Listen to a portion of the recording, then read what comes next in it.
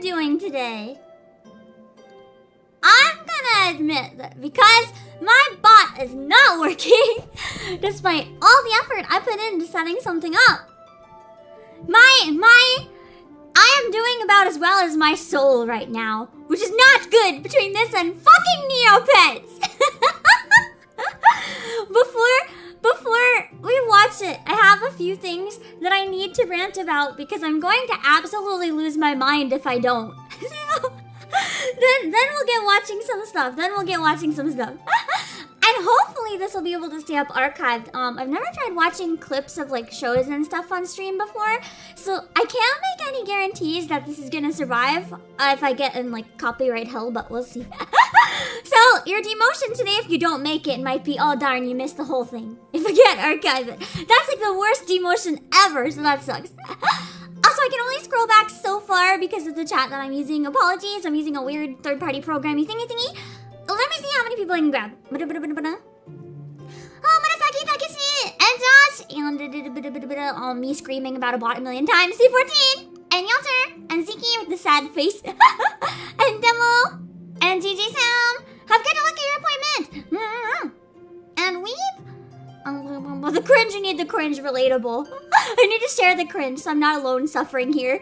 Venus and Alex the alien device wanted to stuck itself upon its wrist of secrets. Ben 10!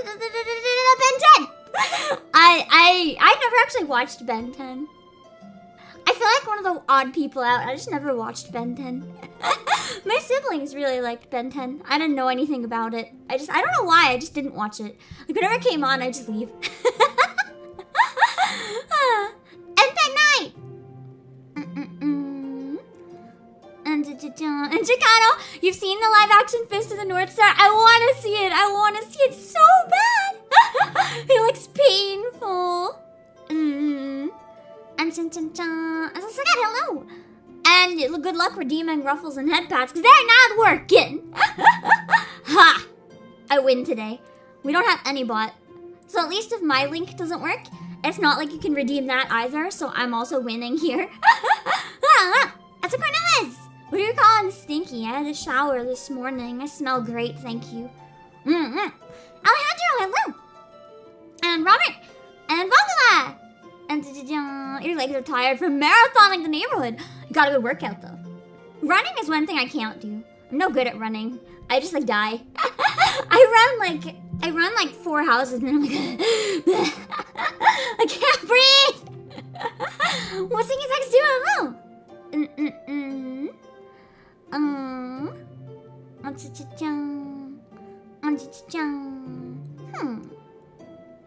Hello! Hello! I love seeing people try to redeem and it's not working. Your suffering gives me great pleasure. So I'm mercenary! NK Kagami! And Takanoshi-jana!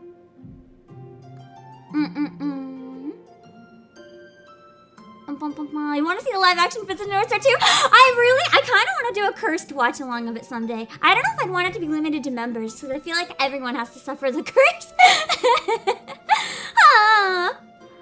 I feel like it's too good to hold for some people only. Hey, and Kelly! And Shisno! And Joey, yes, we were watching the live action Sailor Moon. Only the pilot though, which is 10 minutes, but... I have to tell you guys one thing about the live action Fist of the North Star when we get there. One of the guys on set apparently was known as Condom Man. And I need to talk about this story because it's so good. It's so good. Also, Brandon Snipes, hello! Boss will be the first to go in a horror movie? Oh, absolutely. The one who stays behind is often the one that's murdered anyway. You know, they're all crying in the corner scared and then something comes and gets them while everyone else runs ahead. So I'll survive anyway, so good. Find me boy, hello! And Zontar! I know Zontar, I've known about it for a few years as well, so the fact that it came to light and you can actually watch it now is incredible. Mr. Doublegun, hello! Can't be that bad. I'm actually kind of excited. I'm actually excited, I'm not gonna lie. I like really bad stuff, and I like really good stuff, and I like really cheesy stuff, so it's just gonna be a matter of how I like it, probably. And Brazil Gamer, hello! Okay, I caught up. Alright. So, before we jump into watching the Sailor Moon pilot, I did want to actually yell about something that, I actually mentioned. I mentioned in chat is bullshit. So, let's talk about Twitch's update to their partner exclusivity, okay? It sounds like really, really good news on the surface, right? Yeah, we're gonna rant about this bullshit. Ghost Stories dub? That is a very good dub. Very quality. Okay, so hold on, let me have some water. I've been yelling a lot in my throat.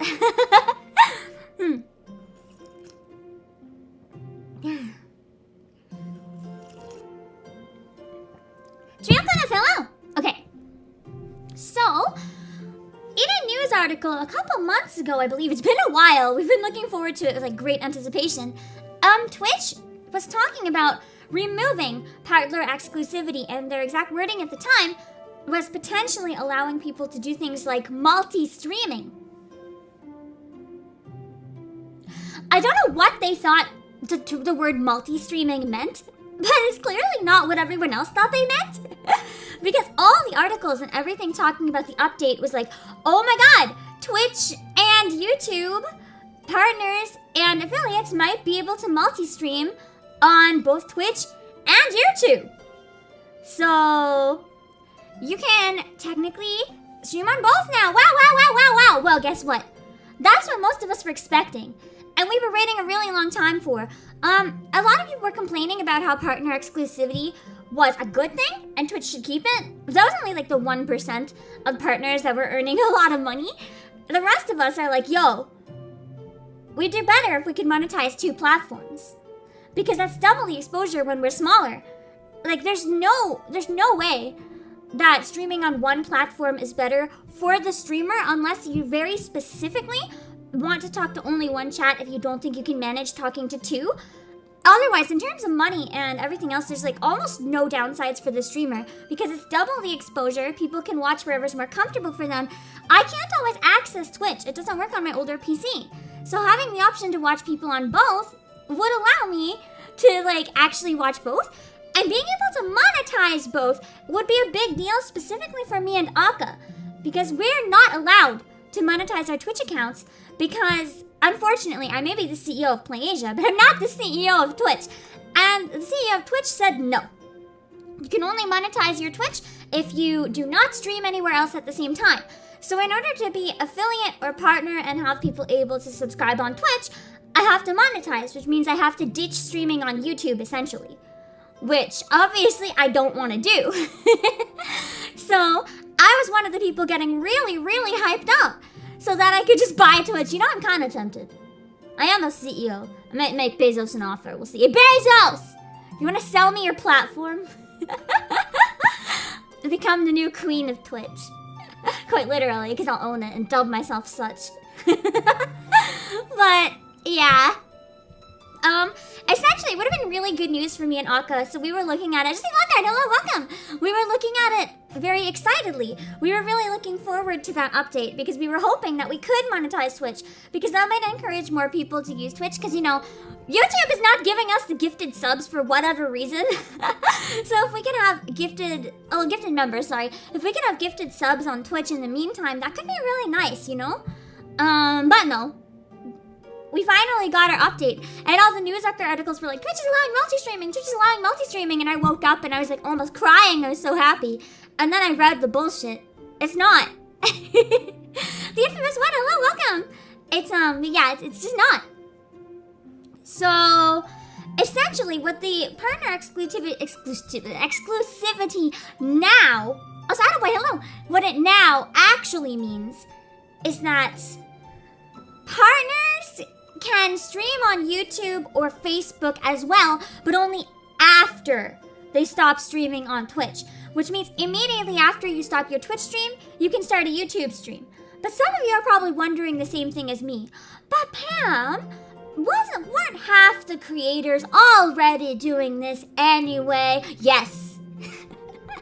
You already have a lot of streamers that were streaming on both Twitch and YouTube already. They just weren't doing it at the same time.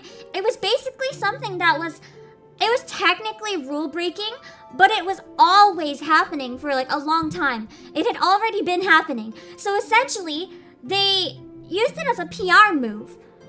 Just basically take something they couldn't enforce that's happening anyway and say, hey, guess what? This is allowed now. Big surprise. Now you can improve your channel so much, but everyone was already doing it.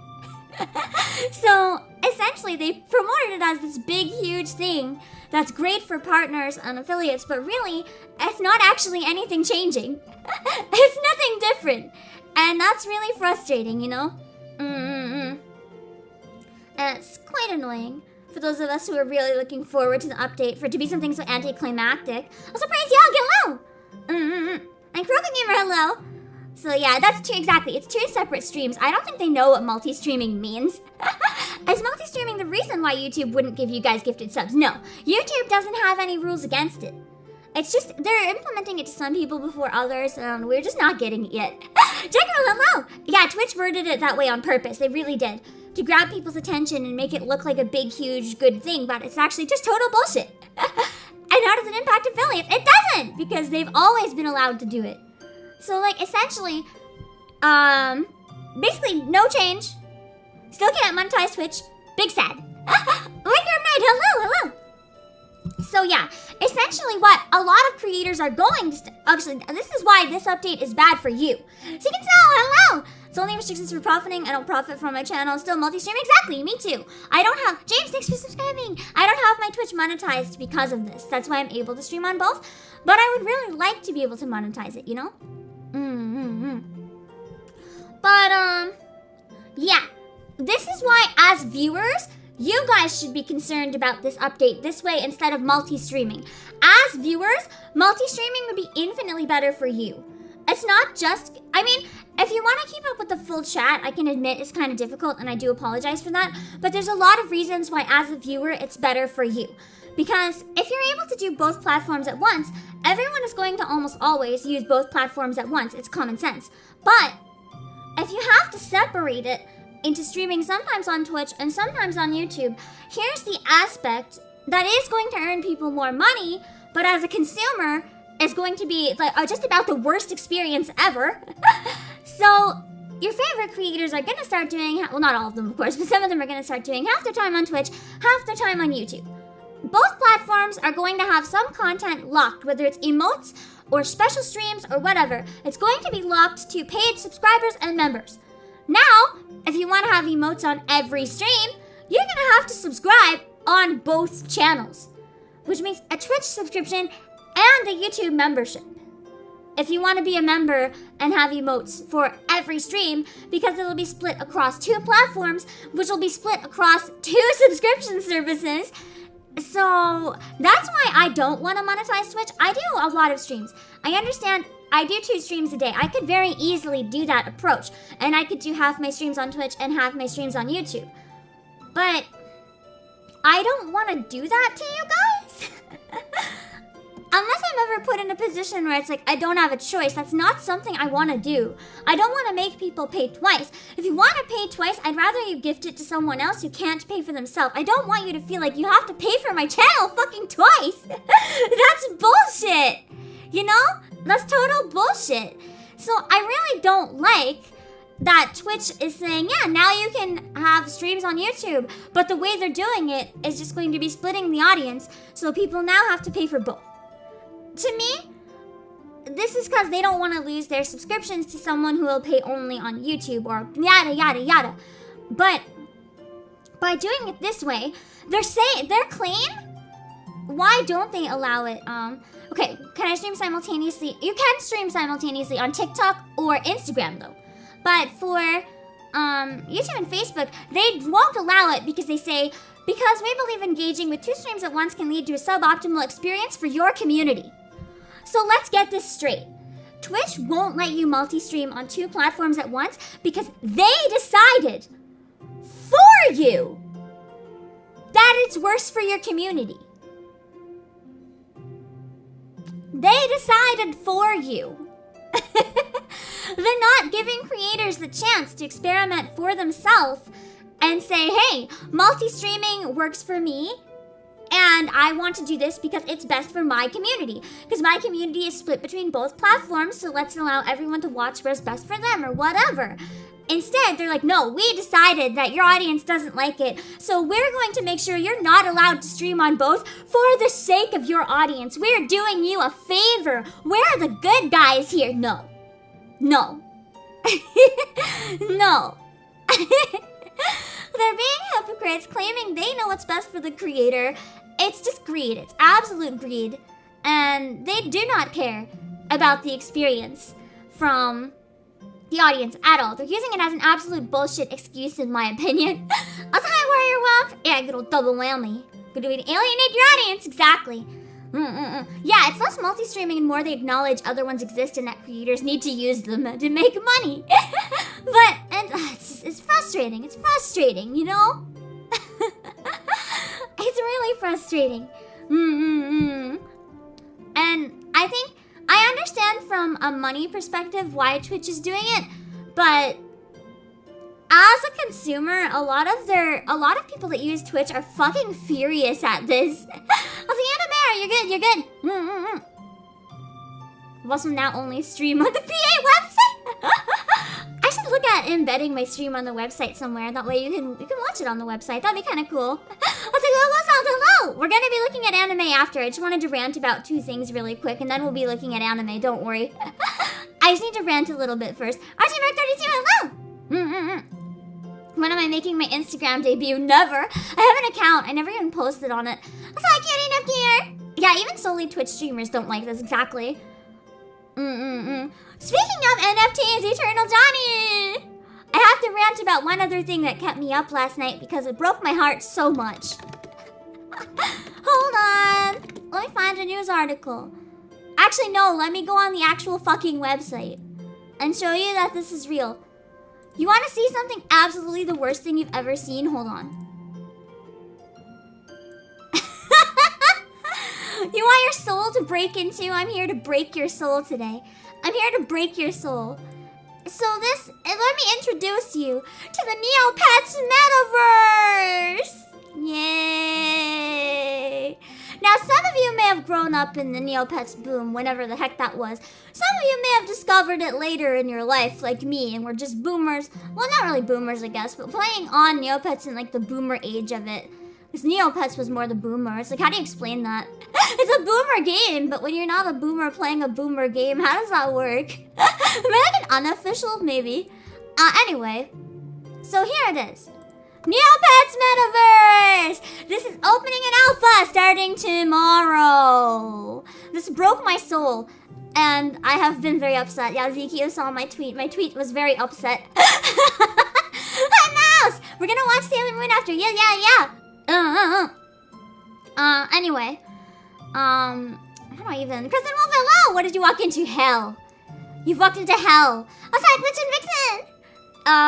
Jeff Bezos! Oh yeah, but you can get that money. Thank you, Jeff Bezos, for the super chat! Why is this anime child complaining about my website? I can fix it. I can fix your website. You just have to hand it over. You just have to hand it over! We start wearing Robbie, hello! You're still in Pokemon Gen 3 when you met Neopets? Wow! I don't remember when I was playing when I got into Neopets. I was playing it when I was very, very young, like around 2 years old even, so it's like I don't really remember much about my life before it, so I don't remember how I got into it. But anyway, Hikari, hello!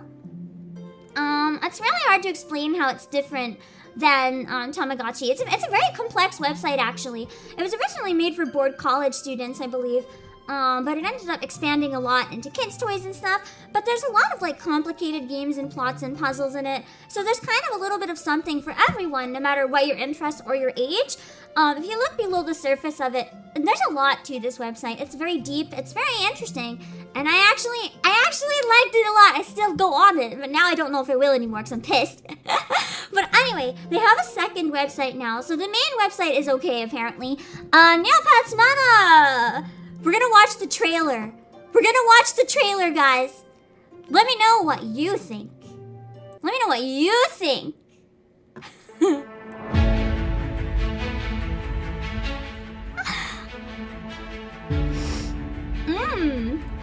How you feel about these graphics? How you feel about these graphics?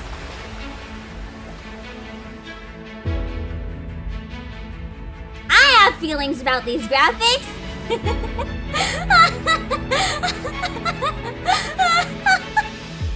Hi, James. Why is this children's platform still trying to get into crypto? I don't fucking know. I hate this so much. Your college assignment for 2004? Okay, wait, I have to pause it for a second.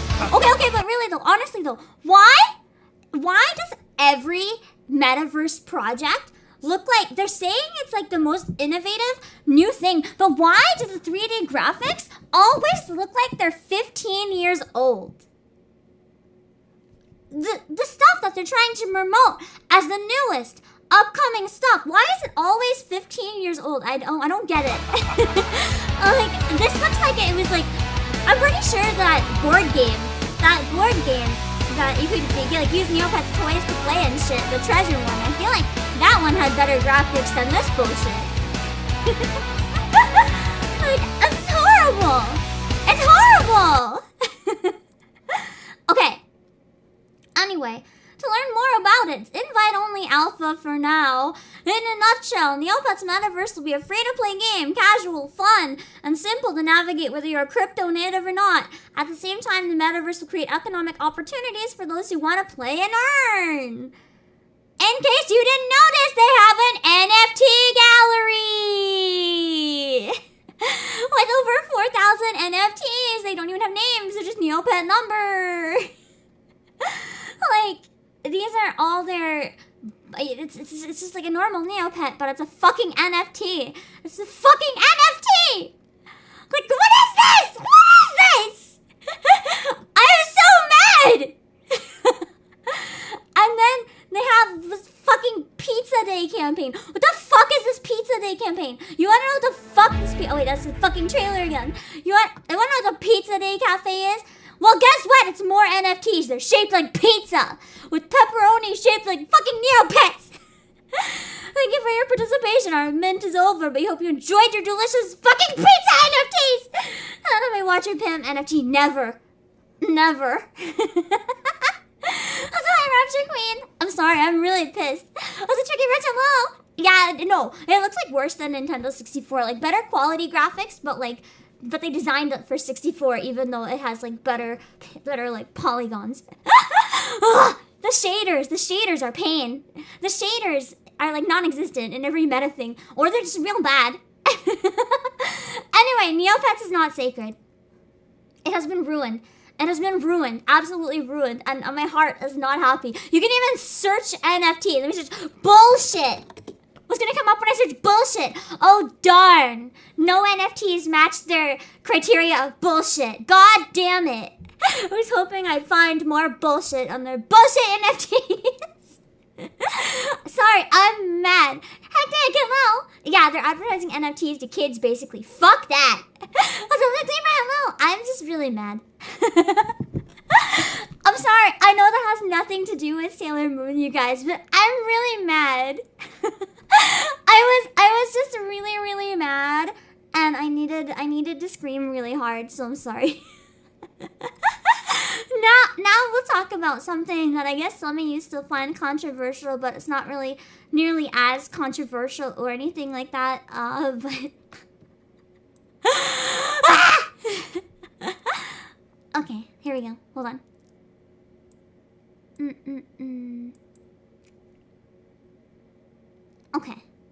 Okay, here we go.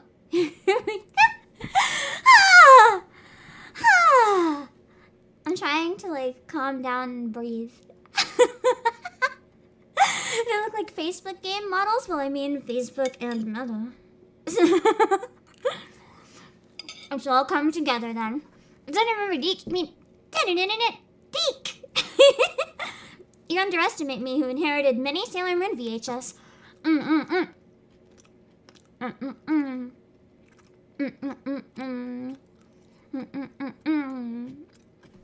So I haven't eaten or drank enough this stream. I'm like starving and thirsty. I have Caribbean sweet potato and chicken. It's good.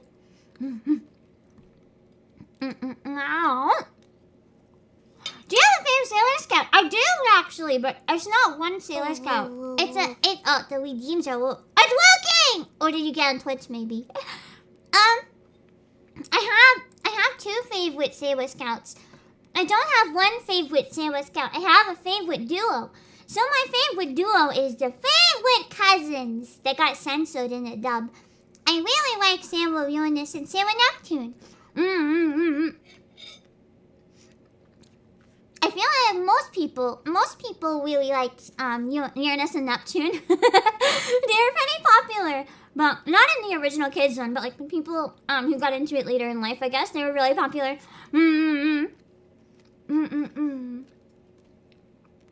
Saban's One Piece one. There is a live action One Piece, but it's by Netflix. I'm actually excited for it.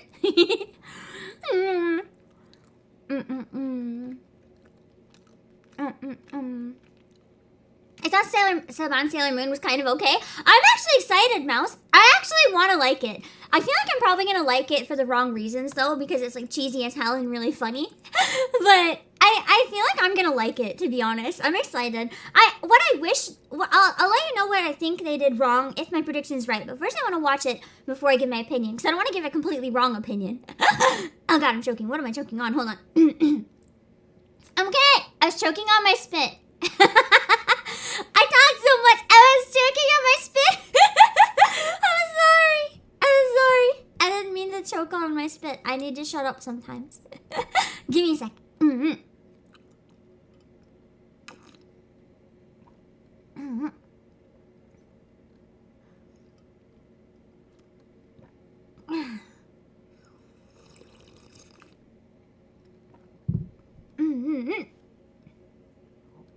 Okay. And now that we have, I was all about Venus back in the day too, actually. As a kid, Venus was my favorite. I wanted to grow up to be Sailor Venus at one point because I thought she was pretty. I wanted to be as pretty as Sailor Venus. I was really jealous of her long straight hair because you look at mine, it's kind of rat's nest. But it was cute. I really like Sailor Venus. That's so free. Hello. Hold on. I'm gonna get one more link and put it in both chats just in case you guys want it again. Boom, boom, boom, boom. Why do I have hiccups? Okay, here we go. So I have the bot turned off today because I think it was a little annoying to come into a channel and see only bot comments. But I made this link. I'll put it in Twitch and YouTube. You don't have to use it if you don't want, of course. But what it is, it'll pull up. If you're using PC, for example, it'll pull up both streams. So you can choose which visual and which audio you want. You can mute the others so that you don't have two going. But you can cycle through both chats as long as you, it's on the top right corner. There's a section that you can use like buttons and stuff to open both chats. So you can follow along with both chats if you want, a little easier. But what you want to do with it, you want to open the Twitch chat and then go back to YouTube if you're on YouTube, so that you don't need to pin it because there is supposed to be a Streamlabs command, but the command isn't working today. So I'll just post it every once in a while. But if you open the Twitch chat at least once and then go back to the YouTube chat, the Twitch chat won't reload. Every time you need to use it, it'll already have all the messages there that happened in between. So you'll be able to read both chats a lot easier. And I feel like this might be a better solution than using the bot. I'm not really sure. But I thought it'd be worth a try for a week or so, and then I can check in and see like, hey, what do you guys think was better? Or do you have any new ideas? Because I really want to find a way so that everyone on Twitch and YouTube feels equally welcome. And I know our Twitch is kind of quieter. I don't want necessarily people to leave YouTube because, you know, YouTube's my main one and stuff. But I want Twitch to be more welcoming so that people are able to access both. And maybe having this as a command will help. So we're going to give it a try. Remember Serena? You mean the quality dub? She is the one named Sailor Moon.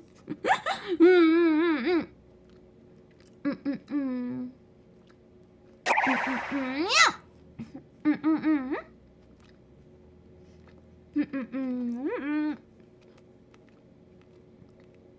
Okay. You guys don't have to use both chats either if you don't want, by the way. It's just it's an option so that you can have access to both if you want, especially when chat goes really fast sometimes. So I'm trying to test out stuff to make it a better experience for you guys. We'll figure out something. You remember Tenchi Muyo? Bold of you to assume I don't know Tenchi Muyo, the infamous. I really like the Magical Girl Sasami spinoff. It's cute. Okay. I like the dub, but for the wrong reasons. You have Serena being like, hold on, let me show you.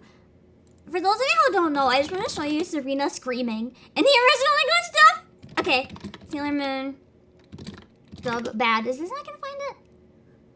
Hold on.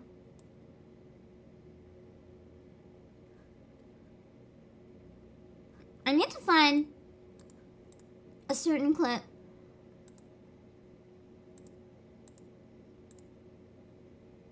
Hold on. Sailor Moon dub. I know there's a dub thing of her just screaming, and I'm trying to find it. What is this? Okay, here's a random clip from the dub. A random clip. That's so good. Sorry, this is super. I almost missed it. Thank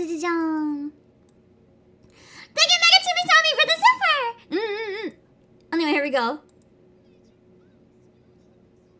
Measure Bumsville. Oh, I'm so late. Also, have you seen the Cousins compilation? We're gonna watch the Cousins compilation. Is this it?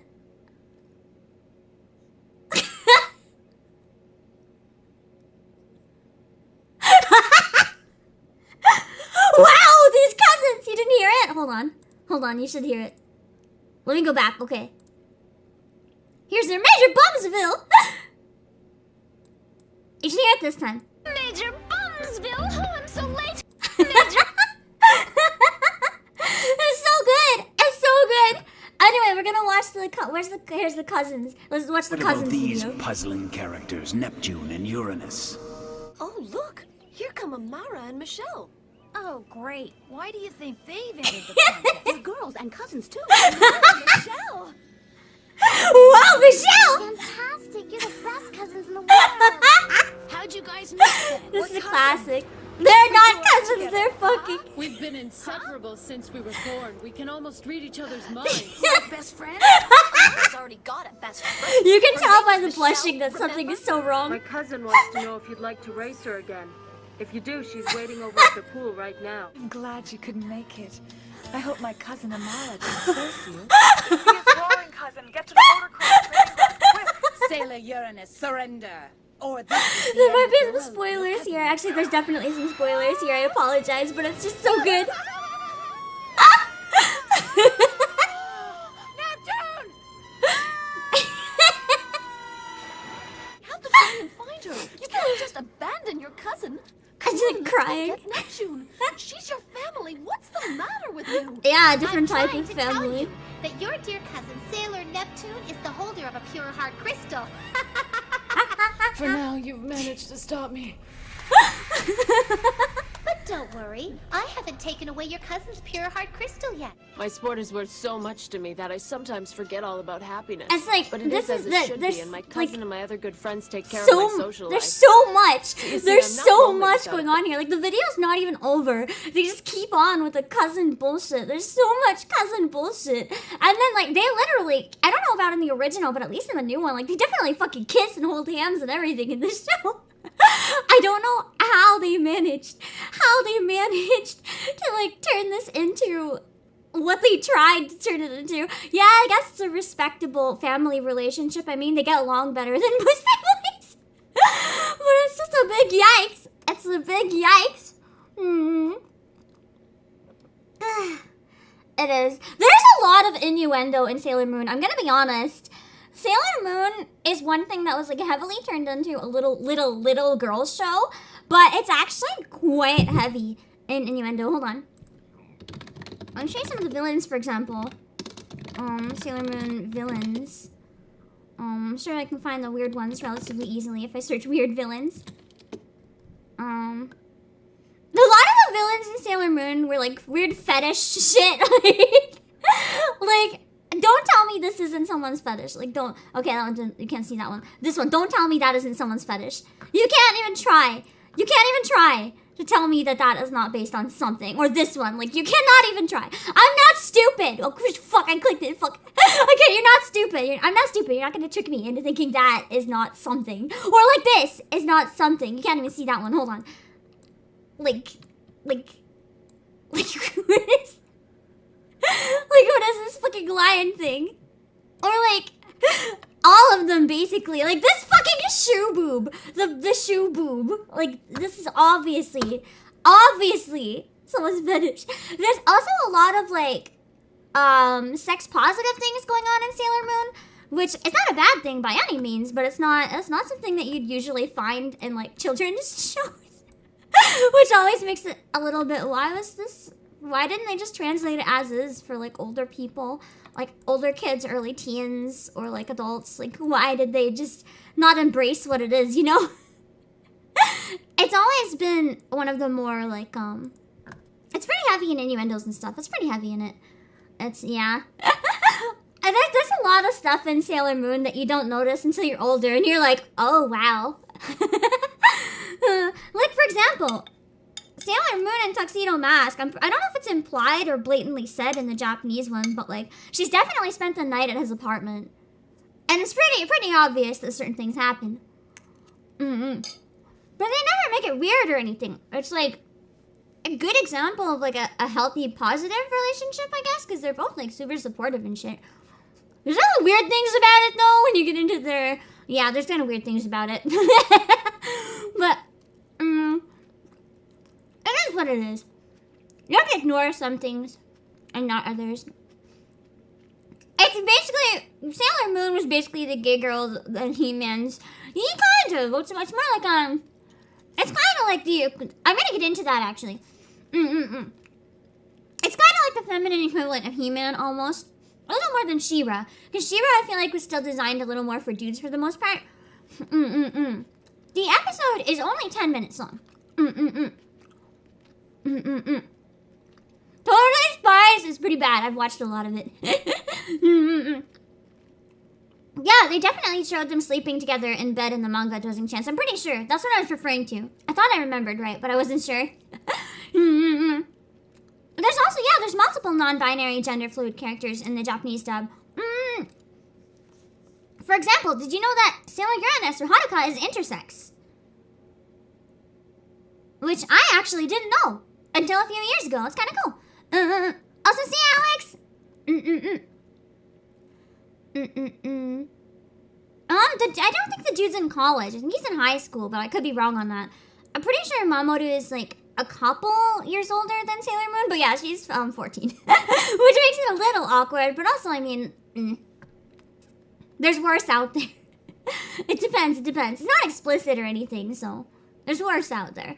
They probably just made Gunpla. I doubt it. But anyway, so before I talk too much about it, I want to watch this pilot, and then we can talk a bit about comparing. There's also a Japanese live-action Sailor Moon, which is basically, yeah, I think they're around 16 and 14, which isn't terrible. It's a little strange that they'd have something like themes that mature in like a kids show, I guess, with such young characters, but it's not like it's not handled weirdly or anything. Like it's not really that weird, but some people might find it weird. It's hard to explain. Also, Blooming Blossom, hello. It's handled really well. But yeah. So with this show, we'll talk a bit more about the original Sailor Moon. Actually, should we watch let's watch the trailer for the old Sailor Moon dub before we watch this one, because I feel like for people who don't know Sailor Moon, having that bit of context would probably help with understanding. So this is the Viz Media dub of it. I think this is the newer dub. No, this might be the newer or the older one. I'm not sure. It's one of them anyway. So this one is not going to be what we're watching right now, but this is more on the original Sailor Moon, like one of the proper Sailor Moon, I guess, is a way to put it. Just as a quick intro for those of you who don't know it. Hi, I'm Usagi Tsukino. I'm 14 years old. I think this is the newer dub. I'm a bit of a klutz. Because the old voice didn't sound like this. A little emotional. A dangerous enemy has appeared. You're the only one who can defeat this enemy. You're the guardian that's been chosen for this mission. Moon Prism Power! So it's like the mother to most of your magical girl shows these days, basically. Who fights for love and for justice. I am Sailor Moon. I don't think it was the old dub, though. The old dub Serena was worse. Way worse than this. I actually loved it, though. There's something very charming about her old dub voice. So this is a little bit more accurate to the source material that the live action would have been based on. Yeah, the new one. I recognize some of these actors as the new one. Wasn't one of the voices Sugar? Yes! Sugar did Chibi Moon in the original dub, not the newer one, the original dub. She also did, I think it was like Poof in Fairly Odd Parents. That's where I know her from Poof. But yeah, anyway, that is the dub for the original Sailor Moon. New dub, but original Sailor Moon. In case you're unfamiliar with it, it's basically, a very iconic, a slightly more mature take on a lot of the magical girl stuff that you see in anime.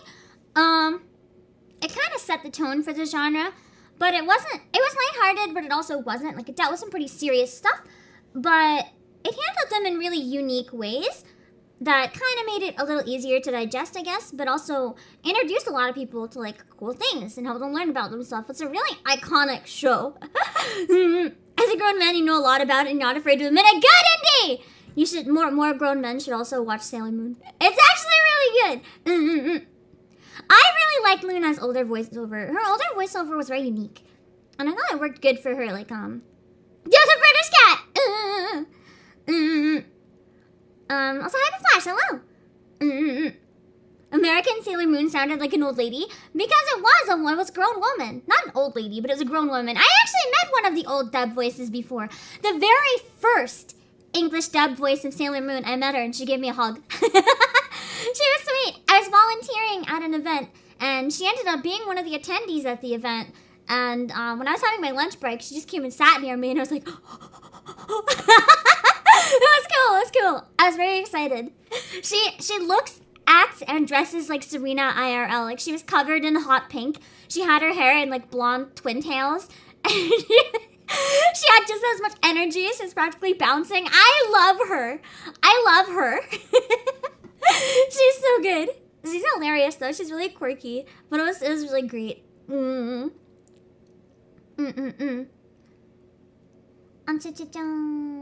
scrolling up with chat real quick so I can get near the top.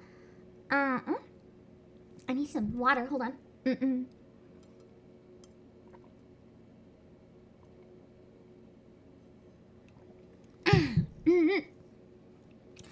Okay.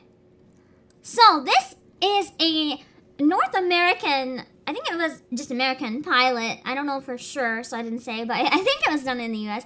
And it was by Saban. They tried making a North American hybrid live-action animation pilot for Sailor Moon to try a new way of bringing it into the West instead of just bringing the anime that was already doing really well. They were trying to, like, use the... I don't know if this one was actually first or after the anime, but the anime had already existed in Japan. That's all I know. They were trying to make their own version of it, which is where I think the problem is. How to explain this?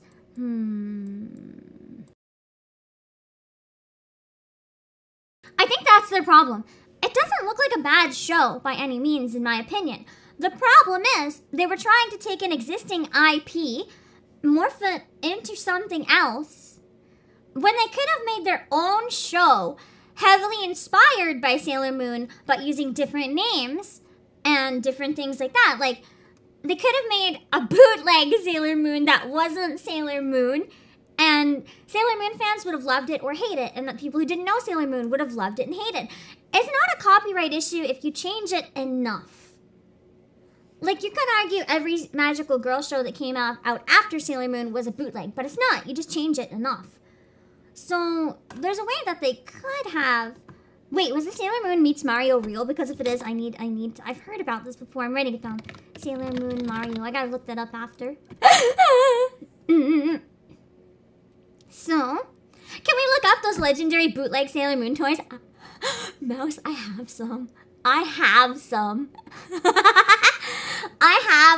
have an actual drawer with, like, Sailor Moon toys that I inherited.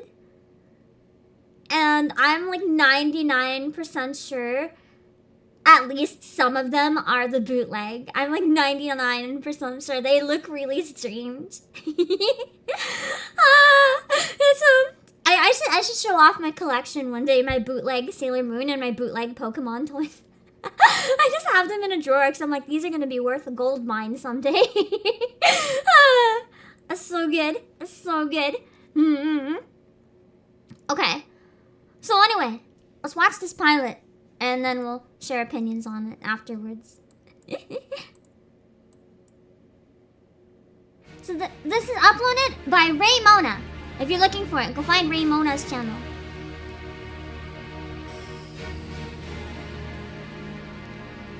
Once upon another time, once upon another place, our solar system was besieged. Wicked Queen Beryl and her evil forces of darkness captured the outer planets and seized their jewels of power. So the voice acting style is very He-Man. Ruled Mercury, Venus, Mars, Jupiter, and the Earth's moon.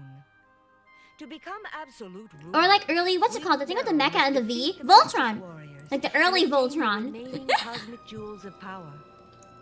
The royal families of the 5 inner planets, led by beautiful Queen Serenity, formed an alliance to defeat Queen Beryl making the moon their capital. To affirm the Turn it up. You can't hear it. Okay, hold on. Queen Serenity announced the betrothal of her only This better? daughter, Sailor Moon, to Darien, Prince of the Earth. So she got her daughter engaged at like 14, I guess. Mina, hello. And Armando, hello. Sailor Moon was So that's surrounded Sailor by her Moon. closest friends, the Princess Warriors. I'm gonna pause real quick. Okay, so going back to Sailor Moon's character design, I know a lot of people instantly look at this and they're like, oh god, they ruined Sailor Moon! But here's where my exact point comes in. If this was promoted as a show more similar to She-Ra or to He-Man at the time, instead of, this is American Sailor Moon, I feel like it might have had more success. Because you see shows with a similar art style back then that did well. But I think the main issue that I have with it, and that I think a lot of people have with it, is calling it Sailor Moon. Because this is not Sailor Moon.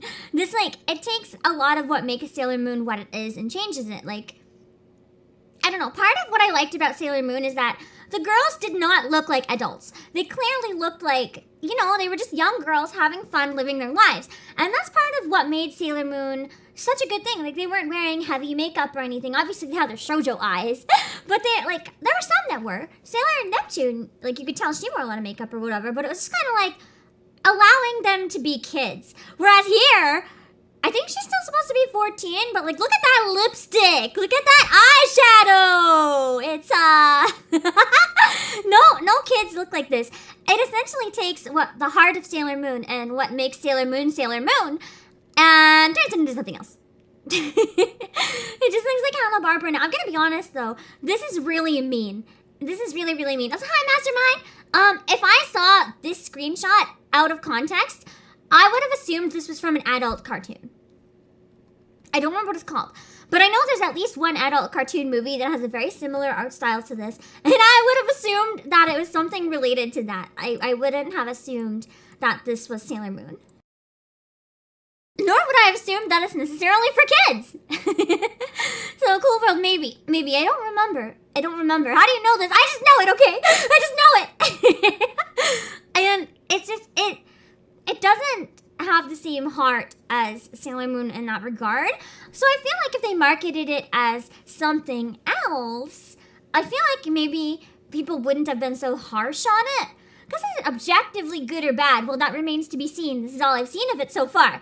But do I feel like this does courtesy to what makes Sailor Moon what it is? Do I feel like this adaptation really understands the soul and the heart of Sailor Moon? No, I don't. At least not from this much. But anyway, let's keep seeing. Surrounded by her closest friends, the Princess Warriors, Sailor Mars, Sailor Mercury, They Sailor almost Venus, look like Archie and comic Sailor style. Jupiter.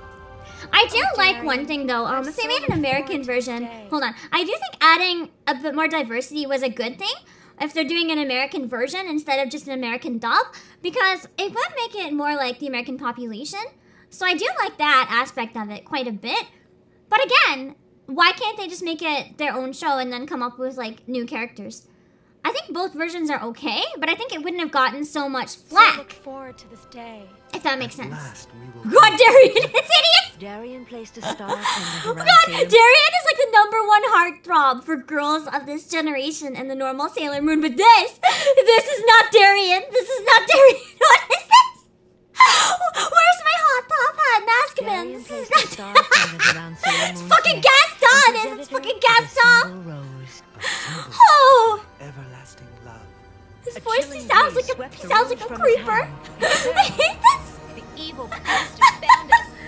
I will say that I like the other Sailor Scouts hit and miss. Some are okay, some are not. The solar system is mine. Behold, Queen. I think what was it? Mars. Mars I did not like the most. She seems like a He-Man villain. Bring me the jewels of power. The music, oh god. We must stop them. We must stop them. Princesses, to your sky flyers.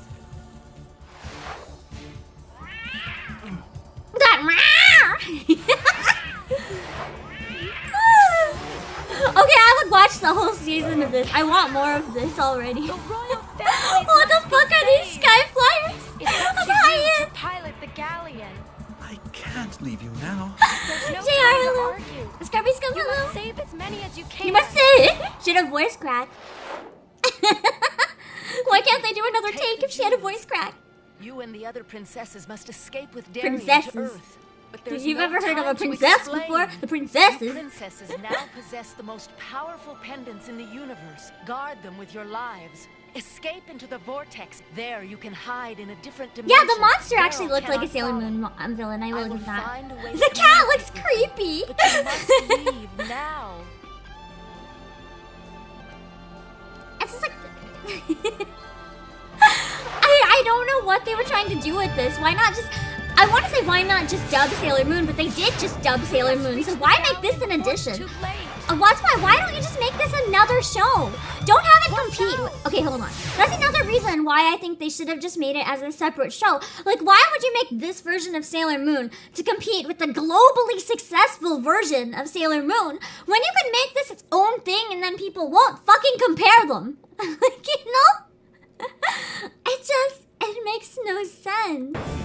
Why would they do this? Reach the galleon before it's too late. Money, but I feel like they'd make more money if they made it its own thing. Because it'd be easier to license your own product, right?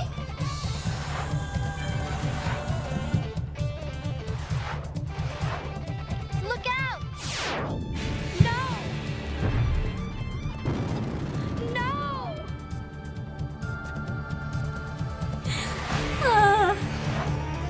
We almost have them. Faster! Faster! She looks good. The villain looks good. I like her design. She totally fits the Sailor Moon universe.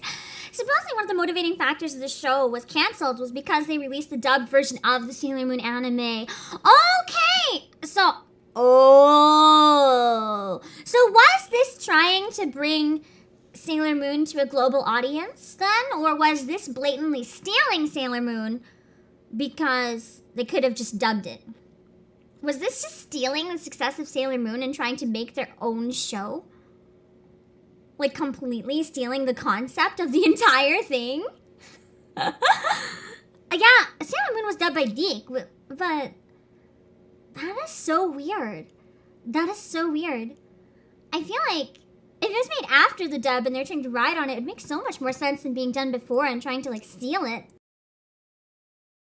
I don't know, maybe they wanted to bring the popularity of Sailor Moon to North America, but they thought that a dub wouldn't succeed. Well, they were clearly very wrong.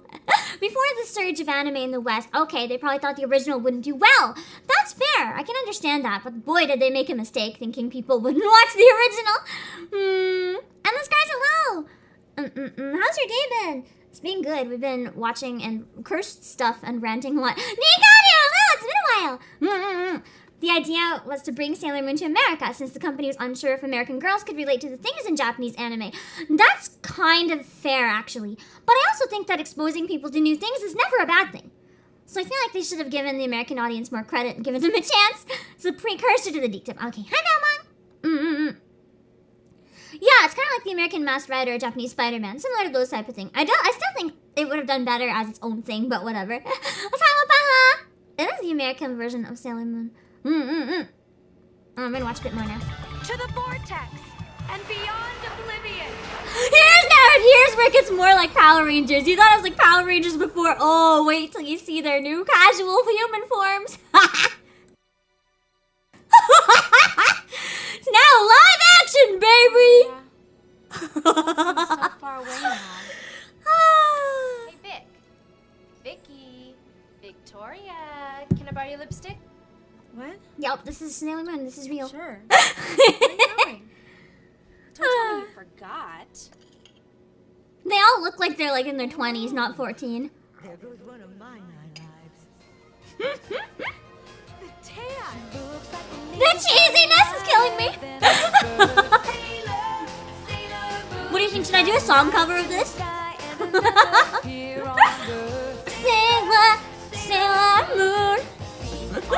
Should I be smashing in white or sophisticated in black? What happened to Pretty in Pink? Her talking can do The acting is so bad! But it's very charming. It's like a cheesy, charming type of bad that I would watch the absolute shit out of. I would watch the absolute living shit out of this.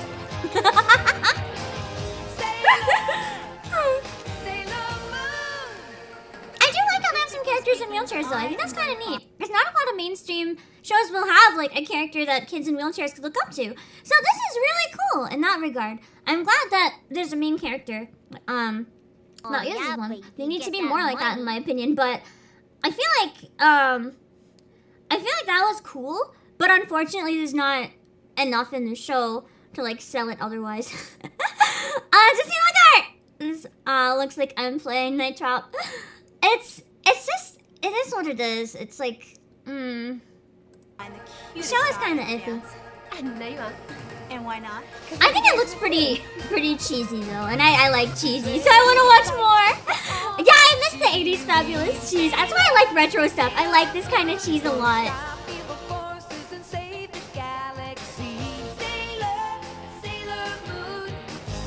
It is on YouTube. That's why I'm watching it now.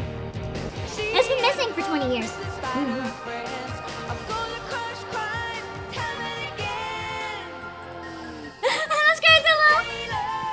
If Netflix took this idea, I mean, I don't think so, but I can imagine Netflix killing Sailor Moon. Why am I getting an ad? Fuck, hold on. I have ad blocker on! Fuck you, ad blocker! Why the hell did you not... Good thing I killed that one. God damn it! Okay. That was a good catch. Alex Amazon, hello! We're watching the English version of Sailor Moon. Why is it gonna show another one? Hold on. I think I have another ad. Ad 2. Fuck! Ad blocker! Why are you not doing your fucking job? Okay, here we go. Okay.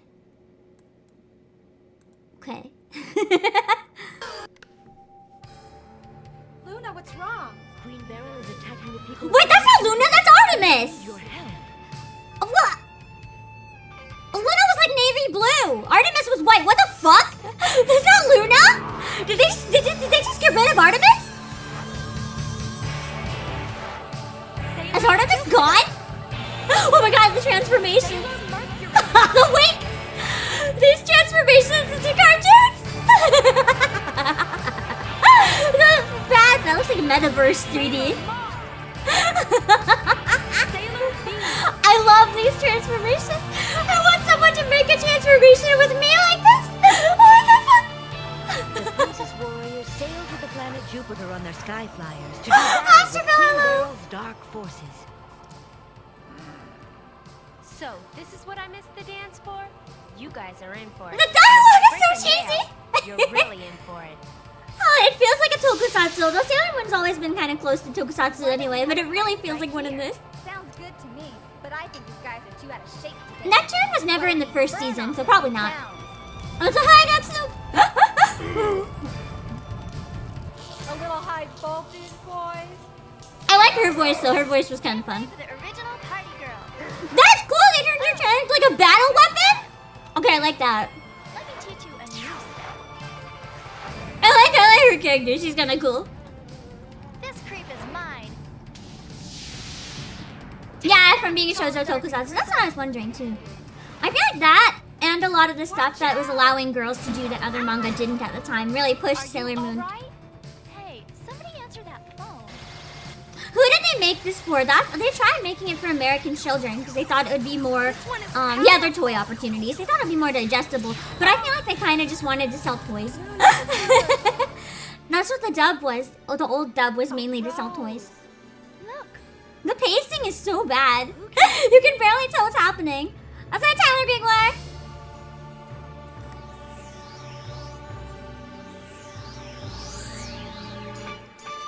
Yeah, one 90s cartoon was not made to sell toys. It's really the same today, though.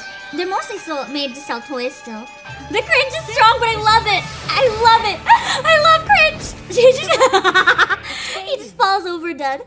Look. No magic effects or anything. He's just like, oh, bunk on the head, dead. I just don't know. Oh, I love this. She was just zoning out in class the whole time. I don't know.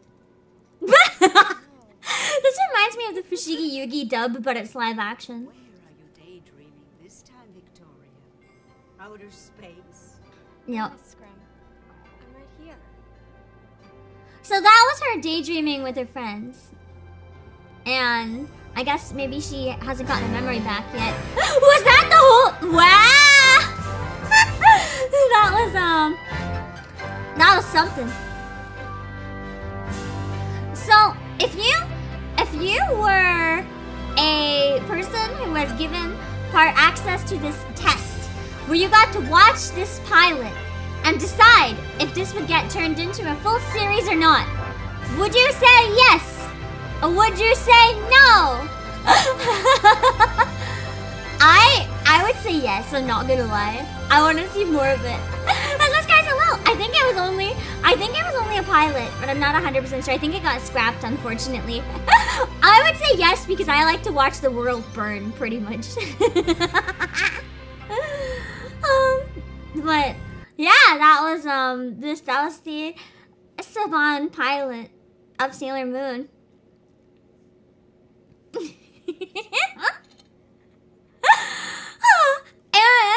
And just in case you want to see more about this, I can't watch these because they're an hour and a half long each, and I don't want to steal someone else's entire content, especially when they went out of their way to get this and upload it.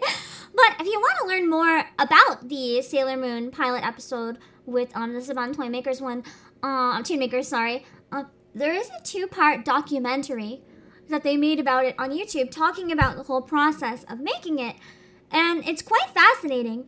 I can't show it all on stream, and I only had time to skim it so far, so I can't really talk about the information in the documentary, but it is really fascinating if you want to give the documentary a look. I do want to click this one and maybe skim through it a bit, though. Sailor Moon dub was fun and all, this is my red bar. Because they talk about the failed, I'm curious if I agree with their perspective on it. They Americanized everybody's names. They tried to convince us that Sailors Uranus and Neptune were cousins. You know, sure. Let's be real, the writing wasn't always the strongest. Oh, that's pretty bad. I'll give you a ride home on my motorcycle and make sure you go straight to bed. Why did she read that so sexually, though? Granola bar. Don't What did you call me, you top place on the worst dressed list? Go bleach your roots, creep. But how would you feel if I told you that the changes made in the Deke dub were nothing compared to what we almost got? You know, you're probably wondering, okay, so then what did we almost get? Well, I could tell you, but I think I'd rather show you. This is the pilot that was lost, but we can finally see now thanks to the other channel that uploaded it. Until then, it was only like a few seconds here and there that people could access. I'm hoping this one will talk a bit about it. The year is Fucking ads! I don't want to show ads. You're not getting free ads on my channel. Go away. Why?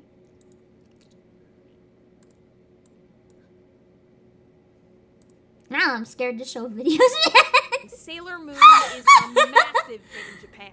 Meanwhile, Saban's Power Rangers is a massive hit. Have you updated your ad blocker? I thought I did! I'd like to remind you, is based off of the Japanese tokusatsu show Kyoryu Sentai Zyuranger. And speaking of Japan, YouTube Premium is a thing, but I shouldn't have to buy it to like... Sailor Moon to the English okay, maybe I should, but... Enter Atlantic Entertainment. They're looking at Sailor Moon, and they're looking at the other. It's another monthly bill. I don't want to fucking pay. You know, they're looking at Power Rangers, and they're starting to get. That's how Neopets. You know, they're starting to think, yeah, actually, maybe this could work out. Spoiler alert, it did not work out. So with the help of their friends at Toonmakers and funding from Saban, they went the route of turning Sailor Moon into a half-animated, half-live-action show. To be more specific, the segments where the girls were Sailor Scouts would be animated, and then when they were regular girls, it was going to be live-action. Speaking of which, yeah, they did decide to keep the core idea of Sailor Moon as it was, you know, otherwise regular teenage girls fighting evil by moonlight, winning love by daylight. I mean, we've all heard the theme song by now. And why are there so many girls in one and the dorm? concept of the show, what else stayed the same? The names, or perhaps more accurately, the titles of the Sailor Scouts remained the same. You know, they were all still Sailors Moon, Mars, Mercury, etc. Furthermore, Sailor Moon still has a talking cat named Luna and a boyfriend named Darian, and they're all working. So it's basically the same core, but the flesh of it's all different. With the exception of the noticeably absent Artemis, the designs seem to be the only noticeable change made to the main characters. And speaking of changes, design, let's start talking about those. Next to the designs, the biggest change made in Saban Moon was how the scouts would fight. Presumably for the purpose of selling more toys, they now have these wind server things. That makes sense. I guess they wanted to try selling those. I've seen called a flying space chip. Imagine getting like a go-kart shaped like that thing, though. Think it is at least, but long legs! I mean, these are nothing on the original Sailor Moon. Sailor Moon was known for long legs. The show never got greenlit, so what happened?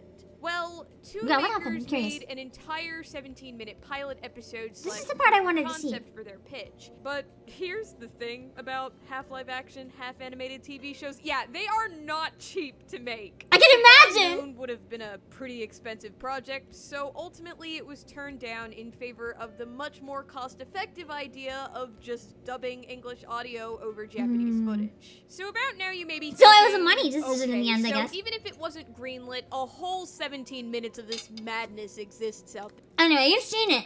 So you don't need to see someone else talk about it, because you've seen it. I was just curious if it talked about why it got cancelled. So it was because the dub was just cheaper to make in the end.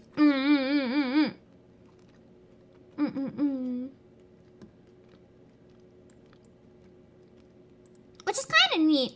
Just because you don't typically... yeah, I feel like we got cheated out of this masterpiece a little bit. But it's interesting. Just seeing the takes like other countries have on things like that. So I wanted to look at some more of them because this isn't the only weird thing that I've seen. I want to show one more on my part if I can find it. So have any of you guys ever heard of Robotech? I'm hoping I can find a video that kind of shows this off a little bit. Hold on. Because Robotech was another one of those really weird situations. That's how my name is at. I just always talk that way, if that's what you mean. Let's see if I can find a video that, compares Robotech. Surprisingly hard to find Robotech versus Macross. Robotech. Maybe I just search. So essentially, is this one good? Maybe. History of Robotech. Of course, I have another red. Maybe my ad blocker is not on. Hold on.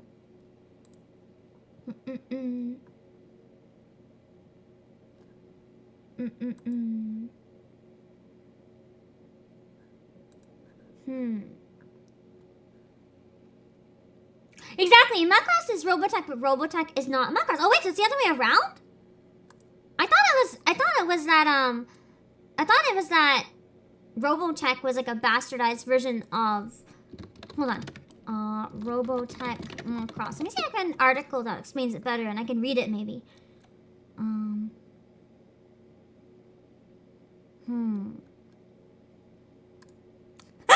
Forbes? Okay, wait. Forbes had an article. I wonder if this one can make any sense at all. We tried reading this to figure out what happened to Robotech. Because I'm not 100% sure about like what the Robotech situation actually is. I just know a little bit vaguely about it.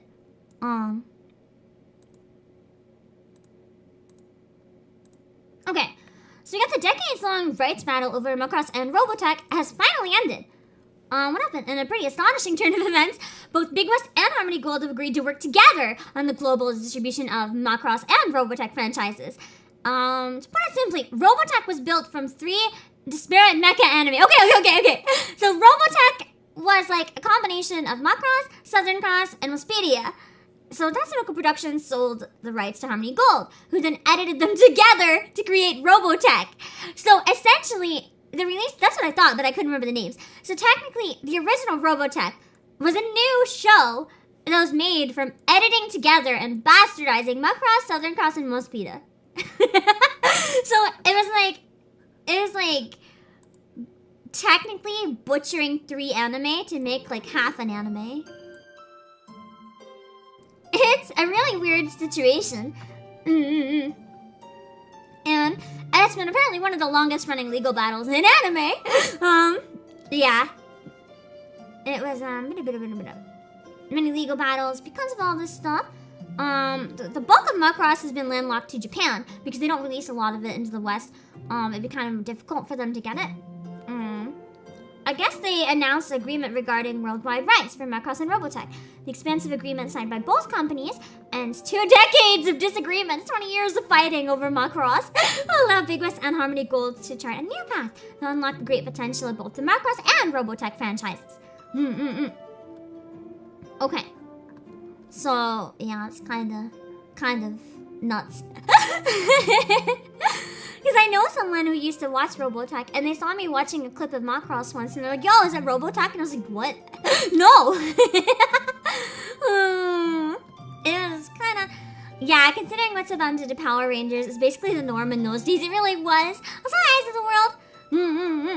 Yeah, it's basically Frankenstein Macross. I wonder if I can find a video that explains that a bit more. Hold on. I was looking for Robotech Macross, but I should have just been searching Robotech. Robotech history. Robotech, or what do I search to find this? I'm hoping this video will have some. It's by Toy Galaxy. From Japan about a bunch of transforming robots. Hold on.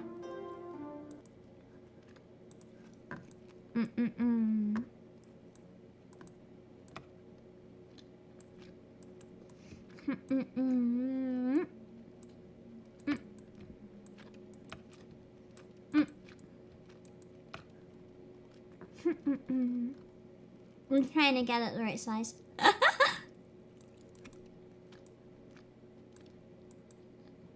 Okay.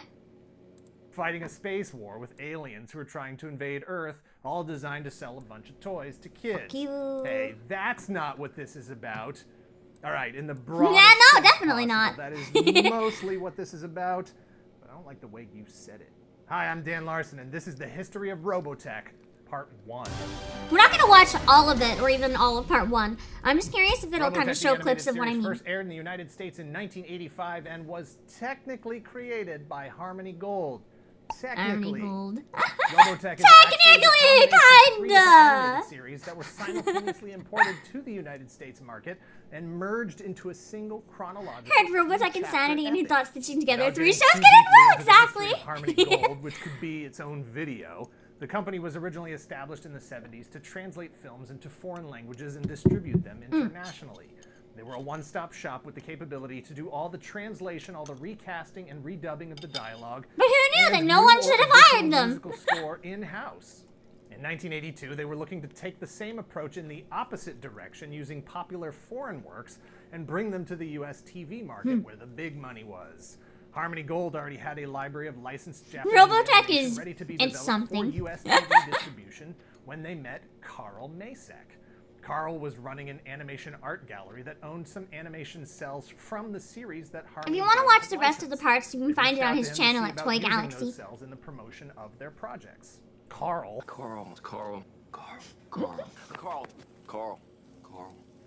who had a background Okay, I in got on film with the industry video. and was already a fan of Japanese animation through his gallery. Same as Gundam shared his age for each ideas about series the being a growing new American generation. anime fan base and encouraged them to develop a show called Super Dimension Fortress Macross. On top of that, he cautioned them about making the mistake of dumbing it down for a younger audience.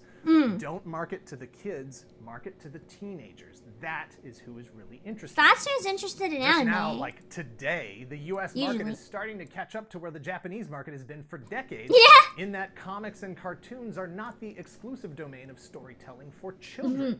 Japanese animation and comics broadened their audience to be able to deal with more dramatic themes, and a broader range of comedy. Oh yeah, Dirty Pair recently got a dub, I believe. It was on Kickstarter too, of all things. That was really cool. Designed for kids. It's the same way we think about the Avengers now as opposed to 20 years ago, but even more so. Harmony Gold wanted to subscribe If all to anime is Carl's made for ideas kids, and then why hired does him to develop hentai Super exist? Dimension Fortress People who Macross claim for that US don't television. understand. Carl wanted to embrace the continuing saga style of the original Japanese animated series, as opposed to the standard US cartoons where any Saban Sailor Moon Kickstarter, I would fund it. I would fund it. With no lasting consequences because the story doesn't carry over in any meaningful way. He wanted to stay true to the themes and spirit of the original animation as much as possible within the constraints of developing it for daily syndication in the US market.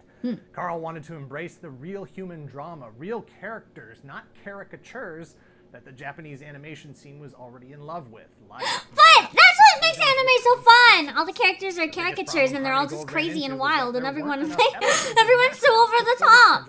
We say we hate tropes, but we eat them for breakfast. US television needs 65 episodes or 13 weeks of programming to qualify for syndication, and only 36 episodes existed. Because way back in Japan in 1982, an animated series like Super Dimension Fortress Macross was broadcast on a weekly basis. One show per week, not 5. Like how it is now, the too. first year of development on Macross had already been an epic tale Anime and North American shows are just very different in that way. In North America, I feel like most things air like every day. Not everything, but most kids' programming. Ultimately, the strength and power of Macross was realized when it aired in Japan in 1982, which would prove to be highly influential throughout Japanese animation and merchandising, all of the things that would make it attractive to Harmony Gold in the first place. Harmony Gold solved this episode So here we go. by returning to their slate of previously licensed animated series. They pulled 2 more shows that shared similar themes, similar look, feel, and in many cases, even several of the same designers and production crew. Super Dimension Cavalry Southern Cross and Genesis Climber Mospida. Okay, so just in case you didn't understand what he said there, basically, they couldn't legally air Macross because it didn't have enough episodes to qualify for what they need to get it on TV. So instead of acknowledging that or fighting for an exception or releasing it with just VHS or whatever they were gonna do, they decided that what they were going to do is take 2 other anime that had very similar character designers and similar stories and similar overall aesthetics and just like mash in some scenes to extend the show. You could cheat your way into more episodes if you just, mix in some filler that's actually from other shows. That was definitely an idea. It was an idea. The 2 new shows were similarly re-edited, recast, rescored, and added to the slate of Robotech branded shows as a second and third era of the chronology. And if you didn't know that there were 3 different shows, you never would have known that they were kind of 3 different shows, but they pretended it was one. To us when we have no reason what I don't know about it though is if they just dubbed one at a time or if they actually mixed them up, like intertwined the episodes by stitching them together, or if they just put like the 3 different anime and called them each like the same show, but it was actually each season was different anime. I haven't actually watched enough of it to know that much, but I'm curious if that's how they did it, because that's not as bad if that's the case. Those designs Robotech. Harmony Gold had to decide if they wanted to release a show without being able to sell any toys or tie-in products. Revell didn't want to have the show out there. One after another. Okay. I misunderstood. Someone told me it was the other way around. It was one after the other. It's still kind of messed up, but it's not as bad as it could be. So I guess in that case, it's kind of like, products that they had already They stitched the series together instead of parts of each one to make a new series. Come together on a licensing agreement, clearing the way for the release of the animated series and all this stuff. In 1985, Matchbox released a series of 3 3/4-inch action figures and vehicles, as well as a complementary line of 8-inch action figures. These are terrifying looking. Some degree of the girl's face scares me. And these alien forces. Anyway, I think that was enough about Robotech that you kind of like get the gist of it. I just wanted to show you guys like what I mean by Robotech is kind of like it is and it isn't a North American reimagining, because it kind of is, where they took multiple series and like threw them together incorrectly. It's kind of its own thing, but it's not its own thing. It's The Robotech is kind of a weird example that I did want to show off a bit. I misunderstood how it worked though. Sequentially is at least a little bit better. That makes kind of more sense. They get promoted as Robotech standalone season 1, 2, and 3. But I do agree you'd probably be better off just watching Macross. Like, you don't need it That's one thing I never understood about old dubs. Why did they rescore everything? I mean, sure, you get some real good songs out of it. Like, you get Kirby, Kirby, Kirby, he's the star of the show. You get all those really cool bullshit openings, which I absolutely adore. One of my dream streams is going to have to be on archived whenever I get around to it. I really want to do a karaoke stream that's, like, only for kids bullshit. I feel like, and then the Japanese one to compare. I feel like that would be really fun. But I like a lot of the localized songs. I just don't know why they felt like they needed to. I like them for the wrong reasons mostly, though. But yeah, I did want to also show you guys one other clip, but I think I might take a washroom break really quick first. Yeah, DBZ had a rescore as well. So did Pokemon and a lot of Digimon. A lot of Digimon actually had a rescore, especially the movie. The soundtrack for the Digimon movie is completely different in both languages. The One Piece rap was God tier.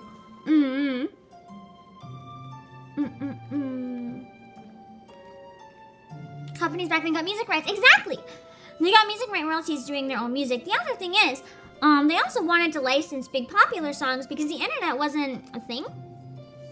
And like, if the internet's not a thing, musicians could make a lot of, they still can, but it's probably more back then. You could make a lot of money by having your music featured on different shows, or people might want to watch your show or your movie if a certain song is featured. Because like, you can't just go listen to it whenever you want. So if you're really obsessed with the song, you have to wait for it on the radio, or like wait for it to be on a show or a movie that you like. So if there's a movie that has a song that you like, maybe you'll be inclined to buy the soundtrack because of things like that. So it's interesting in that way. But I gotta go take a quick washroom break when I finish my drink. And then I'm gonna refill it and then I'll be right back. If you want me to check out some other North American or even anything not Japanese adaptations of anime or games and stuff, I do want to show some more clips and we'll chat about some more for like probably another hour or two. But I have some examples I want to talk about, and there's some on the Discord. Sharing them in YouTube chat is a bit difficult. You'd have to just share the title, and I'll have to be lucky enough to catch it at the time. But if you want to put them on Discord, on stream review, on that channel, then it'd make it easier to find. I'm not going to guarantee I'll show all of them. If any look really risky for copyright, I'm probably going to skip it. But we'll try to check at least some of them. When we get back, I want to watch a clip from Fist of the North Star, so make sure that you don't go, because it's going to be absolutely cursed. I actually love the old dub for Card Captors. It might not have been as accurate, but I felt it had more charm than the newer one, so I'm biased in that regard.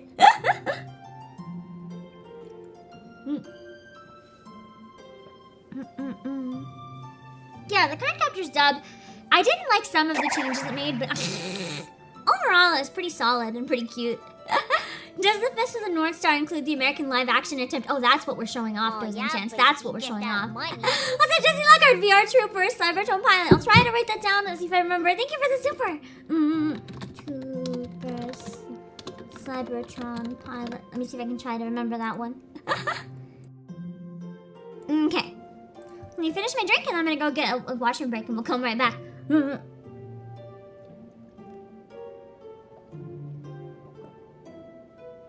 Also, it doesn't have to be a movie or a TV show, too. It could be a comic, if you want me to show off some images of, like, a comic adaptation.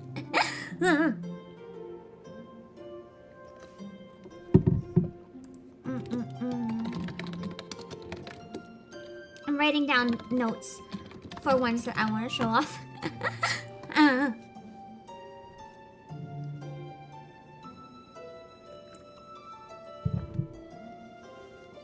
New CCS dub or the English dub from Asia? There's an English dub from Asia? I didn't actually know about that. Because I know there's a newer Cardcaptor Sakura dub, and there's also the older one that was done in Canada. So I don't know, is there a third dub? Is there a third CCS dub?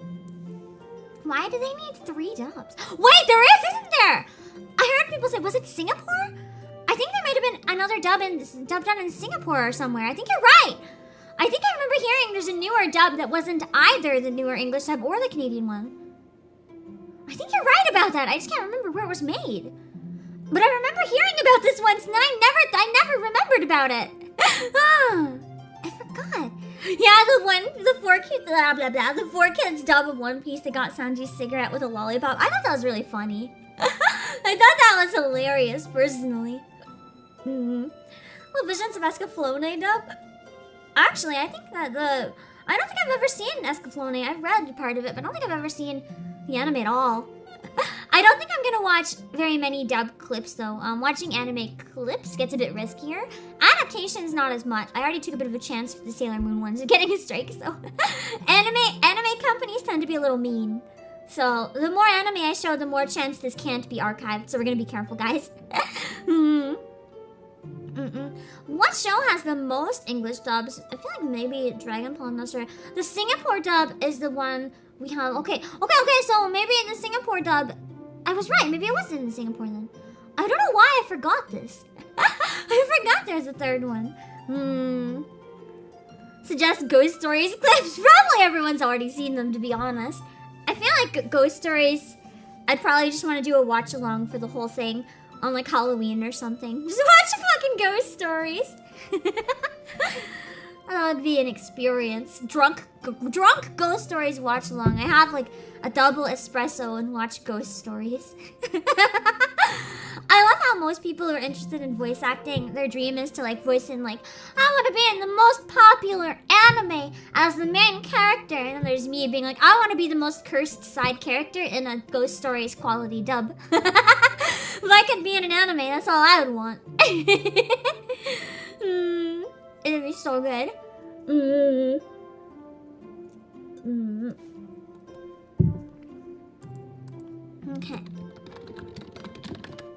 Okay. For starters, we are never playing Honey Pop on stream because that's literally illegal to stream. Twitch and YouTube have streams of it banned. People can try it anyway, but like I'll definitely get banned, and I'm not gonna get banned. But I'll be right back. I want to go refill my drink because I finished it, and I want to have a second one. Make sure I don't get too dehydrated. And then we will watch some more clips of some other stuff. So don't go anywhere if you want to see more cursed adaptations, and if you want to suggest any of your own. We'll be right back shortly.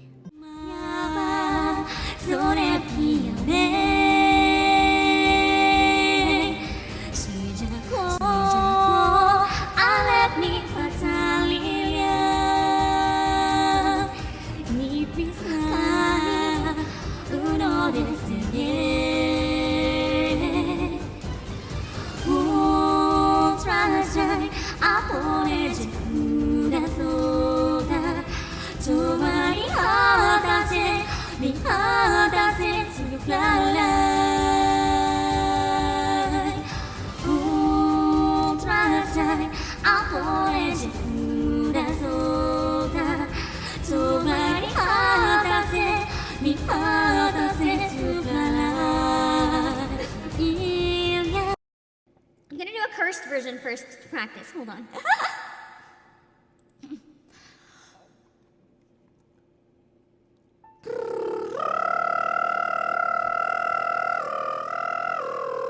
Oh, it's slower than the other one.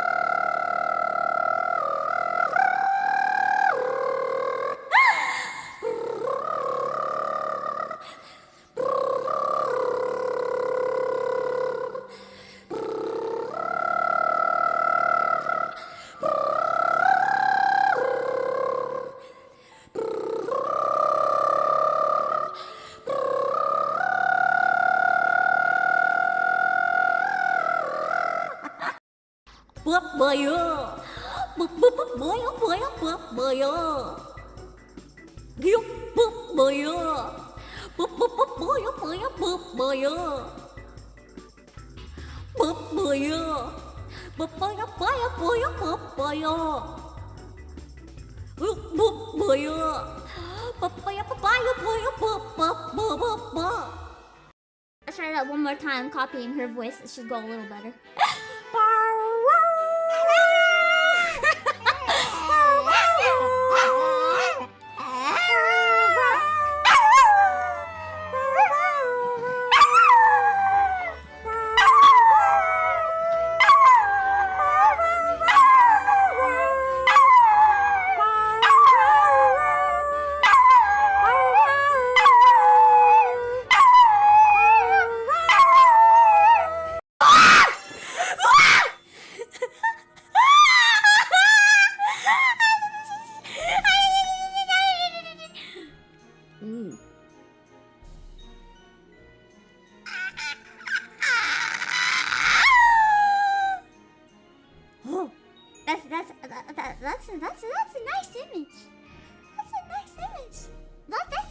That's a nice image. Okay, this was a good roll. This was a good roll. I got a double science Hades, and I got sparkly as a cowboy scar. And I can like feel the steam coming out of my brain right now. Damn it. Detective! Oh, voice crack. Detective! The court requires the facts, not your opinion. Yes! Let's try it on, baby! Yeah! It's actually really cute. I would wear this dress IRL. I would fucking wear the shit out of this dress IRL. This is what we deserve! This is what we deserve. Let me wear dresses if I want to, even if I play as a hot man. Like, maybe hot men also want to wear dresses sometimes. Like, god damn it, just let anyone wear whatever the fuck they want. I was real. For whom weeps the storm, her tears on our skin, the days of our years gone, our souls soaked in sin. These memories ache with the weight of tomorrow.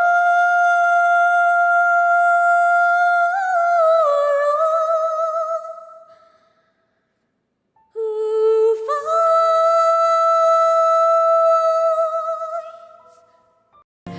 Tell me why create a circle none can break? Why must you let go? Okay, we're back! To address the comments saying I take a long time in the bathroom, do you not hear me say I also refill my drink? I gotta boil the kettle, wait for it, go to the bathroom, put in eye drops. Listen, if you're sitting and doing work for like hours straight, and you only take a 5-minute break like every 2 hours, like you need to embrace that break. I'm gonna embrace that 5 minutes, you guys. I'm gonna take at least 5 minutes when I step away. Don't judge my long breaks. I need them. I need them if you want me to keep going. The Western Dirty Pair comic. We'll have to try to remember to look at that one after. I'm curious. Exactly. You gotta stand up and stretch. I usually stretch my arms a lot while I'm streaming. Like stretch them in the air. But have you heard about De Novo on Nintendo? I don't think I have actually. I don't know what that is. But yeah.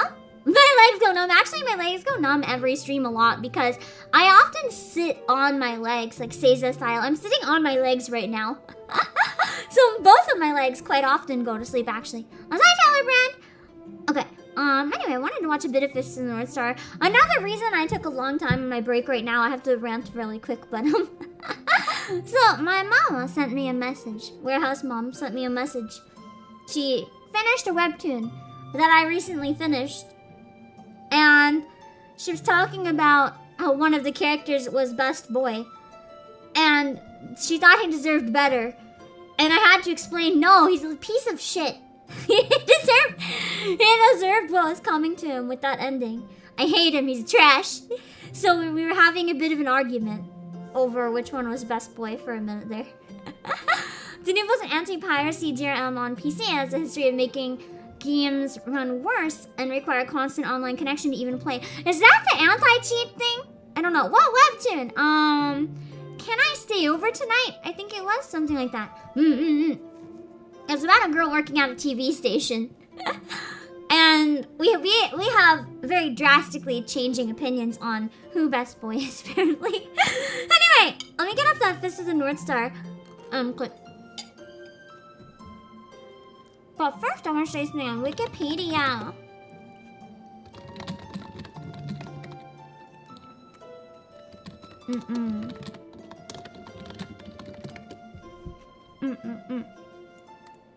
Now, disclaimer.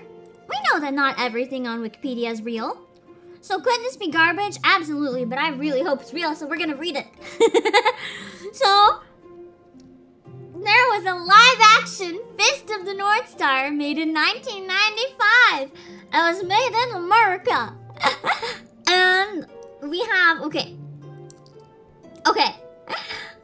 It's a direct-to-video science fiction martial arts film based on the manga, obviously. It was directed by Tony Randall, who also co-wrote the script with Peter Atkins, and stars Gary Daniels, Costas Mandalore, Chris Penn, Isako Washio, and Malcolm McDowell. Like, only one of those people even sounds Japanese. A Japanese dub of the film was produced by Toei. So the original anime cast of the 90s and 80s anime, the original anime cast in Japanese did an English dub of this movie. Did a Japanese dub of this movie. So if you want to watch the live action Fist of the North Star dubbed by the Japanese voice actors that you know and love, you can! It's so cursed! Anyway, we're gonna skip the plot. I gotta go down to reception. Okay, reception. The film was not reviewed by many mainstream critics, and it got mixed reviews from fans and online critics. Dave Foster of DVD Times panned the movie as a poor adaptation and commented that Kenshiro's pressure point techniques look rather tame in comparison to the way depicted in the anime and manga series. To be fair, you've seen fights in anime. Have you seen High School of the Dead, the bullet going through the boobs? Like, you cannot recreate anime with live action. No matter how hard you try, you cannot recreate anime with live action. There are some live action adaptations that work, but it's usually for things like shoujo or seinen or something that's like not fucking battle. A reviewer from eFilm Critic remarked that Kenshiro's defeat at the hands of Shin comes off as standard and unbelievably goofy compared to the 1986 animated movie version. Actor Gary... Here's the best part. Okay. Actor Gary Daniels' nickname on the set was Condom Man, in reference to the prosthetic used to create the famous chest scars being made from unrolled condoms. So, every time he'd have to go on the set with his full, body makeup, he'd just have condoms strapped to his chest with silicone. And I will never be able to unhear that. Hold on. What character does he play again? Gary Daniels. Oh, here we go. I think it's right in this. Yeah, it's in this image. Let me zoom in. You can see it. Okay. You see the scars? Hold on, I gotta zoom in again. The zoom killed itself. What the fuck am I doing? No. You see, those are unrolled condoms. Once you see it, you can't unsee it. You can't unsee it.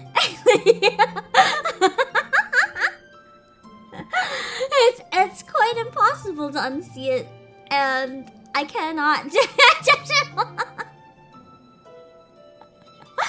I mean, I guess it's an easy, cheap way to do the prosthetics. I mean, prosthetics are often made of very weird things, and I can't. That's wow.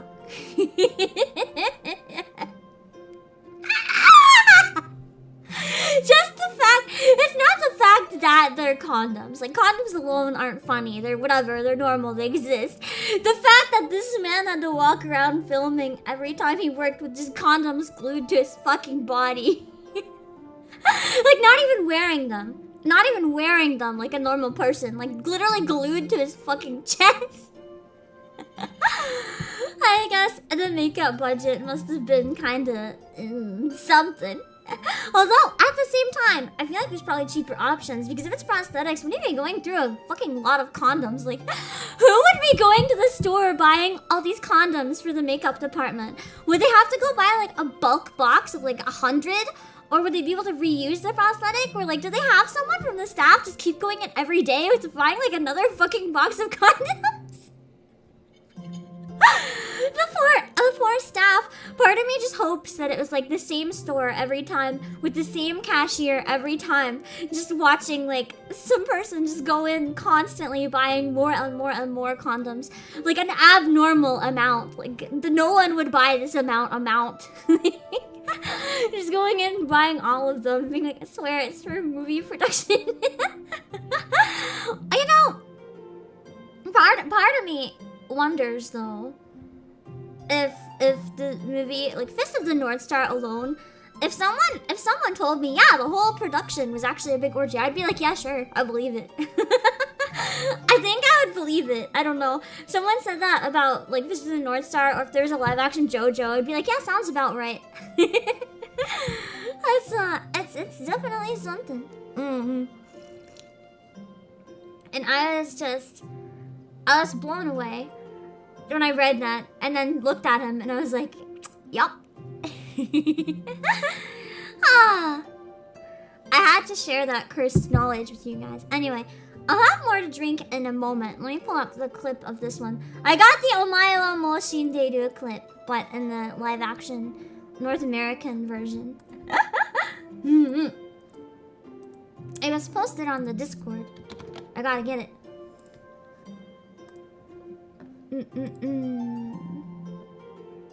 What's in that drink? It's a cough drop. It's a, I don't know the name of it. I can't read it. There's a lot of kanji in the title. But it's a really good brand that I used to get in Japan for days when my throat was pretty dry. Because I talked a little bit without drinking quite enough today, so I needed a little more. A little more than usual. And it's helping a lot. Okay, let's turn off my BGM. Okay. Fucking ad. Fucking ad. Hold on. Fucking other ad.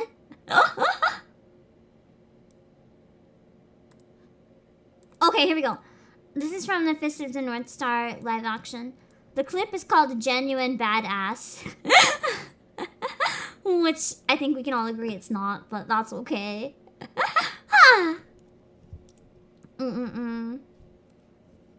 Okay. Thank you for the frightening information. You're welcome! Showed a condom on stream. Well, I'm about to show more, probably. I mean, keep an eye out on his chest. Take your hands off me. This clip is a bit fucked up, just a warning, but... We don't want... The acting is real bad! But I feel like the acting... Okay, hold on. You cannot disagree. The acting in Fist of the North Star is like a bad movie on purpose type acting. Like, you cannot act this bad by accident. These actors went full ham and owned it. I want to see the whole movie just because they are trying to sound cheesy, and I kind of love when people do that. Take your hands off. Like the eyeball. Going out here? What do you want? We don't want. We What is he slowly putting on his don't face? give you anything that we have. Give? You don't give. We take. The acting is fake. What do you do now, huh? He has one on the whole thing. Bring her in the house. Put her on the bed. Like, yikes. But the acting is so bad. It's like Christmas time. Party time now. Yeah. Here we go. Let's give him a second, then he'll do the thing.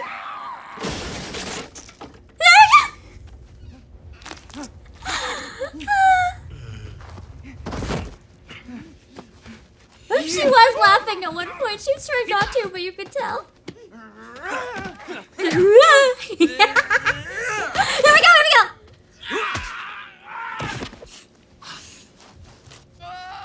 Just listen. Don't say the thing. Slow-mo gunfire. He's just like, bruh.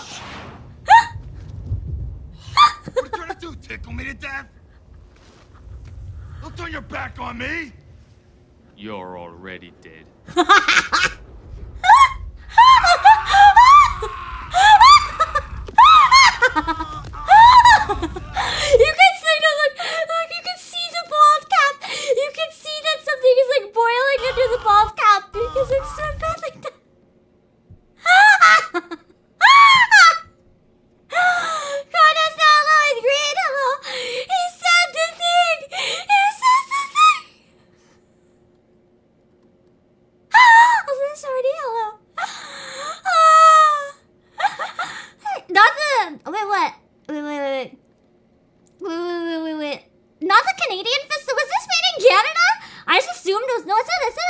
America on Wikipedia, I think. Was it filmed in Canada, but made by an American company, I wonder. Wait, Road Warriors filmed in the middle of a desert. That was too expensive for Fist of the North Star, so they filmed it in a garage! Holy shit.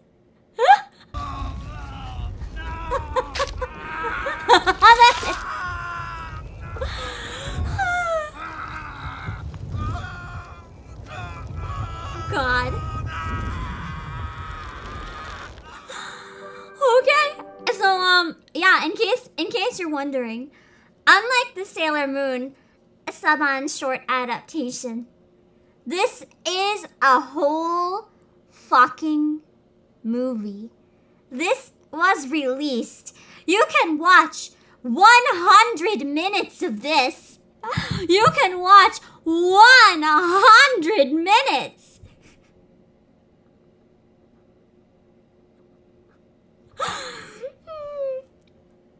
A majority of anime adaptations are actually made in Canada rather than the USA, usually Vancouver. I wonder if it's the same with Dragon Ball. Because I thought I remembered hearing something about Dragon Ball, and this is the dub for the anime. I don't know.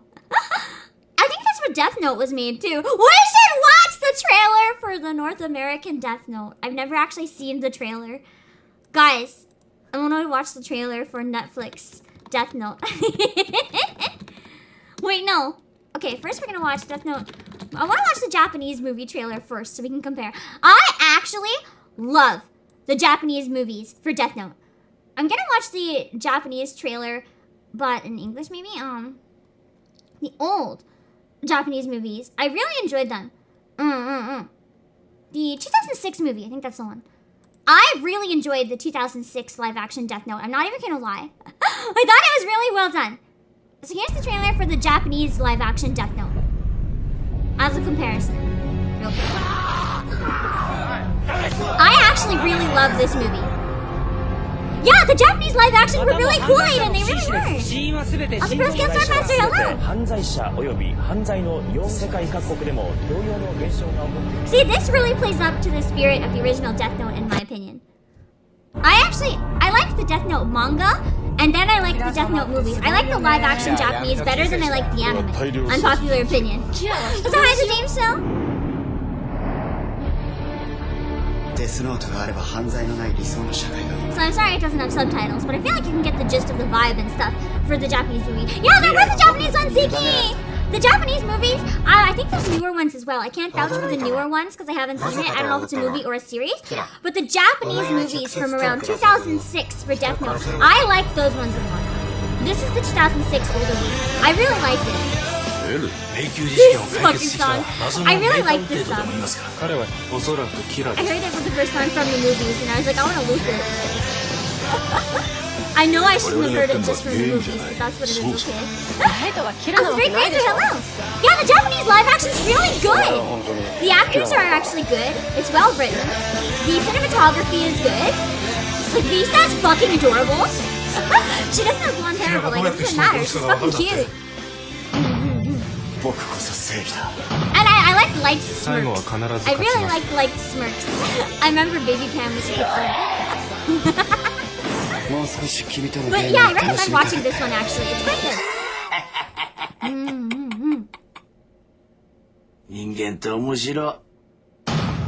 See, Ryuk is so creepy in the live action. In the Japanese one. So I can go back and get a screenshot real quick of Ryuk before he disappears.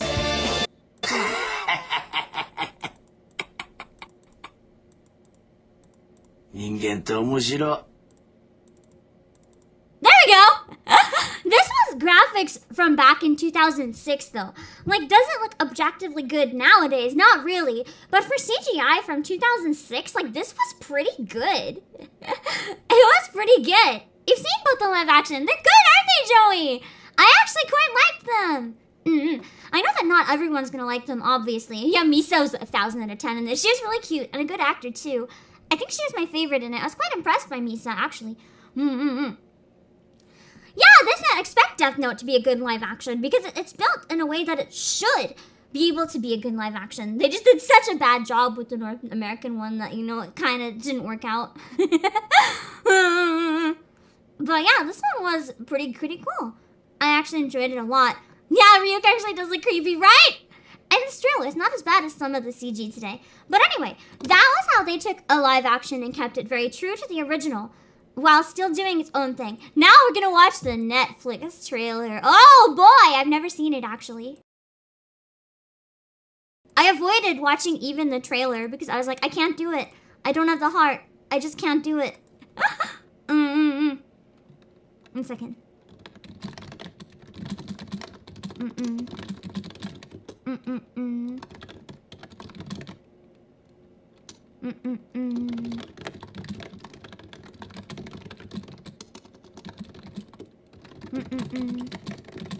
Sorry, I was trying to figure out Streamlabs. Okay, so here's the English trailer for Death Note. I'm nervous. I'm actually nervous. This was the one made in Vancouver, yeah? Oh boy.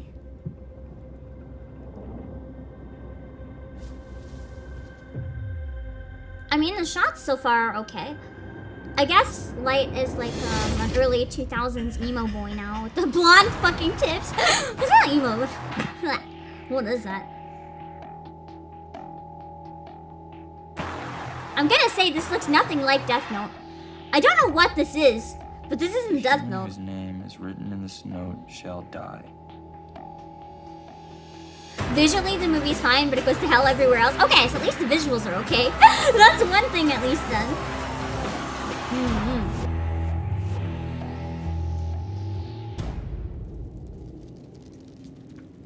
Shall we begin?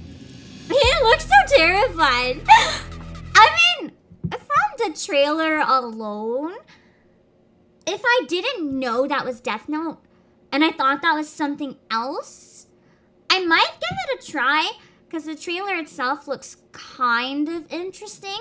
But here's the mistake that it makes with, in my opinion, trying to handle Death Note. Death Note is not a gory horror. I don't even think I would call Death Note a horror. Death Note is more of like a mystery or thriller, kind of like a reverse detective show. Like, I know you have L, but the show doesn't really center around L. It's kind of like a reverse detective show. Like, you're the criminal, and because you're seeing it from Light's perspective. So your view is the criminal view, and you're trying to watch the show to try to see how he's going to outsmart his way and get out of this every situation. You know? Yeah, it's a psychological thriller, but it's really well written and smart. So what people like about Death Note isn't that it's violent or scary.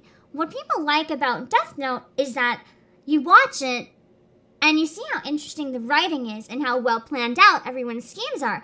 It's very interesting to watch everything unfold because you never quite know what's going to happen, but you like predicting what's going to happen. Whereas this Netflix trailer gives the vibes more of a horror movie. Like, you watch this, and if you don't know what this is and you're watching this out of context, you're not going to think this is a psychological thriller. You're going to think this is your standard run-of-the-mill horror movie. Do you know what I mean? Like, everything from the intense music to the red and the green lights and all the shadows, playing up the dark color palette instead of like showing people during the day doing normal things.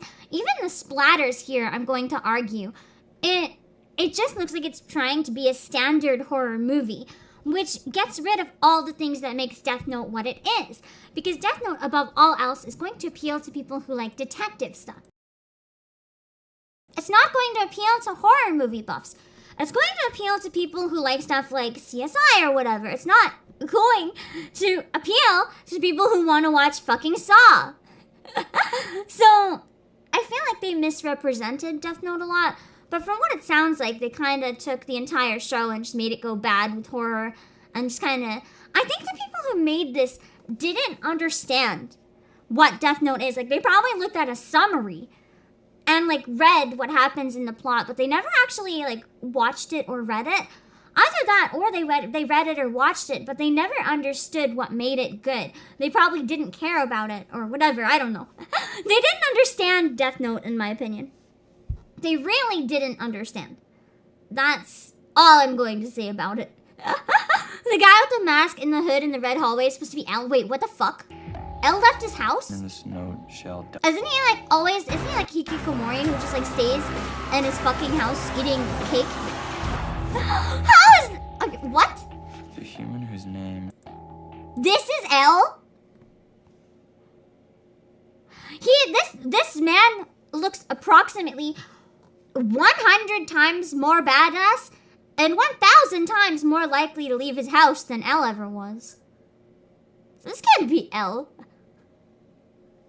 This can't be L. Yeah, exactly. I like watching the 4D chess between everyone. The Netflix adaptation is not. It leans into a bloodbath. That's not Death Note anymore. What the fuck is that? What the fuck is that? It's not Death Note anymore. Wasn't actually shot in Seattle though. I know some people said Vancouver. And I know Vancouver people often pretend is Seattle. So I wonder if it was a mix of the two. Or if it was done in one of the two and the other one just gets the credit when it shouldn't. I don't even know. Oh, that was not really it. I have nothing against the actor of L necessarily. Like, they could have potentially handled the role of L. You never know. But this approach to L as a character, wearing a mask, going in dark tunnels and shit, that's not the L that I know. If he was sitting at home in, like, a loose sweater eating a cake with his legs up on his desk, like the same dude, that would be L. That would be L. This just isn't L. Also, hi, Pinata. Yeah, this is ninja. This is a ninja. This is a ninja. I have nothing against the race that they chose for L. I don't think that's an appropriate reason to get upset at the casting. But I feel like the approach and energy is what's all wrong. The approach and energy. Like, this is not the dude who sits on the table and eats cake. He's too badass. He's too badass. I don't want L to be badass. He's the boy that eats cake. I make fun of L. I really couldn't leave his place or inside buildings. Like, this isn't L. This is like brave person. Brave person. It's different. Exactly, he's a shut-in. Does this look like a shut-in to you? Unless this is his basement, and his basement for some reason has like recreation of big spy scenes. This is not. Yeah, the actors probably did fine with what they had, but what they had was terrible. Exactly. In my opinion, race doesn't matter at all as long as the actor can act. Can this actor act? We don't know because they're probably directed so wrong. We'll never know. Unless they did other stuff, then we can judge from the other stuff whether they're good at acting or not. Yeah, L in the real life would have really, really bad back problems. 100%. That's true. Sitting in front of a computer in a dark room eating cake isn't evil enough for Americans. So I guess they have to change it. Like, we gotta make this man intimidating. No! Not being intimidating was part of his charm. You know? Is it live action Blood the Last Vampire? Is it Japanese, though? I'll write it down to look up as well. If it's not Japanese, I might look into that one, too. Oh, that's true! Which Vancouver and Washington are in Canada? And which one was it filmed in? I don't know. For someone in Washington, they could have easily gone over to Seattle, yeah? I guess it was either. They could have easily gone to Seattle, but for tax reasons, Washington would probably be easier. I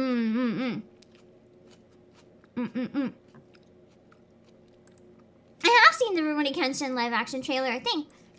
Hold on. Vtuber Cybertron. We're gonna look into that one a little bit. I don't think there's anything inherently wrong with live action adaptations, by the way. Speaking of which, I actually want to show you a good adaptation real quick first. Let me see if I can find. This one actually has multiple adaptations. Hold on. Let me see if real quick I can find the name of the Indian one.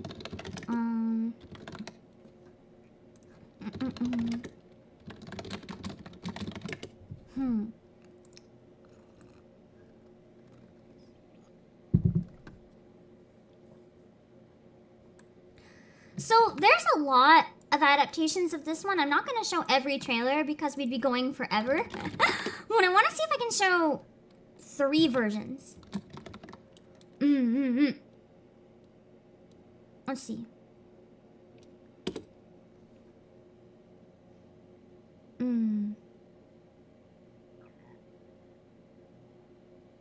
Is this the right one? I think it's this one. I'm not 100% sure if this is the right show. I'm gonna be honest. It is pretty hard to catch because I don't read the language. I'm looking in another tab to double check on this one.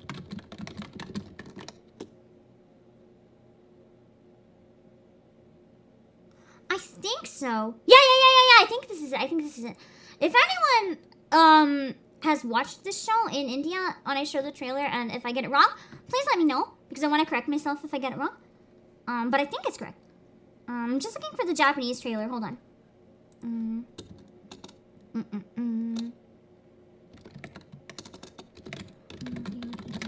Okay, so I'm gonna show actually no, I'm gonna show a little more for this. A little more for this. I have a lot of trailers to show this one.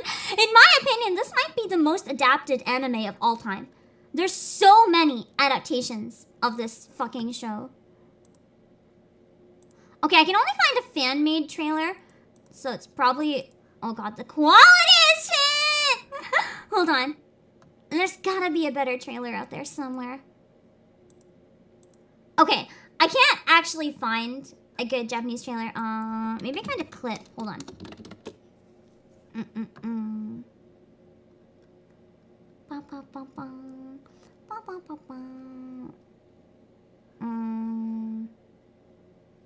Okay, I found a music video of it with a song that I sang before on stream and didn't get dinged, and I'll sing over it to help the audio, so we're probably okay. Okay, so Hana Yori Dango. We're gonna watch the clip of the Japanese one real quick first. Hana Yori Dango, also known as Boys Over Flowers, is a very old shoujo. We're gonna watch this one first because this is the trailer to the anime, well, the movie, but it's still the anime. So you can see what the original was like. Oh god, I paused it a really awkward spot. So, the anime was originally based on the manga, and this was released in Japan, and I believe it was also dubbed. But this is Hana Yori Dango. It'll explain what it is. In the movie, anyway. This kind of spoils a little bit because it's after the series, yeah. But essentially, I'll explain it after. So you can see the vibe of the original. Dango. Okay, so Hana Yori Dango is a manga and anime and live action, so many adaptations. There's at least 10 adaptations of this. I'm not kidding. So, Hana Yori Dango is about a poor girl who gets a scholarship to go to a rich school. And at that school, there's 4 boys. Oh, what are they called? I want to say the Elite Four, but that's not it! Or is it? No, I think it is the Elite Four. I think it is the Elite Four. They're referred to as the Elite Four. They're like the 4 hotties at school, and they bully everyone, and no one stands up to them because they're all fucking rich. So one day, she does not care, and she stands up to them. So, of course, they decide to make her life absolutely miserable and bully her into quitting the school. But it's a shoujo, so inevitably she ends up falling for at least one, if not more. And it's a classic that's gotten really popular in lots of different countries, as you can tell by how many adaptations.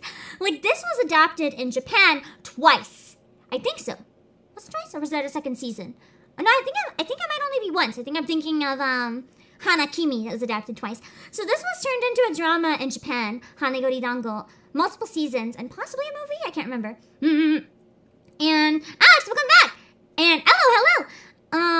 So yeah, it was released. Toxic. It's toxic at first, for sure. It is kind of wholesome at parts, though. But it was adapted in Japanese. It was adapted into a Korean drama. It was adapted in Taiwan. It was adapted in Thailand. It was adapted in India, but unofficially it was adapted in the USA. But it has, oh boy, we'll get into that one when we get there. You watched the Japanese, Chinese, and Korean version of the live action. Nice! I've only watched the Japanese one, but I really liked it. I couldn't find a trailer, so we're gonna watch part of the AMV. I'm just gonna sing along. That's where I found this song! For those of you who heard me sing it and wondered.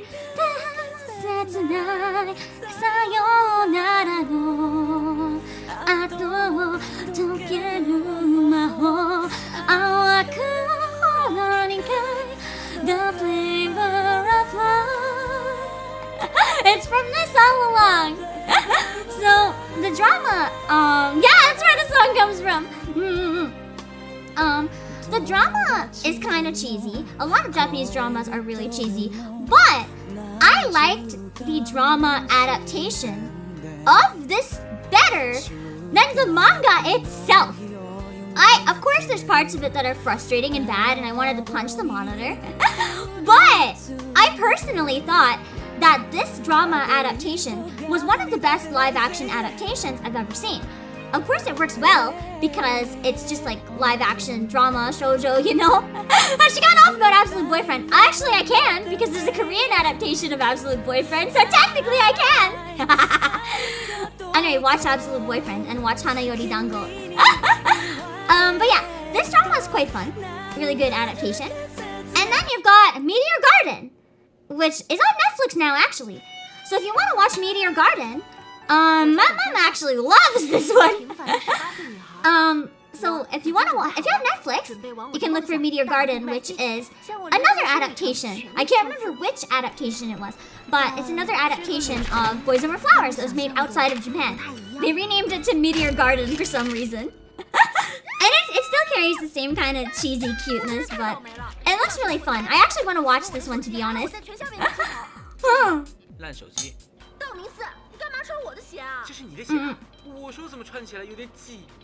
And this shows a bit more like the bullying and shit going on. A better intro to the series, I guess.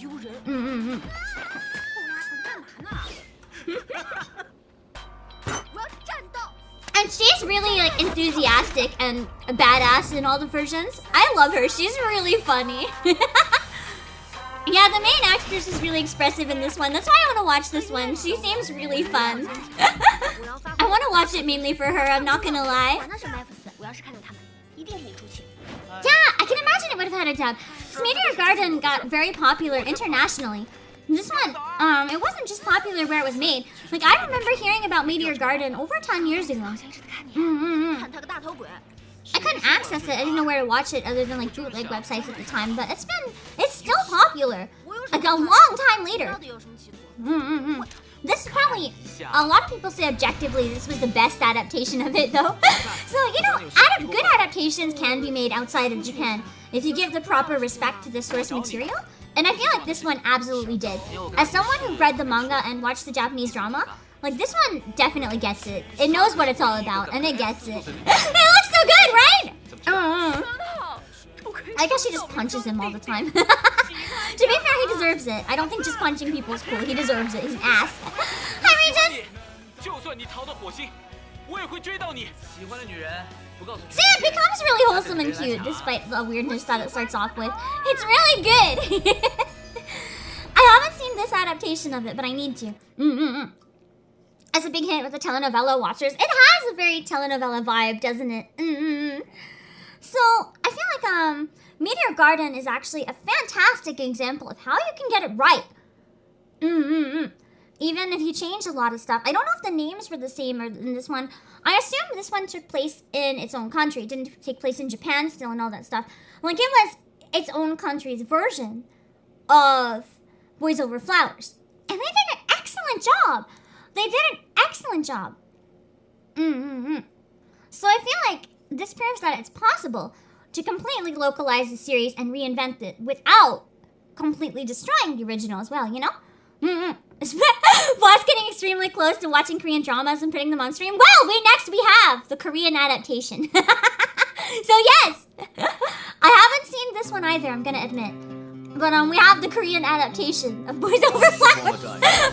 South Korea के सबसे super rich school में चार शहजादे जो school को अपनी I think this trailer is, I don't know, it's definitely was English at the start, but I don't like the look of this adaptation personally. I don't like how they're going cheesy with like some things and not others. I don't know how to explain. The cheesy in this one is more forced, I feel, than the cheese in Meteor Garden or the Japanese version. They felt very like a lot of heart was put into it. This one kind of, I feel it feels kind of weird to me. I don't know if it's just the trailer, but because of that, I never had any invested interest in watching the Korean version yet. I do want to watch Meteor Garden though. But the live-action Ace Attorney was made in Japan though, so it's not really relevant to today. But I do want to watch the live-action Ace Attorney. I definitely do. Maybe one day we can go through a bunch of... Oh, I'm going to write that down. What if we go through a bunch of live-action movie trailers one day and do a live-action tier list based on the trailer alone? Once again.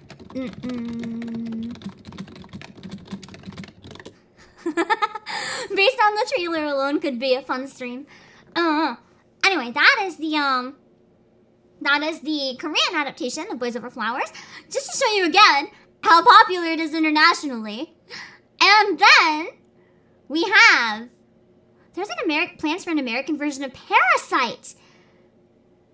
Oh, the studio lost the rights though. You see, Parasite is one of the series that I can actually see working with an American adaptation. If they do it right and pull it off, I feel like Parasite could work based in other places. I feel like that could be really interesting.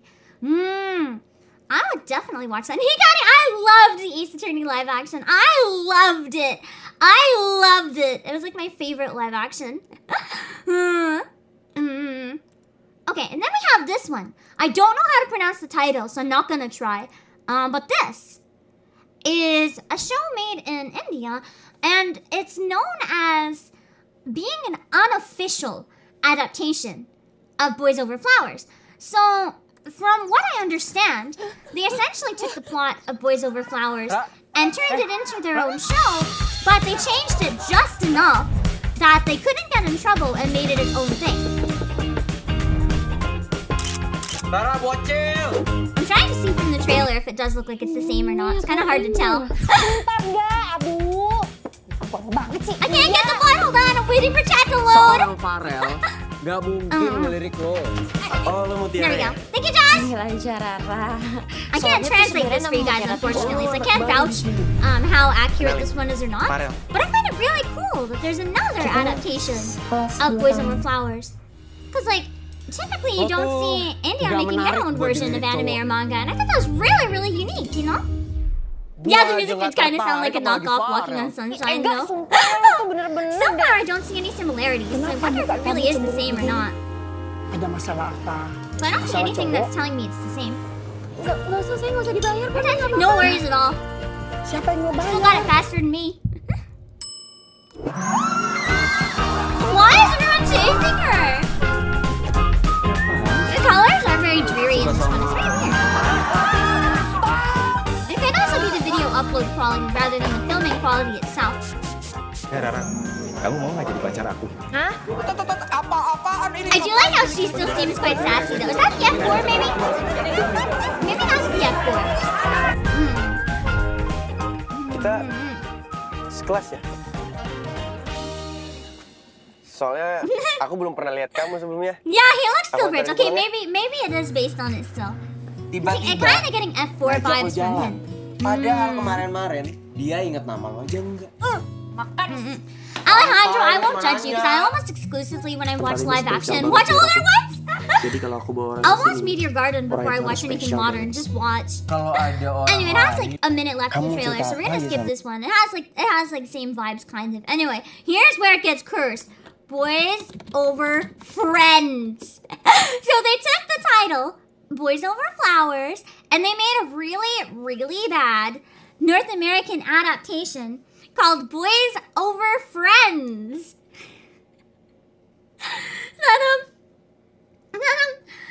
You can't even find it on YouTube. It said it was a web series. It was only released online. You can't even find it. It's like it's been eliminated from the internet. They're like trying to kill all fucking traces of it. Let me see. I know there's the fan video, but I don't know what version. I think this is the same actors, I believe. So this is based. I'm gonna mute it because I don't know. I'll put it really low, I guess. I don't know what the song is, but this was made out of, it's like an AMV basically, that was made with the North American version of Boys Over Flowers, which apparently absolutely destroyed the series. And like, I don't know what kind of vibes they're trying to do here, but this looks like, I don't know, college frat parties, the show. This doesn't look like Boys Over Flowers. It's like, I don't know what this is trying to be, but it's not succeeding at being Boys Over Flowers. As someone who has watched multiple adaptations, this is not it. Exactly looks like a porn parody. It looks like a porn parody of Boys Over Flowers. And it looks nothing like the ones before. I don't know how they could take something that theoretically could have worked so well in North America and made it go so wrong. Like, what is it? I can't unsee the porn parody aspect now. I can't unread that. I can't. That's all I see now when I look at this. It's like, I feel like it was mostly a lot of newer actors, so it's probably very, very low budget. But the thing is, I feel like you could still do a better job with this if it had like, I don't know what it needs. Does it need Jurassic Sketch? This is the American Boys Over Flowers. If you know Boys Over Flowers or Meteor Garden or Hana Yori Dango, this is the American version that has been wiped from the face of the internet. I had to show you guys this one because you can barely find it anywhere anymore. It looks like it's straight from Pornhub, doesn't it? But it's not. It's supposed to be for like teens. They adapted, this is Boys Over Flowers. They changed it to Boys Before Friends. Yeah, I think it says something that they Thanos snapped it. I feel like the actors probably wouldn't have wanted it to hurt their career. I wonder if I can track down. I'm gonna see if I can track it down for you guys. I wonder. Hold on. Or at least some info about it. Let me have a drink for a little bit first.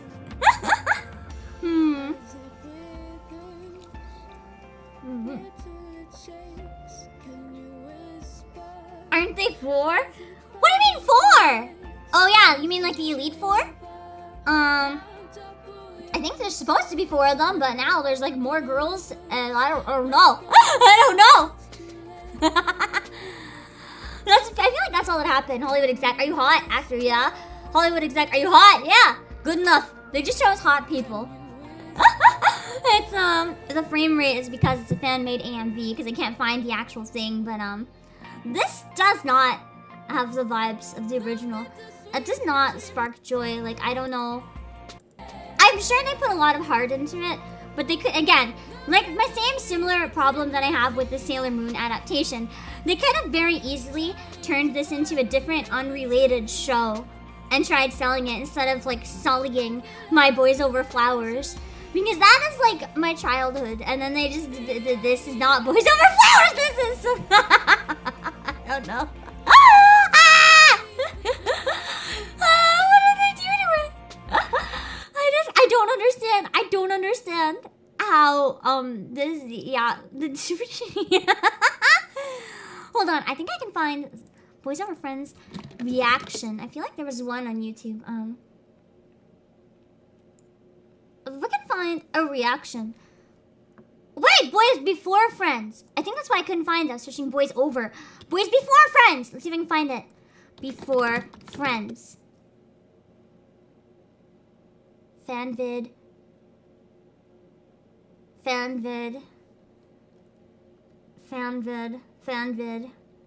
Review.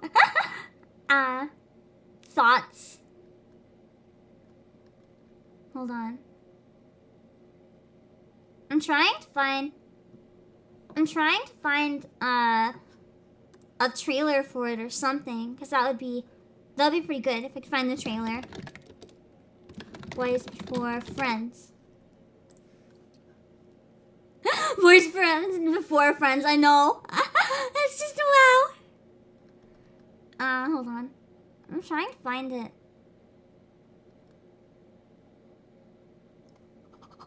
I found an episode. I found an episode!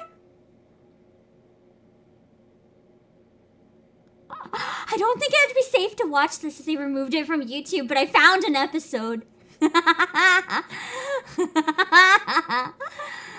Episode 6 is on Vimeo. If you're brave, go on Google Video and search Boys Before Friends. You'll find episode 6 on Vimeo.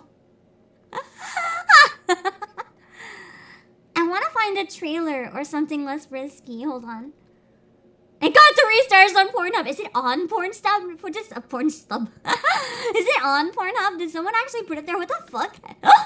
Hold on. Trailer.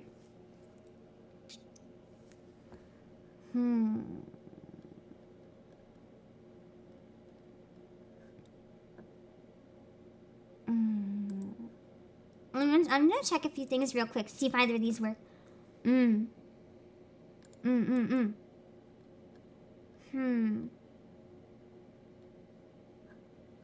on. Video unavailable. The trailer's been pulled, at least one of them. What is this one? A fan trailer. This one could be alive if they have speaking in it. Hold on. I'm seeing if it introduces the characters and stuff. No, this one is just another music video. Okay, let me see if I can find a document about Boys Before Friends. Let me show you the IMDb first of all, because one of you pointed out something that I want to show you guys. Alrighty! Advertisement fuck up! Okay. IMDb rating. 2.4 stars! 2.4 stars! 2.4 stars out of 10. Out of 10. Oh, it's the F4! F4. Okay, so this is the description of... Let me compare the descriptions, actually. The North American, and then I'll read you the Japanese description. Hana yori dango. Okay. Description of the Japanese, the plot. Hana Yori Dango is about a poor but bright high school student named Makino Tsukushi, I couldn't read that for some reason, who attends an exclusive high school where only the rich go. She ends up having encounters with the Bachelor F4 and experiences love and friendship. Which is, I guess, a very, very watered down version. But here is the description of the American version. Zoe, a dancer from a middle-class family, gets accepted to an elite program for the rich and famous, her final year of grad school. The school is run by 4 guys from the most elite families in the country, known as the F4. When Zoe stands up to the F4, she finds herself on the bad end of their temper before finally falling in love with the leader. When they spoiled the whole thing in that description. Hi, Mangala! Too, the description actually sounds almost exactly the same, but the execution is so different. It's so different. They took something so normal and just they killed it. They just killed it. Dead. They murdered it. I wonder if I can find the backstory of Boys Before Flowers. Before Flowers, what happened to, or something like that. Hold on, I want to find more info on it for you guys.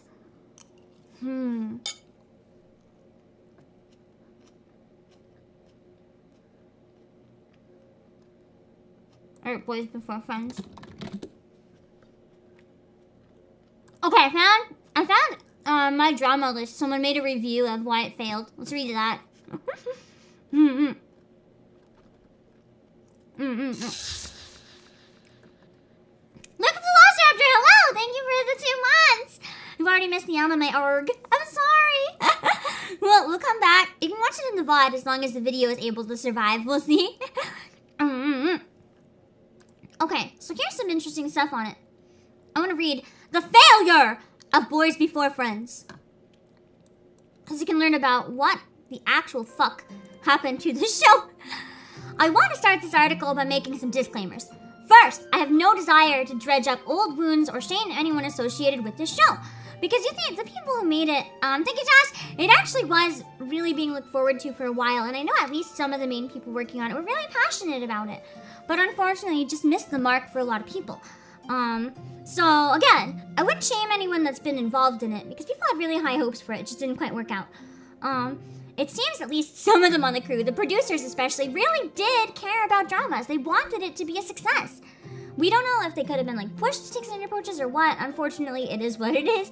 They just didn't fully understand what they were getting into and found themselves in above their heads. I feel like that is largely it. It was a bunch of fans that wanted to make an American live-action version and didn't really know what they were in for because they probably weren't people with a lot of experience in showbiz. Which, kudos to them for trying, you know? That's pretty cool. That's more than most people ever do. They tried. They tried. But, yeah, at least they tried. I feel like they could learn from their mistakes in the future and try something else and maybe do better. You never know. But it's a learning experience probably for everyone involved.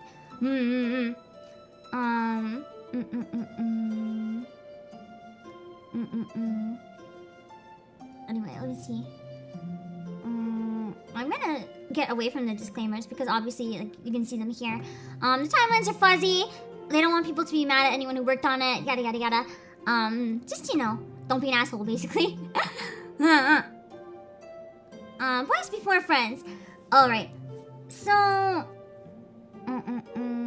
this person didn't watch the whole thing, so maybe it gets better, who knows.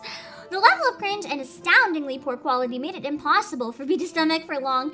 But even though I was never able to finish it, what there was of it, I've never stopped thinking about it. What led to Boys Over Friends failure, and why did it fail so hard? What really was going on behind the scenes? So many unanswered questions, hence this article. So why was it a failure? From the beginning, the production was plagued with problems. First, there was the funding. The producers launched a poorly planned and extremely unsuccessful crowdfunding attempt. Yes, they tried to crowdfund a whole drama, which is admittedly really hard to do and admirable that they tried, but... what seemed at the time as their only means of funding the project. However, from my research, it looks like they might have attempted to court investors first. The series budget was $2 million, but $2 million for a whole series is not a lot of money. Like, that sounds like a lot of money, but even movies need budgets more than this. You can barely do anything with $2 million. I'm gonna be real. So, it'll be pursued from advertising, sponsorship, product placement, partnerships, licensing, and private investment. And the ROI, they kind of thought that they'd get an 800% return. No. It gets because of reasons why it didn't work out, but the crowdfunding's lack of success was solely due to the minimal effort made to prove to the drama community that the people behind the production were legitimate and not scammers. I remember seeing advertisements for this Kickstarter. I remember this Kickstarter. That's how I found out about Boys Before Friends. Because I don't know if that's Kickstarter or a different website, but I remember seeing the crowdfunding. I remember seeing the page when it was open. And it totally looked like a scam. I was like, this can't be real. So I never looked at it again. And then years later found out it came out.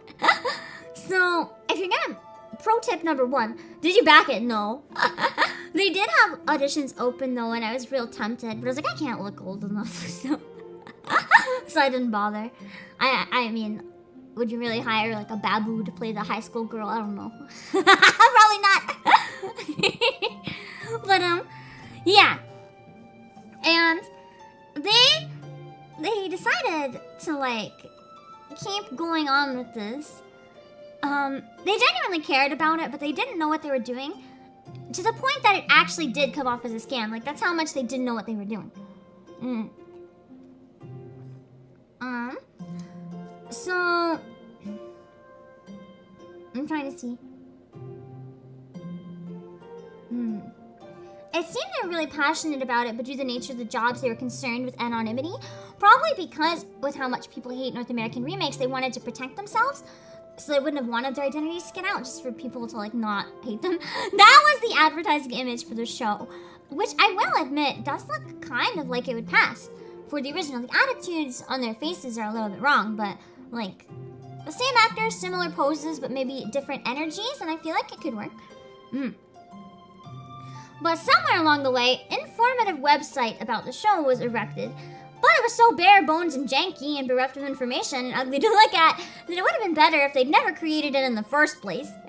It served no real purpose since they were sharing very little information about the production on it, and pulling up the site just turned into a game of will there be some actual information on here today?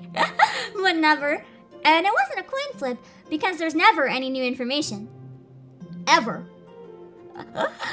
As for their presence on social media, I don't really remember what it was like, but I don't think it was much better than their website. But again, thinking about this through the lens of the time, crowdfunding and using the internet and social media to share information and create interest for your project was not as commonplace as it is now. It was a number of years ago. There were fewer examples of people doing it effectively, which meant no real blueprint for others to follow. So I don't totally excuse the team for being so bad at online marketing, because you have to put a little more effort. But I do cut them some slack because of that. As far as funding and promotion are concerned, there were two main problems with the production. But they weren't the only egregious issues. The rest of the show's problems had to do with the quality of the show itself. To start, the casting was poor. The female lead was too aggressive. Like, do you see what I mean by the other trailers? Like, she's aggressive, but she's not aggressive. How do you word this? She's like assertive and violent, but not aggressive. Despite the fact that usually those things would go together. How do you explain?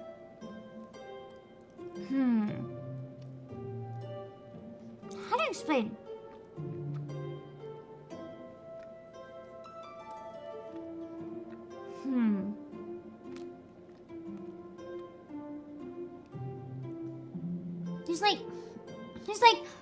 There's a difference between jokingly punching someone on a show and bully, but the character's not actually aggressive, it's just done as a joke, and a character that's actually always angry and aggressive.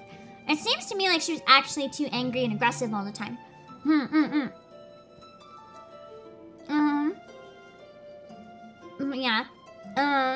They said, for a lack of a better word, unfeminine for the character, but I will disagree with that one.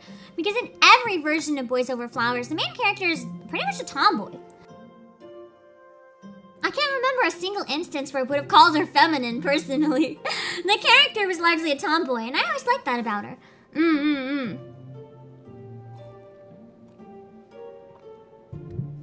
I think the rough quality is why it looked like it's pornographic. To be honest, it looked kind of like DIY porn. The entirety of the cast acting was, unfortunately, not very good. And that is as diplomatic about it as I can be. Of course, multiple cast changes throughout the show's short run didn't help the production either. So, they just kept changing actors mid-production as people ran for the hills. But the production is what it was. Very low budget, independent, somewhat on the down low for the producers, etc.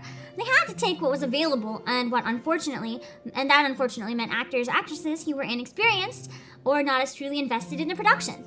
But, that's what happens. Low budget, you're not going to get, someone who makes their living out of this. You're not going to get that quality because you're not going to get those people interested. While some of the cast changes were their own fault, the bad initial choice in the female lead, I guess they changed the lead actress mid-series. Others were not. The lead actor behaving like an entitled so-and-so. So, in other words, the actors were terrible people apparently as well. Then there was the filming and editing. The filming and editing not only looked and felt low budget, but were incredibly lazy and boring and uncreative as well. Soap operas will change actors every once in a while. I've never really seen it happening. Oh, sorry, Jennifer. Quick voiceover announcement and then I just move on. I've never seen a show do that, but I don't really watch soap operas, so maybe that's why. Yeah, I agree with Josh. It kind of sounded like a rapidly sinking ship that everyone was jumping off as they could. And low budget, were incredibly lazy. The cameraman and editor weren't just phoning it in. They were calling from another planet over a dead phone line. Yeah, Riverdale recast Reggie after season 1. I noticed that. I used to watch Riverdale to make fun of it, and then I realized not even that was worth my time. I just suddenly Reggie was a new person, and I was like, what the fuck? Of course, at this point, you probably know what to say next. The production was so low budget, it really had no business existing. So there was no way they were ever going to be able to hire quality cameramen and editors and equipment. And that's without taking into account the eventual drama with their first editor, which I'll talk about later on. Oh, I'm excited for this. I do think this is the one area of the production that people would have been more willing to forgive for being kind of awful if there hadn't been so many other problems. That being said, it's also the one area I feel like had the most wiggle room in terms of making their budget work for them. Because you can make good stuff on an iPhone if you know how to use it. There are many ways to film something that doesn't require really high-tech equipment. Found footage style, old camcorders, and phone cameras. Why not intentionally use an unusual but cheap filming method and make it part of the series aesthetic? Like, have it be from someone's phone. That's the perspective. I don't know. It might not have been the highest quality in terms of how it looked, but it certainly would have been better than what the show ended up looking like. The camcorder or phone could have been really interesting when framed like the characters themselves were documenting it, which could be kind of neat. It would have been fun, you know, blah, blah, blah, blah. The final flaw of the show was how little effort was made to make it more relatable and more in line with the culture of a Western audience, which is a problem, I guess, because if you want to make a complete adaptation instead of a dub, then you kind of have to localize some things. Not enough that you're changing the heart of the show, because in that case you should just be making a dub. You shouldn't be making an adaptation. But if you're reinventing it for another country's audience, you do have to make it understandable to their audience, or have it filmed in the original company by people who speak English. In the original country by people who speak English, and go the full original culture route, but then also have it in English. But this one is some weird ground, I guess. Most likely no one who wasn't already an Asian drama fan was going to watch the remake. But as a rocket, hello. But even Western Asian drama fans were still going to expect the show to be better translated to a Western audience. Face Daniel, hello! So it didn't need to be like the TV shows you'd find on Western television networks, but it certainly needed to be toned down and somewhat Westernified, so it probably has the similar levels of like cheesiness that a lot of Japanese dramas have, which works in those dramas, but wouldn't work outside of those dramas. Like, if you see how a Japanese live-action show is handled, and if you saw it on a Western show, often you'd find it kind of jarring. I like it in Japanese shows because it's what I'm used to, but I wouldn't like it in North American one. How common are adaptations going the other way? Like how often Japanese remakes of Western shows? There's at least some. I know there's one of like Wolverine, isn't there? I know there's gotta be a decent amount.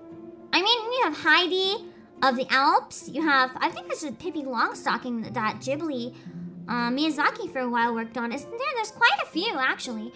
I mean, even Howl's Moving Castle is a Japanese reinvention of a book by Diana Wynne Jones. And Arrietty is arguably a creation of the Littles, right? Or the Burrows, I don't know, one of them. There's quite a few that go the other way around. And they're also hit or miss. Sometimes I like them, sometimes I don't. It's very similar. Anyway, this one they don't forgive the production team at all. I want to read about scandals! Having to fire the first editor and hire a new one because the first one had oversold their talents by over $9,000 and ended up making the whole thing look like trash. Petty actor drama seemingly led by the male lead and possibly some of the other main cast members, who was too big for his britches and thought he was a god among men, and that this piddly little show was beneath him.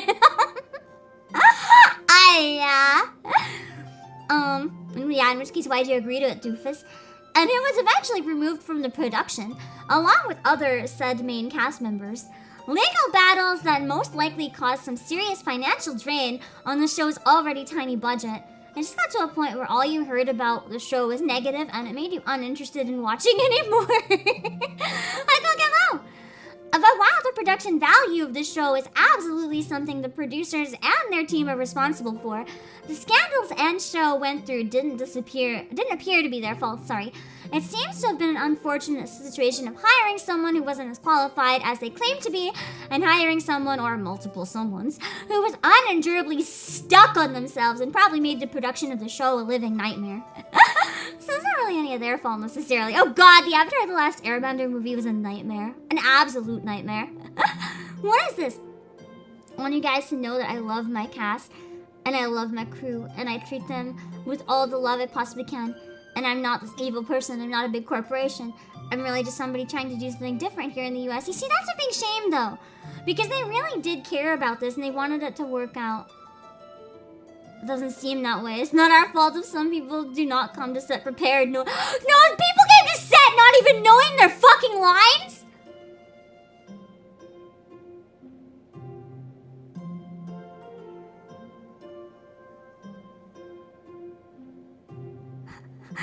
So you're telling me these actors showed up to work and they didn't even know their lines?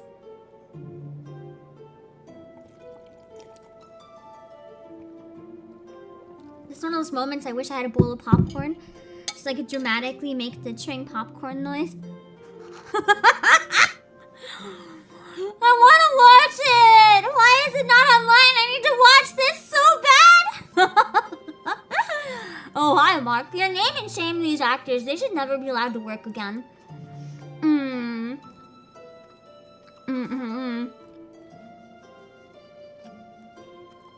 Okay.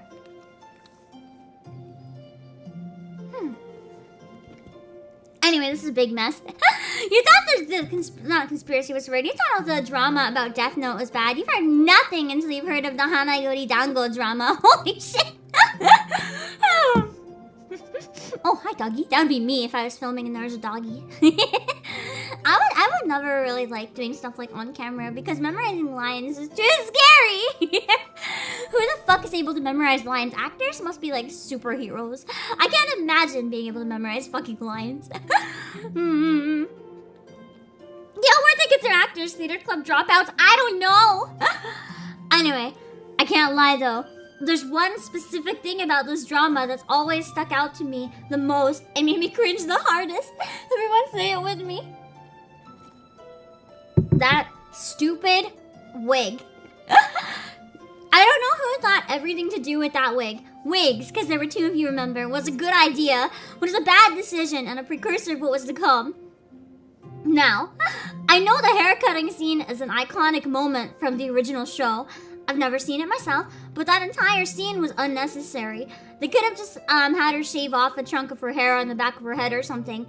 Yeah, okay, so what happens in the original show, when she's bullied, they force her to cut her hair. More like they cut her hair for her. I guess they used a really bad wig and showed them cutting the very bad wig instead of finding a, like, creative camera angle use or actually cut their own hair.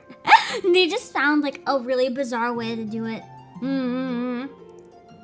We can't find pictures of the wig, so I don't know what it looks like, but... Okay, so that scene was apparently the warning. If you didn't jump ship, then you fucked up. So there you have it! This was disappointing for everyone. Anyway, I kind of agree with what they wrote. This is the original manga, by the way. I really like the art style for the original manga. It was very unique, even for back then. It was quite lovely. And I recommend giving it a read if you like retro manga. It's definitely retro. It's not going to feel like your modern manga. I believe this one is actually a much more modern one. This one was like Margaret Webb version. I don't know if this was towards the end of the series or if this was a drawing made years later, but the actual manga looks even older than this. But the art style is pretty much the same. I really liked it, so I recommend checking it out. I do agree with what they said here. It'd be kind of cool if any bigwigs in Hollywood had their eye on it, if maybe they could retry from the ground up with a bigger budget. Because I do feel like Hana Yori Dango could potentially work in the West. It just... That was a very poor attempt. That was a very sad attempt. And it sucks, because the production team was very passionate. I genuinely don't believe it was all their fault. Though they could have been more careful with casting and stuff, I will admit. That's not something that you can just, like... magically work around. Anyway. Hold on.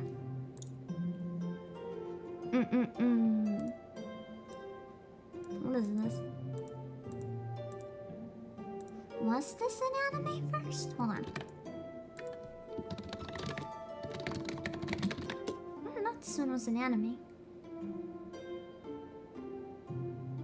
Oh, okay. So Darkstalkers was a anime that was released as an OVA, and I guess there was an American opening for it. I can't compare to the original because I haven't seen it, but I can watch the American intro and we can see what it's like. So this is like an OVA, I believe, but this is the American version. Yeah, Darkstalkers! Oh, I recognize some of these characters. I just never knew what they were from. Yeah, I totally know some of these characters. Yo!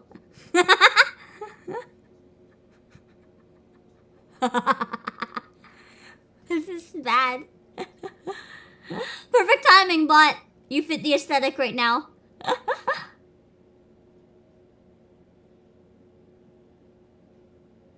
The narrator is so cheesy. Thank you, Josh. She looks so much cuter not in this version. It's muted? Hold on, let's restart. I didn't know it was muted. Here we go. Supernatural things, magic and sorcery, they're back. I'll eat a little bit while you guys catch up. Stop your worst nightmares, ghouls, zombies, werewolves, vampires. You can't be Not sure what lurks out vampires, there Grin. in the darkness at night. You know what vibes this gives me? Not Captain N, but what's it called? This gives me fucking Beautiful Joe vibes. I kinda wanna stream Beautiful Joe. Hey Zero! I have a physical copy of Beautiful Joe. That'd be fun to stream. But other night warriors are on the prowl. Monstrous, awesome contenders with bizarre fighting powers. Immortal creatures locked in battle to Morgan the succubus is powered by being not sexy. How does that work? You're a succubus. You have to be sexy. To make your blood run cold. Yeah, my blood's running cold from the horror. It does look almost like it's made by the He-Man team. I feel like a lot of the stuff from this era had a very specific vibe you either liked or don't like, and really that's how it goes. Like the original Voltron, the original She-Ra, the original He-Man.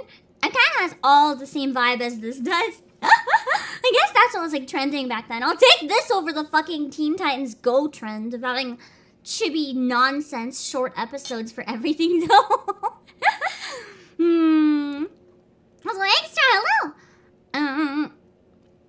It was like you saw the time slot on an Asian cable channel when you were on holidays. My hype went high. The news dived! I'm so sorry. He was pretty sexy for a fish, man. You see, that's a pretty good line, though. Zelda! Alex, we gotta watch the Zelda cartoon! We gotta watch the Zelda cartoon. Let me get the Zelda cartoon. This should be fine. It's old enough, right? Hold on. American.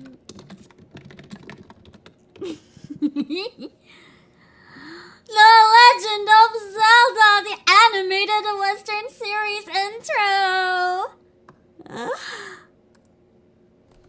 I have an ad. Hold on. I gotta listen to this ad. The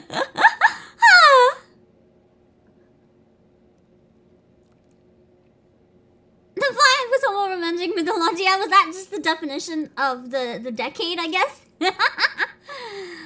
There we go. Okay. For those of you who are unaware, I don't think I have to show the original source material. Zyro, thank you for subscribing. I think most of you know what Zelda is. I think most of you are aware, at least a little bit, of what Zelda is. You know, a game made in Japan that's a really good classic, one of the very popular games with many games and many genres now. Yeah, the Mario Bros I have listed. We'll watch the Mario Bros after this. And the Mario movie. They're different and they're both awful. Okay.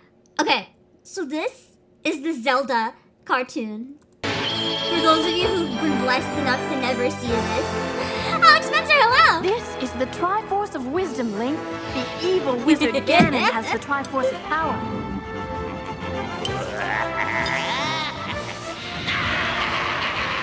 I like the villain voice acting in this, I'll admit. It's the type of cheesy that I like. Help me, Link. Hey, for you, Zelda, anything. I love Link's bad voice acting so much.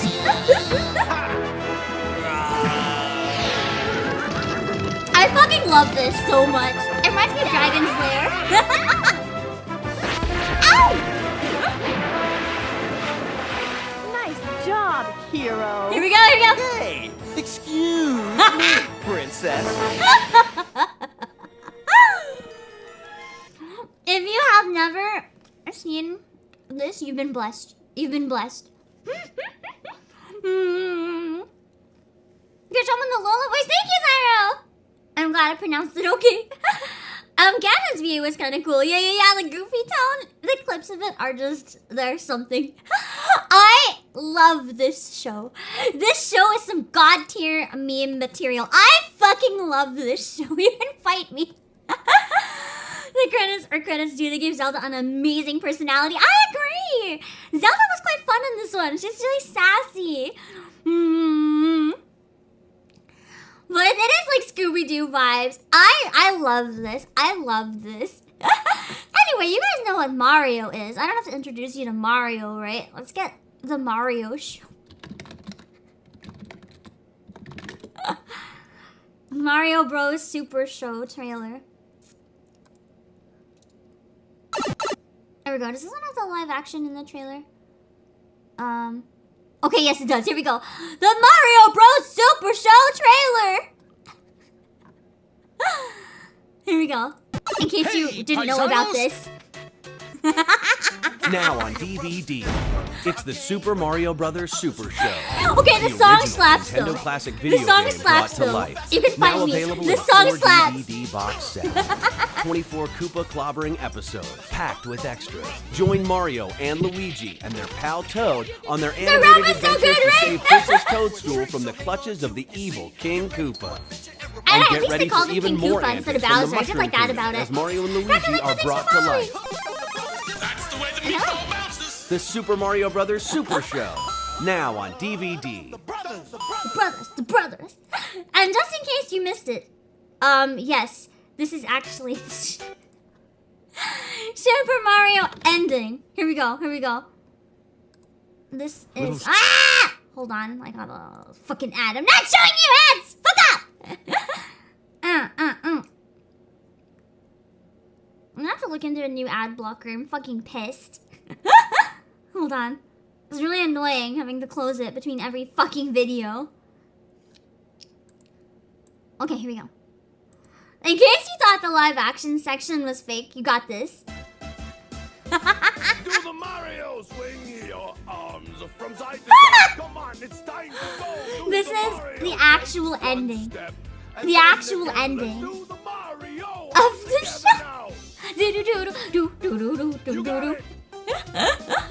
That's so good. This is content gold. You see, if I ever get a 3D model, the first thing I want to do with full body tracking is remake this video and do a song cover, but like actually do the dance, the whole thing. That's so good. It's by Deke, the team that did Sailor Moon. This is perfection. It's perfection. Yeah, it's YouTube poop gold. It really is. It's the good days of YouTube poop. Yo, the Jackie Chan. Did you guys know the Jackie Chan, the animated cartoon, is on? I think it's Amazon Prime now. You can watch it. It's available again after all these years. I was so surprised that it came back after all this time. I need to watch it. I don't remember much about it other than I really liked it when I saw a few parts of it. It is! Hold on. Let me see if I can find where it is. Let me confirm. Cartoon.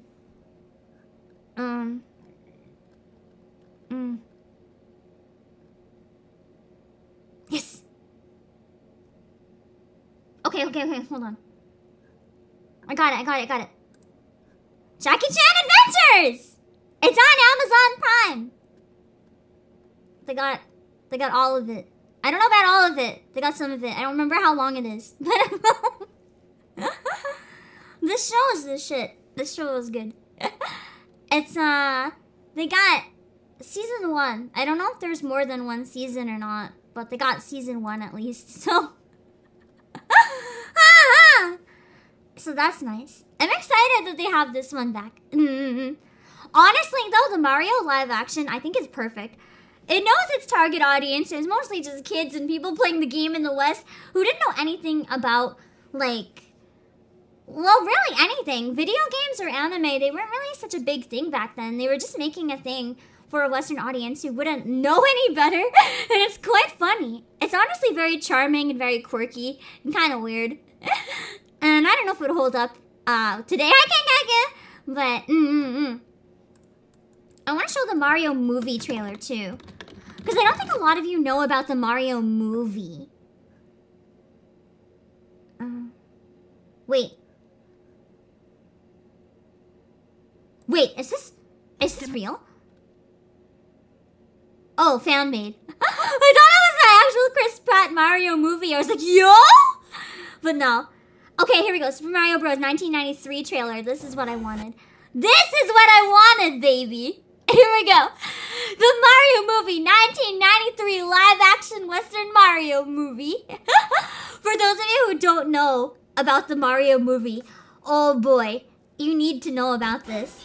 You need to watch this. This one also gives off bad Pornhub vibes.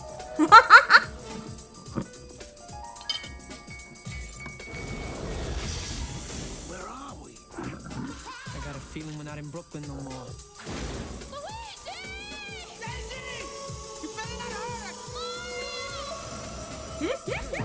They're brothers. No, me, Magic, love it. Me too, Weeb. Me too, Weeb. I actually love this fucking movie. It's so funny. They're on the trail of a kid. I think this movie was well done and hilarious. It absolutely is different than the source material, but I would watch it again. Hold on, I'll go back so I'm talking over it. Dr. Gunsign! They're brothers. We should do a watch along of this, you guys. I have a physical copy. We can. They're on the trail of a kidnapped princess and a mystical meteorite that gives She's crazy. I love her as an actor. She's one of my favorite actors. She's really funny. to rule the universe. I love him. He's so stupid. The fucking flamethrowers. Rescue the princess. And make it safely back later, alligator, to our world. Are you alright? Before time runs out. I love the I've got the power.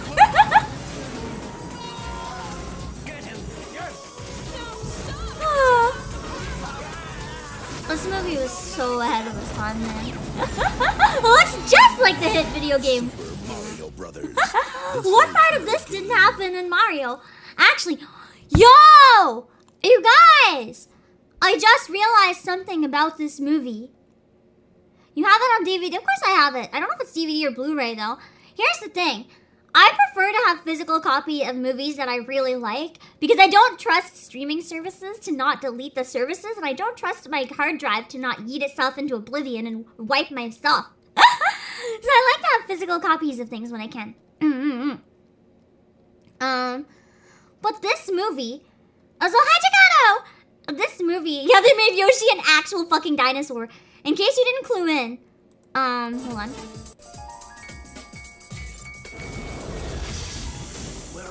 Where is it? They showed Yoshi. We're not in Brooklyn no more. I'm pretty sure.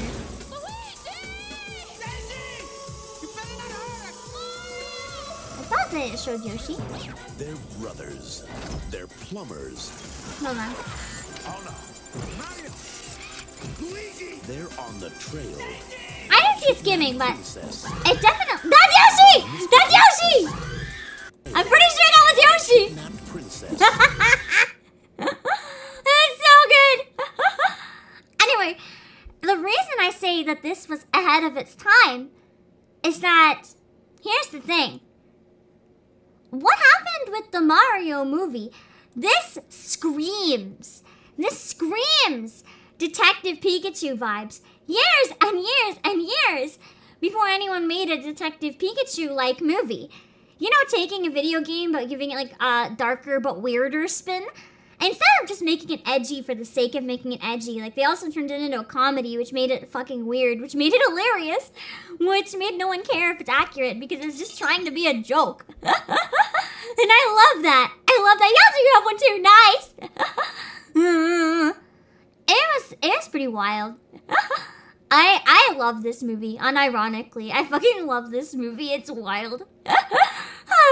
Yoshi the Velociraptor! So good. I haven't seen this in like 10 years. I gotta watch this, man. I haven't seen it since I was like a little kid, man. I need to watch this again. You remember watching this movie at 13? Yeah, I remember when I watched it when I was really young. I thought it was really weird. I want to watch it again, though. Also, Abby's hello. What? Land, hello. Did we watch the 2009 Dragon Ball live action trailer yet? No, but we can. We can.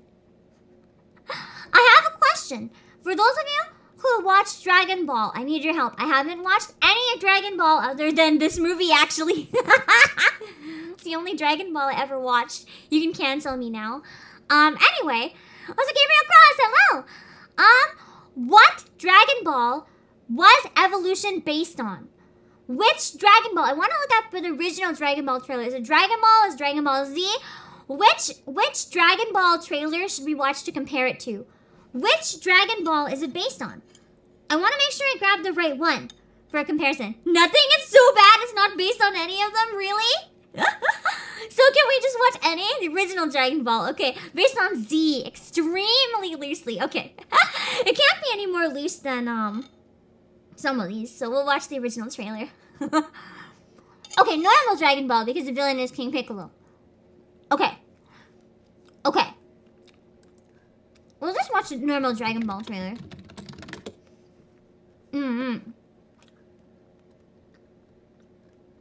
Hold on.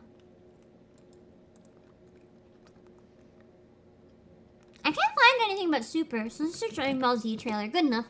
You'll get the vibes you're supposed to have.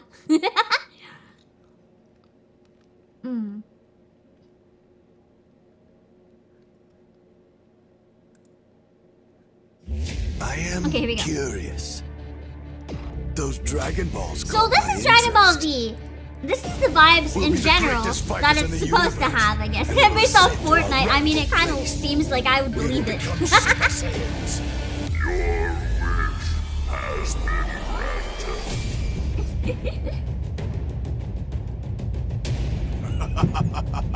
Kakarot can't just turn down the good fight. It's against his Saiyan nature. I actually want to get into Dragon Ball. That's right. I really like the art style from it. Especially Bulma. I feel like everyone says especially Bulma, though. You were born on the planet I just never got into it when I was a kid for petty reasons. And I kind of regret not getting into it later. Now there's so much to catch up on that I just don't want to. But I feel like I would really like it. Anything we want. Now tell me, how does the idea of eternal life sound to you? I have everything exactly, I need especially now. Bulma is a good reason. I will live forever! Forever! Kakarot's power level is increasing. I really like the color palette You of stuff seem to made back delight then. in seeing other people nice. suffer. You fool! Don't you realize yet you're up Just against watch the new Dragon Ball Super movies. Do they summarize the show? Is it like a condensed version? If it is, maybe I could just do that. A bridge. I've seen a little bit of a bridge. Kakarot, but in your heart, you must have known it would end this way. This time you Kai is a shortened down version. Okay. I might try watching Kai then. Can't you people just Oh, it's the original. Okay. Future of the entire universe. It all depends on me. I'm not going to let them down. I like how he has like the lowest voice ever, even though his name is based on a really high-pitched instrument. Anyway, you get the general idea of the vibe that Dragon Ball is supposed to have. So now, let's watch the trailer for Dragon Ball Evolution, the North American reimagining of Dragon Ball. It's an experience. Sorry. It's an experience. I watched this movie just to make fun of it. It was a great experience. Daniel, get back here! You have to watch Dragon Ball Evolution. You have to. I'll tape you to your chair. I'll duct tape you to your chair. You have to watch the trailer. You're not allowed to leave. The one stream where I'm not letting people leave. You have to suffer with me. Nearly destroyed. Not by men, but by gods from the sky. It's basically Dragon Ball: The Last Airbender. 7 mystics banded together to fight the invaders. They created the Dragon Balls. At least the Dragon Balls looked Now the okay. signs have appeared. Anime Watcher! I'll pause it for 1 second. Thank you for the super! Why are we here just to suffer? Because I've decided that's what you're here for. When do we watch Dragon Ball Evolution? Maybe someday. I actually didn't hate it that much, but I had never seen Dragon Ball before. I thought it was hilarious. I feel like it wasn't supposed to be hilarious, though. To defeat this threat. I like bad movies, so. I'm not ready for this. You are the only one. His faces were always so wrong. He has a duck face half the time. I don't know why. Upon the earth. We have to find the Dragon Balls before the eclipse. Let's go. We'll go, but we go together. He's acting. He sounds so dead inside. Watch this movie once. He'd rather get an organ ripped out again. The battle for our Where's he wanna world go? Knows about the dozy bots. What are the dozy bots? What's that? will begin. This one angered you with how bad it was. I mean, fair. If you're a fan of Dragon Ball, I can imagine it being pretty heartbreaking. That's me with the American Hanayori Dango, probably is the equivalent.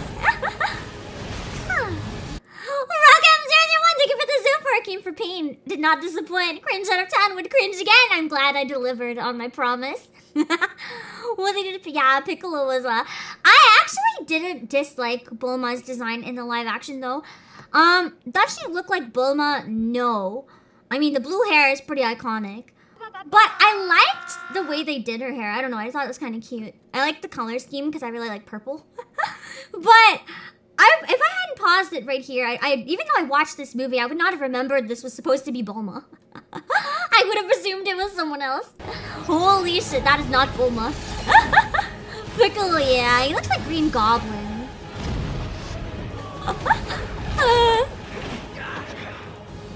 I love how they actually did the spiky hair with Goku. That's why with live action, we don't do spiky hair. Dragon Ball Evolution. Yeah, she's not really an assassin, it's like, what the fuck? Okay. He just looks like Green Goblin. That was, that movie... How do I explain how I feel about this movie? What do you guys feel about the movie? I want to hear your thoughts while I think about how do I articulate mine.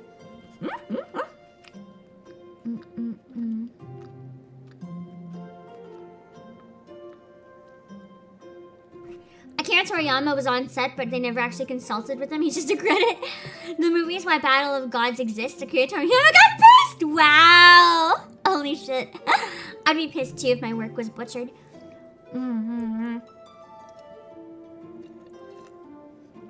Even the writer and director apologized. Wow!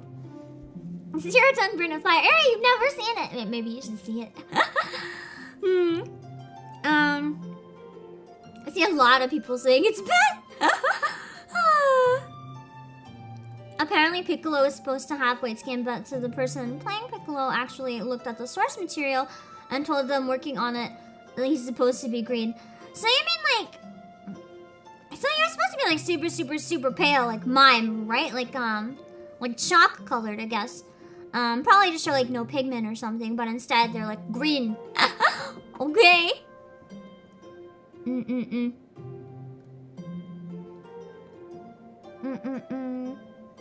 There are ads for in Shonen Jump. I can't believe Shonen Jump acknowledged it. Holy shit. I wouldn't have acknowledged it if I was Shonen Jump. Oh shit, bot! Did you guys get it? Is it still there? Hold on. Ah! I pressed a million buttons. I don't know what I pressed. Okay, bot is gone. I think the bot... Oh, maybe it's not gone. Hold on, I gotta wait for chat to load. It's being slow for me. Hold on. I can't kill it. Hopefully Josh already got it. Oh, you did! Thank you, Josh! Okay. So, here's how I feel about the Dragon Ball movie. What they tried doing was taking all of what makes... They tried taking the cheesiness of a lot of Kung Fu movies and mixing it with the cheesiness of a lot of superhero movies, and kind of assumed that taking a popular IP, giving it lots of comedy and lots of action and lots of SFX was going to make a lot of money and everyone was going to like it. Instead, they kind of offended fans of all of the above genres. Like, people are like, okay, well, people who like comedy are gonna like it if they like bad movies, but people who like superhero movies don't enjoy it. People who like Kung Fu movies don't enjoy it. People who like Dragon Ball don't enjoy it. It's like... It kind of flopped for everyone. They call Key air, but they actually call it airbending. Isn't that like blatantly stealing from like another copyrighted fucking IP? You can't just do that. Wow. It's supposed to be 120 million. They got 30. I wonder if that was part of the issue. If they had to cut a lot of stuff because their budget got like destroyed. I wonder. They got hit by the writer's strike. I mean, they could have waited until the strike was over, or they could have decided to pay the writers fairly, just saying. So, you know, that's not a full excuse in my opinion. Talking about bad adaptations for us today. We're talking about not just bad, some are good. We're talking about non-Japanese adaptations of Japanese media in general. If you know any good ones or any bad ones, feel free to share them. Some are good, some are bad.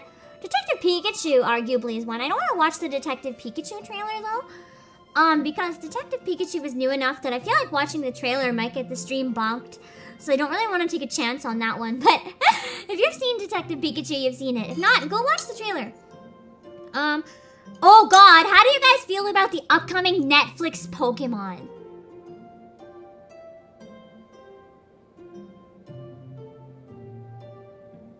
How do you feel about the upcoming Netflix Pokemon?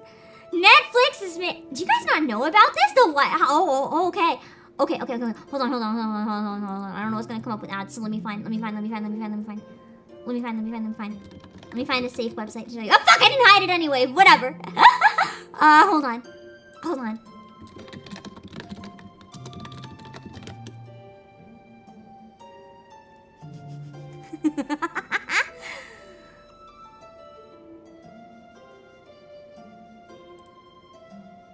Variety is trustworthy in terms of media stuff, I think. Okay. Pokemon! Let's Derek Caldera, thank you for subscribing!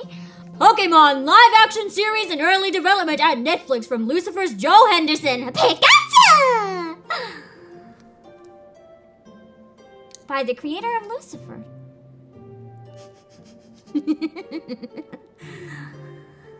A new Pokemon series is in early development on Netflix. Variety has learned exclusively from sources. As the project is still in its early days, no details are available about the plot. However, sources say that Joe Henderson is attached to write the executive produce. Henderson currently serves as co-showrunner and executive producer on the popular Netflix series Lucifer, which is preparing to air its 6th and final season at the streamer. Sources also say that the project would be a live-action series akin to the Detective Pikachu film starring Ryan Reynolds and Justice Smith that was released in 2019. They did not immediately respond to other stuff. The move to develop an original Netflix Pokemon series comes as the streamer has made itself the home to multiple existing Pokemon shows. Yada yada yada yada yada yada yada. So he's also worked on Shadecraft. He's also worked on other stuff like 11.22.63 and Hulu and Graceland and White Collar, in case you recognize any of those. Yeah, Netflix is... yeah.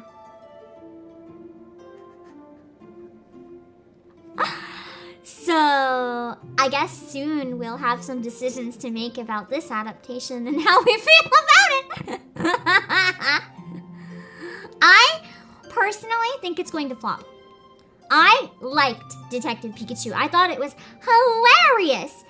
I thought it was a fun spin, but the thing is, that was it. At the end of the movie, I was like, okay, I'm satisfied. Would I want to watch a whole series of Detective Pikachu? No. Because I think the charm that's different that would make me enjoy it would get very stale after the first episode. I wouldn't want any more of it. And if it's my Netflix... the people who made the live-action Powerpuff Girls and Riverdale and Sabrina, I don't have the best feelings about a live-action Pokemon handled by Netflix. Wait, Lynn, let's watch the trailer for Battle Angel Alita, maybe. I actually did not hate that movie. I don't know how to compare it to the original because I don't know the original, but it's actually pretty good. I didn't hate the movie. I thought I would. I went to see it to make fun of the creepy eyes, but then I actually liked it. Let's look at that one next, as an example of one that's not so bad. Yeah, Castlevania on Netflix is not live action, but I have a question quickly about Castlevania. I'm not super familiar with the franchise as a whole. For Castlevania Castlevania, is the game Japanese or is it foreign?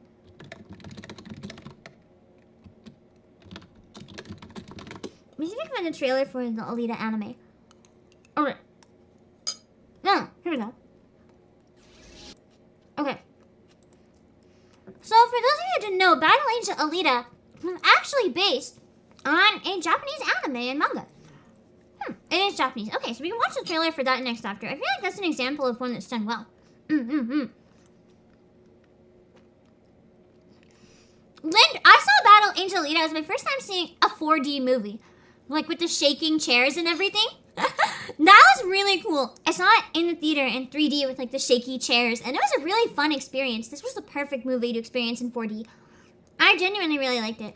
Although it might have been more because I hadn't seen a 4D movie before, so I felt kind of badass, but I don't know. It is what it is. Oh, I meant to mute my cough, but instead I get rid of the internet. Oh well. I blessed your ears. Okay. So, this is the original. Yeah, I like the 3D for Alita. It was kind of cool. It took getting used to, but I didn't mind it. I like the music in this older one, though. I've never seen the source. I will say it didn't feel nearly as dark as the source material is making it. Like the color palette and the old 90s anime vibes, there's something special about anime that comes from this genre, this timeline. Like early 90s had a very dark color palette that I really like for certain types of anime.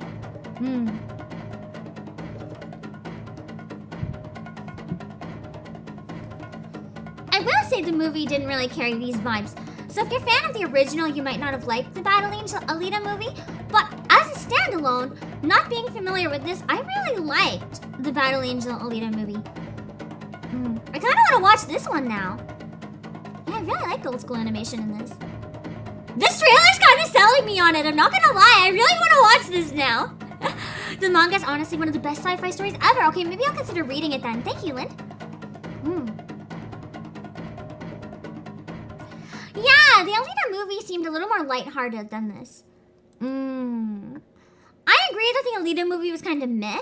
That's why I said it's good. It's more like, literally some of these are so bad that in comparison, the Alita movie was pretty good. You know, I wasn't disappointed. Compared to a lot of the others where I was disappointed.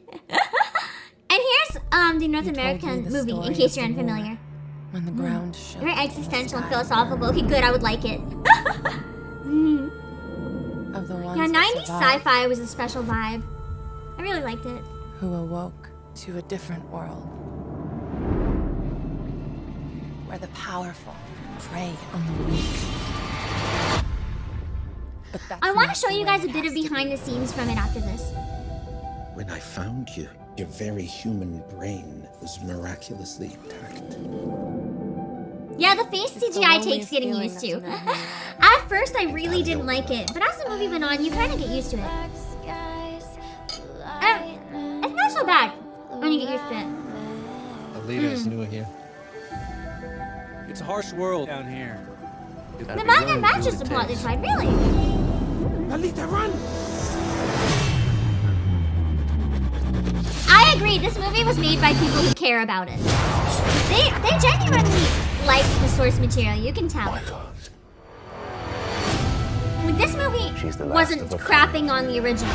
Whether it was different or the same, in different respects, they didn't crap on it or like turn it into a quick cash grab.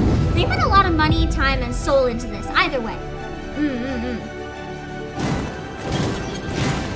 And that's what I think more people need to do when making adaptations in other regions. You just need to find ways to show it respect. Yeah, an effort was really made. An effort was hard made in this one. The fight scenes in this movie were really cool. I really enjoyed the fight scenes.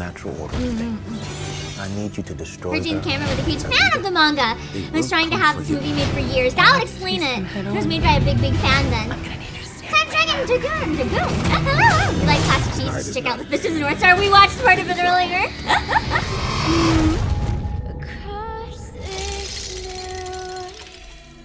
Like this character, the one with the long claws, her animation was really cool.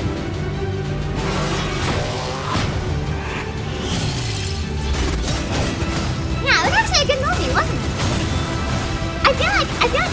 rare that I show at least one that is actually a good example. Because we always assume that Western adaptations of anime are automatically bad, but I think this one proves that they can be done.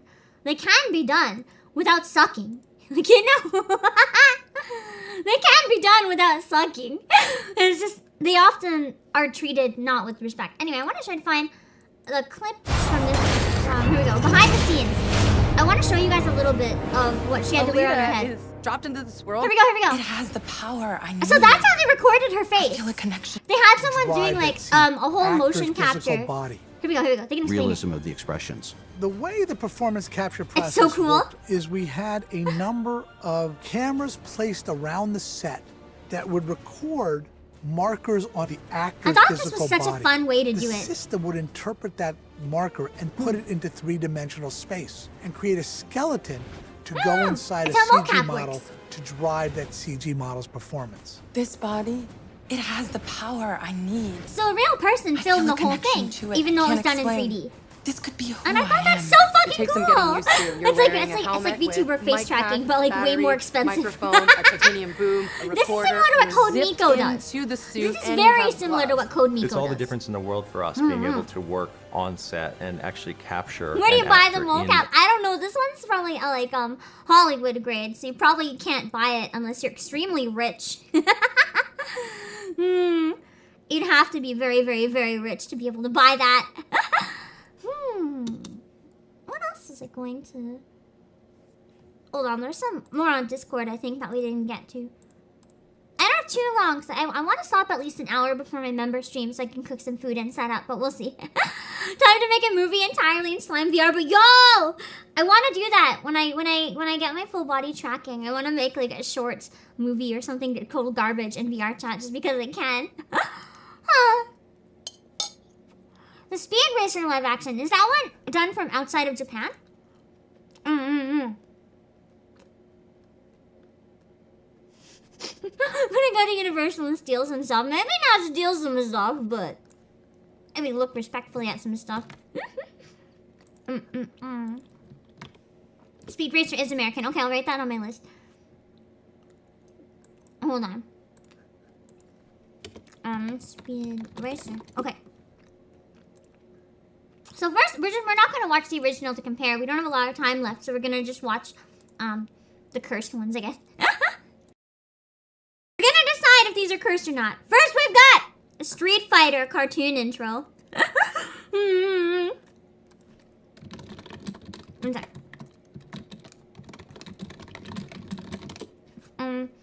So this is the Street Fighter cartoon. I don't actually know anything about it, so I'm kind of curious. Colonel William Guile, one of the greatest martial And it artists has in the that world, similar travels He-Man the global style tournament again. circuit, using it to conceal I imagine this mission is like a as G.I. leader Joe of an elite animation. group of international crime fighters, known only by their code This name, was a thing. Street I Fighter. feel like everyone wishes they could The forget this heroic one. man beast, Wonka, hard-kicking fighting machine, Chun-Li. Okay, she's hot though. She's hot though. At least they managed to make her hot still. And a team of the most amazing warriors ever seen have joined forces with Guile to She's still hot combat the too. criminal empire of Shadaloo and its superhuman leader, What again? Hello! They have their own code of honor, discipline, There's so much justice, Smash. commitment, and together they will triumph against What the is this forces trying to of be? evil. Like the Avengers, but they're fighting with Street Fighters? They go solve crime? What is this show trying to be? Like, I need to know, has anyone watched this show? What is it trying to be? Are they like their own, like... do they team up and fight people? Or is this just like once a week one of them turns against everyone else and they fight each other? Like Guile Worldwide Detective. Oh no. So it's like X-Men basically. Okay, but speaking of older X-Men, X-Men Evolution though, yo.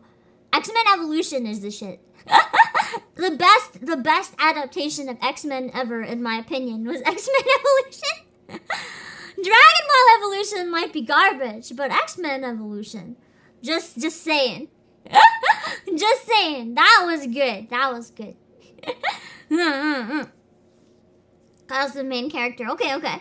So So it has a main character. I was wondering how they worked this one. I didn't know what was going on in this. Well, that is something. Okay, so you have X-Men superhero style Street Fighter. Doesn't that kind of destroy the whole premise of Street Fighter though? Isn't that the whole point of Street Fighter? Also, Jane Kai, thank you for the follow. Isn't the whole point of Street Fighter like they go fight each other in like street battles? Like, this isn't Street Fighter anymore. This is like superhero league, except they don't have superpowers. This is like a superhero wannabe club. That takes everything that seems badass out of Street Fighter and turns it into a big fucking joke. Just this superhero wannabe club. That's what they should call it. The Mega Man cartoon was deceptively good. Now let's watch the intro. I don't think I've ever seen the Mega Man cartoon. I remember there was a Mega Man anime that was dubbed, but I don't remember a Mega Man cartoon. I don't think I've ever heard of or seen this before. Also, hi, tonight. The heroes and villains in Street Fighter. Okay. That's true. Some of them throw fireballs. Okay, that's fair. Hi, Tony. Mega Man. I like how they. Okay, hold on. They managed to keep the vibes of Jam Project. Like, I can imagine this song being by Jam Project. I like that. I've heard a lot of Jam Project variations of Mega Man songs, and they're always really good. Mega Man! I like how it's predictable enough that you can hear half of it and you know how to sing it. Okay, this actually looks kind of good though, which sucks because apparently the intro makes it look good, but it's actually bad. Which is a shame! Because this looks good from the intro! I would watch this! Is that roll? I think this looks better than the Mega Man anime, unpopular opinion. Robot! Mega Man! I thought the Mega Man anime, I didn't like it personally, but this I would watch. This I would watch! Yo!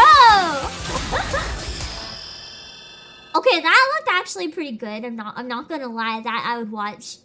That I would watch. That would be decent.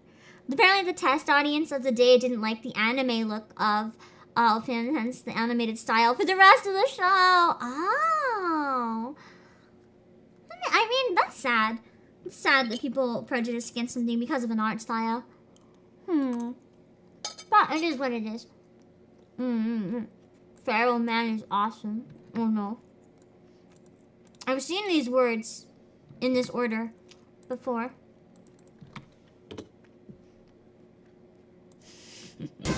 Oh boy. I know this. Is this from the end of the show, I'm assuming? Oh, the intro was outsourced by a Japanese studio. Makes sense. And then the show was garbage.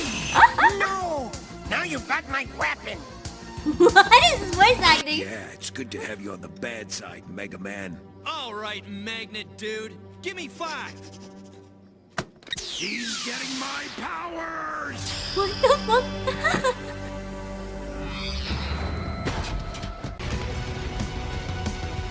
This is so bad! This is so bad! This is like that overcomplicated trying to make sense of something meme with all the numbers flying around their head. Now I've got your power.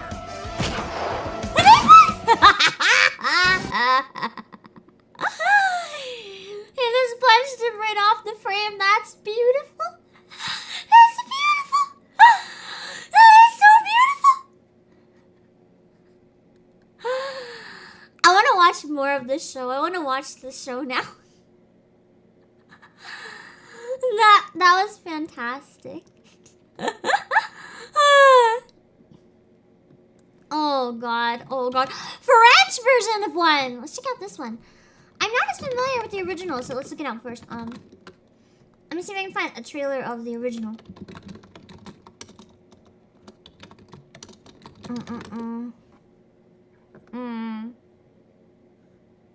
Okay. So this looks like a trailer of a newer version of City Hunter, but either way, they're both City Hunter. So new or old should have similar vibes.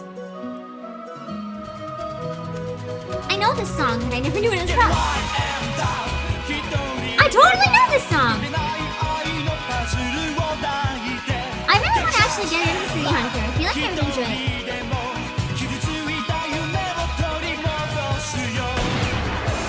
So, I don't know, what is City Hunter? Is it like another detective show, kind of? The Donkey Kong Show! We gotta do that next. Okay, anyway.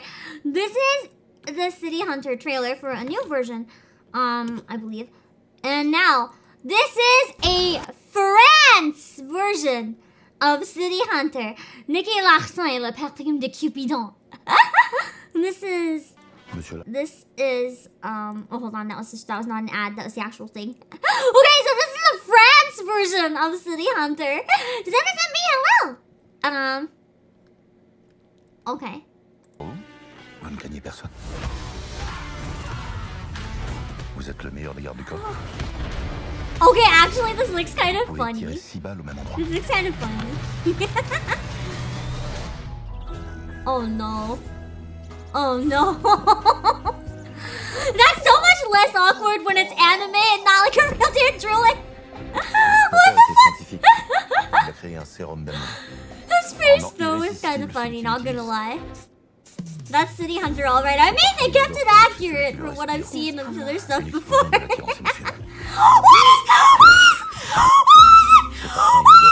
Celui qui le respire. L'attirance émotionnelle.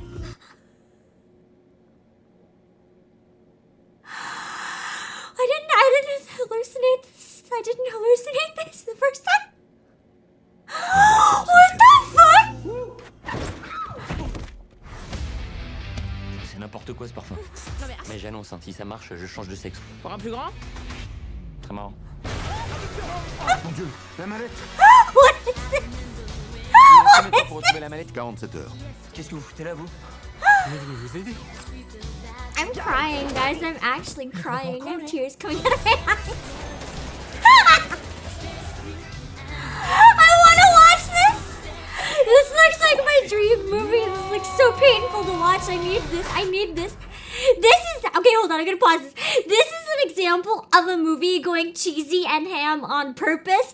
And, like, using a high budget, but to make, like, a purposefully cheesy movie and fucking owning it. Fucking owning the cheese. Look at this.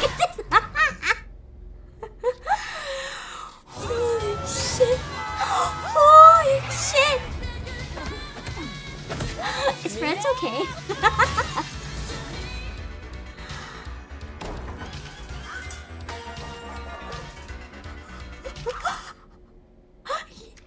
What a creep. I want to watch this movie. I want to watch this movie.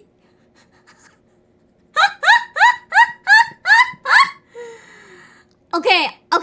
So we have to do a watch along of the French version of City Hunter.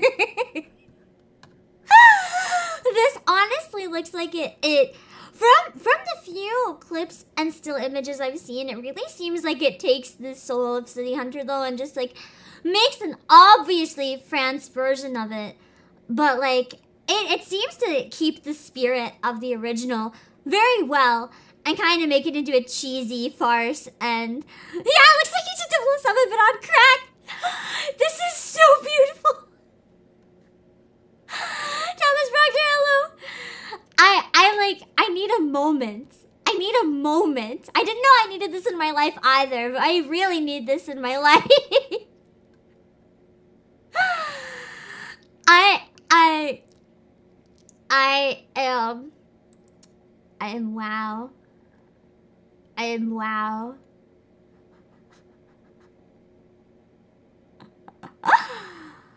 That I don't even know how to react to that. I'm just stunned. I'm just really stunned. What's on?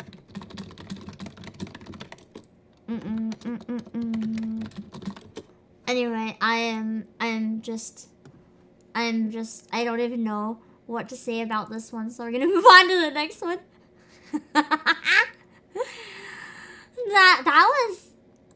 This looks like it's gonna go right to the top of my things I need to watch list. Holy crud.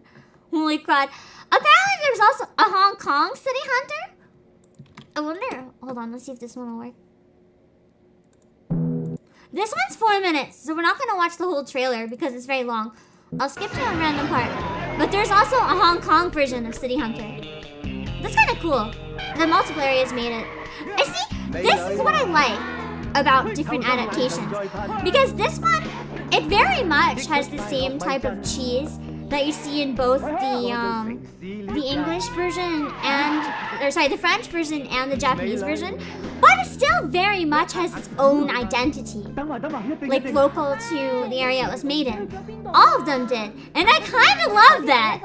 It gives you unique versions of the same thing, but like everyone in the own area can like kind of relate to it differently, I guess.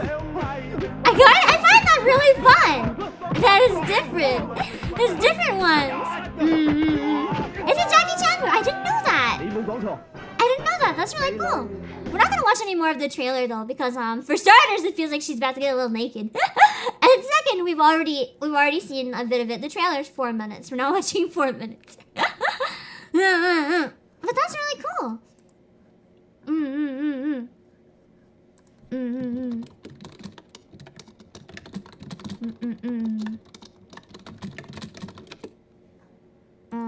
Anyway, we'll see if some of the other ones I might be able to toggle subtitles on. I forgot that was kind of a thing.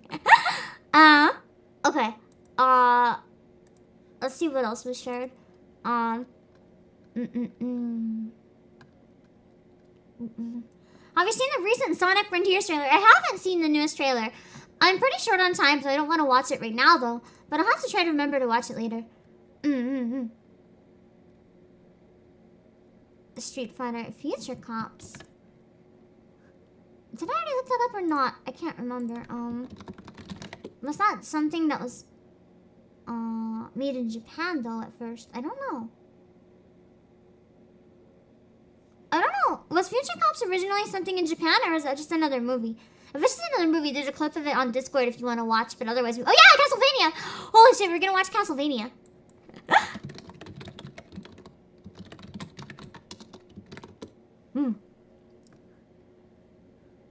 So we're gonna watch the season 1 trailer. Just so it doesn't spoil too much for people who haven't seen it, you know? Just give me a sec, my internet's frozen. I don't know why. My browser is not doing shit. Oh, here we go.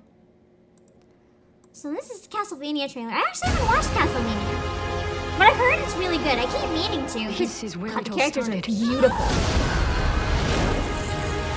Wasn't this one a collaboration with Japan though? I feel like the animation might have been done in Japan. Which means we are here wrong on for that a though. reason. The voice acting seems really good. All right. Where would you like to start? This actually looks really cool. There's a collab. Okay. So like a lot of the ones that are collab between French and creature English. attacks. Will you help us? Well, French and English. I don't know what regions, but I'm sure French I can do studios and something English for you. studios. God, I love this voice. Sisters, Hector is finally ready to start making night creatures. Yeah, this looks really, really well done. Take the entire This looks like what some of the other ones could have done but didn't. It's a spell. It will have the name of the person he was trying to bring back from the dead. I like all the accents. Let me guess. It decodes as Blood Dracula Tepesh. Yeah, I can see that! Why The team the that worked fuck on this would would anyone make a do really that? good Berserk What do you do adaptation. there? I can see that. I wish I could fucking God, the kill you animation. twice. You can fucking kill you twice. What a line. The animation seems really high quality in this one. I really want to watch We have to this. spend Yeah, the it rest looks of like a our lives graphic making novel in sure motion. nobody brings him Like a back from North the dead. American style graphic novel, the type of When shading I that you see in began it, this journey, and the I type had of a thick very lines. simple plan. You don't normally see those type of That lines in plan has animation. evolved. The plan is now conquest. Kill everything you see. Begin. I've heard he's a very well-written character. I don't know much about him otherwise, though.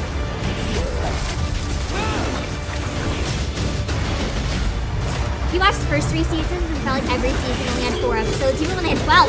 Isn't that good? Holy shit. One of those ones that you watch really quick and wish it had more, I guess. That ever stopped us.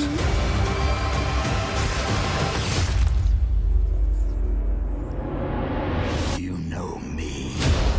Oh my god, the voice acting. Your soul. This might be some of the best voice acting and animation I've ever heard just from the trailer. Like, I'm actually blown away by the quality of the voices that I heard in this trailer. They sounded a little more similar to what you'd hear in a live-action product, but, like, still hammy enough that it doesn't fall flat. Because often if you get live-action actors to do an animated thing, it's going to fall flat because they're not going to have enough emotion. But in this one, it kind of strikes that perfect balance, where it doesn't sound over the top or animated, but it still sounds animated enough that it doesn't sound boring and it matches the animation. Oh, the opposite. It felt like they had 4 episodes worth of story stretched out for multiple episodes. Yikes! But the voice acting was really, really, really cool. Oh god, Richard Armitage in Graham, but it was cropped in my view, so I just saw Graha, and I was like, Graha? Graha? What about Graha? Don't mind me. Don't mind me. Tekken Netflix show. Is it still made in Japan though? If it is, I don't want to watch that one. Because right now we're looking at adaptations made from outside of Japan. I know I'm down bad, shut up. Aeon Flux is a Western series. What's it based on though? Is it based on a Japanese one? If it is, we can maybe check that one out. Well, I'm gonna try to get through what's on Discord first, because I think there's a number. I don't think we're gonna get through them all, guys. I'm gonna skip to like some stuff probably that looks interesting. Anime Stand. Wait, is this a comic that was based on JoJo?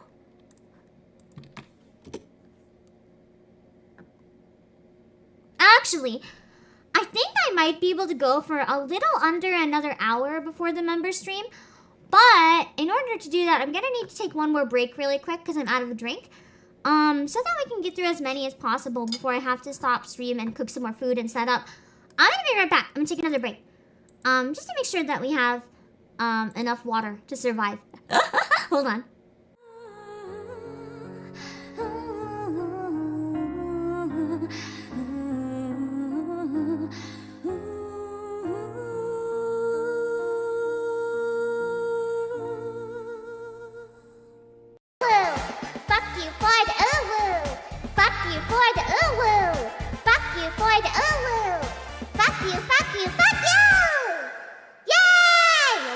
Over too. Great timing. Why is autoplay? Hey Runa, I have one word for you. I have one word for you. Eat your fucking veggies. Eat your fucking broccoli! Don't make me force feed you that broccoli. I did a whole stream on why everyone has to eat their vegetables and why every vegetable is important. You're not gonna get away with not eating broccoli. Not in my stream. Eat your fucking broccoli.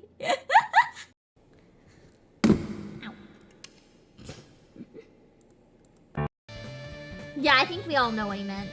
Alan was baiting this man so hard. Oh no, Lulu! I'm so sorry!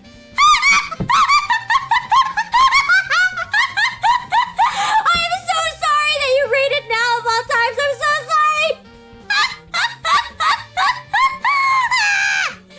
Thank you for the raid. I'm so sorry for this abomination that you see on stream.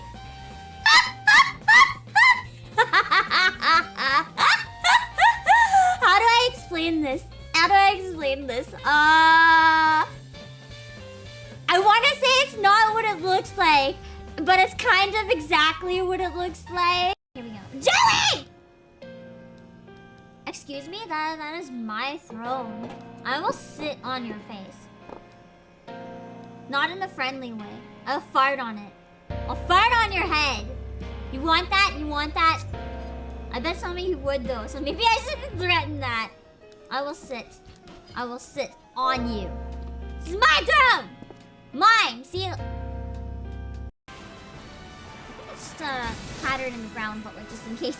I think it's just a pattern. Whoa! Where do I go? Where's safe? What the fuck? Where's safe? Oh, Flame Chocobo, they should know. They should know where's safe. Where's safe? No! Ah! You almost led me to my death. Holy shit. Okay, it's fine. I think it's fine. It's fine.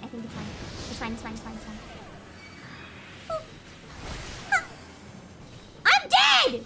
Fuck, it's not fine! Hold on, I gotta. Whoa! Nice!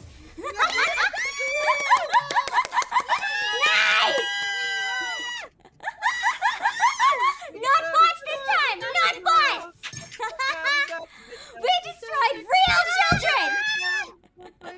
Okay, I think that's...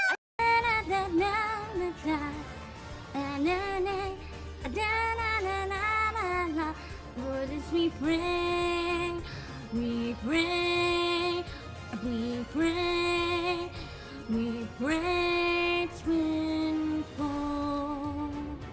I don't know the words, so I probably got them so wrong. So good. This was one of my favorite songs, like in this game or otherwise, when I first heard it, because it was just so damn good.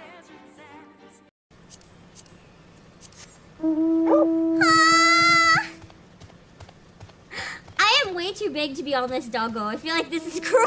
But it's so cute! Oh, look at the little butt! Look at the little Shiba butt! Oh! Look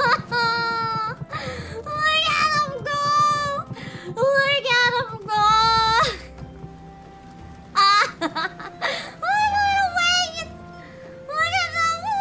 This is the best mount. This is the best mount in the game. I don't have any regrets. We will make it. Will our story be lost in the wind? Will it live on to sing on again?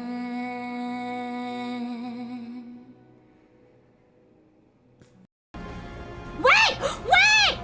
Remember when I said he had to marry me? Wow! Oh crap, oh crap, oh crap, oh crap, oh crap. I thought I was gonna just kneel, but I kneeled too far forwards and my face went in his crotch. That was not intentional. That wasn't intentional. I fucked up. Wait! I feel like you're probably not supposed to use chairs, but now I just want to know if it's gonna be possible. How are you gonna stand on the PC while you stack them? You stack a lot of them. And then it works. Because they're taller. See? Oh my god! Yeah! Cheers! Yeah! Cheers! Let's go! You guys do it the smart way. I use piles of chairs. I don't know if that's what you're supposed to do or not, but I liked my chair solution. Amazing. Amazing.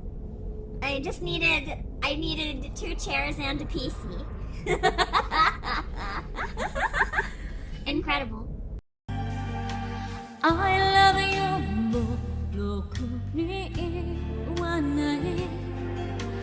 口下手で間に不器用な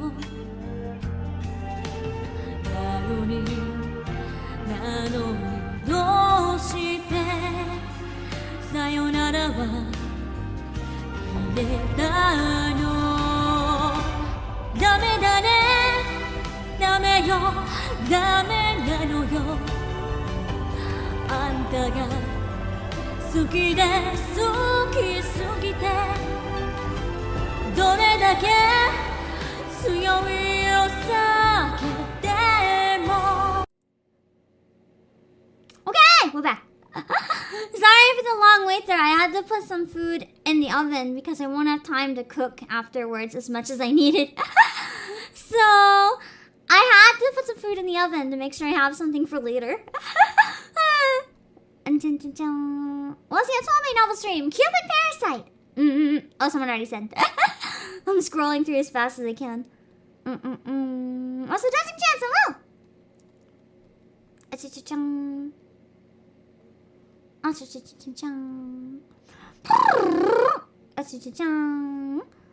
Optimal, hello.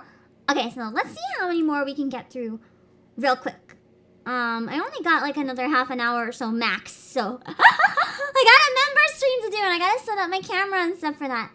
Because for those of you who didn't see, I'm doing a hand cam member stream in about an hour and a half. Gonna be doing some drawing. So I gotta make sure I have time to like move my entire setup. Because I need to accommodate my space for that. Okay, so what is this?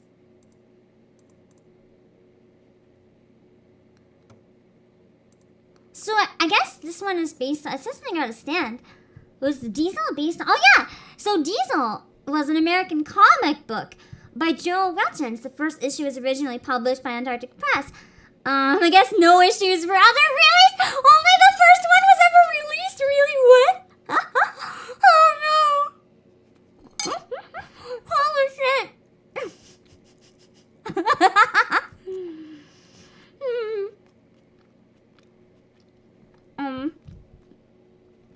Well, there's one chapter and 25 pages. That's the whole thing. I guess it was rediscovered to be heavily influenced by JoJo's Bizarre Adventure. But it's very generous, so I wonder if maybe it was just like not. I wonder. Star Platinum be looking a bit blue. I wonder if it was based on him. How does it work? Are there stamps in it? Like, Apparently, Antarctic Press would not be able to obtain the rights to localize at the time. So, okay! So, the guy he received a fan subtitled copy of JoJo, and he wanted to introduce the American readers to JoJo, but they wouldn't be able to get the rights. So instead, he started producing an Americanized version of JoJo's Bizarre Adventure to be published under the name Diesel. Okay, so it was like a whole new thing that was because he wasn't allowed to do JoJo. So this is the Sailor Moon situation all over again, but a comic book. The only chapter released of Diesel is an adaptation of the Stardust Crusader story arc, The Fool, Iggy, and the God Duel. You can't read, which was featured in episode 8 of the OVA. The story goes back in 3 months where Mr. Evans is meeting. I don't want to read the whole thing because if you know it, you know it. But yeah, it's based on part of Stardust Crusaders, I suppose. A rip-off of a lamp. That's what it seems. Hi, Damage 6. And then, like, if I steal it, no one will ever know. At least Saban still called theirs Sailor Moon, but this one is wow, it's blatantly stole it. That's certainly something. I wonder if I can find any pages from it. Hold on. Blah blah blah.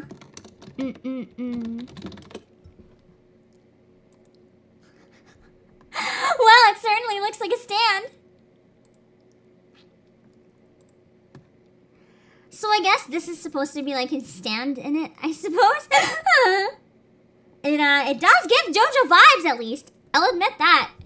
If I saw this out of context, my first thought probably would have been, yo, it's his stand, as a joke. But I guess in this case, it's like actually his stand. That's pretty accurate, I guess. Yeah, Hulk Platinum, basically. Not as blatant as Gene Simmons' son's comic. Oh no, what's that? Yeah, it's literally like a JoJo pose, basically. It's pretty obvious.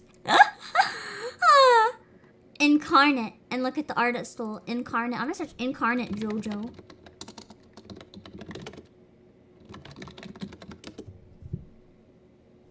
Or just Incarnate comic plagiarism.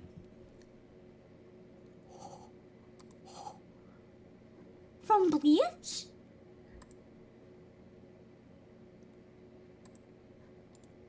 What the fuck? What the fuck? So, for those of you who aren't familiar with Incarnate,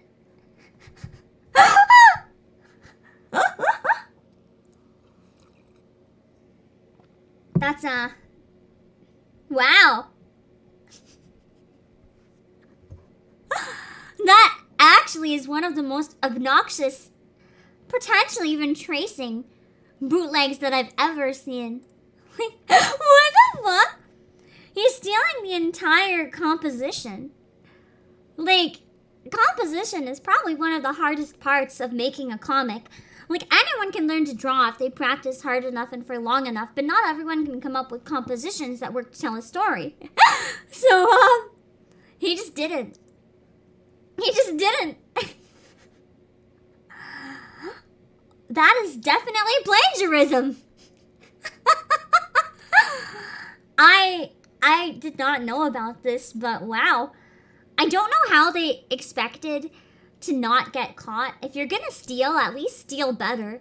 Don't steal from like one of the most popular and well-known manga. Like, why would you steal from Bleach? So many people know Bleach. Like, you're gonna get fucking busted, you know? Like, no one can get away with this. Why would you even try?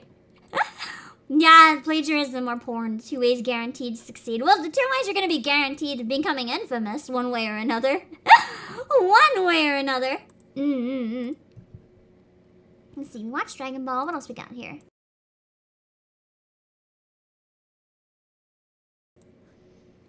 Was Kite based on an anime? I've seen a trailer for Kite, but I don't know the source material. House of the Dead! Was that a Japanese game, though? I don't know. I know Typing of the Dead came out in Japanese and not in English, so let's go with yes. I want to see the House of the Dead trailer. Video unavailable! I guess it got deleted since? Is there a trailer? I found a trailer. Watch the trailer instead. It was a nightmare. It all started a few days ago. Kite was a... It was a hentai? How did I not know this? Samuel Jackson. Okay, we gotta watch that trailer next then. I mean, he is the hentai man. I've seen the hentai. There's no way out now. Now I'm gonna watch the trailer even more. Now that I know it's based on the fucking hentai. Any way you That's like so cheesy. Oh my god. Like I said, it all started a few days ago.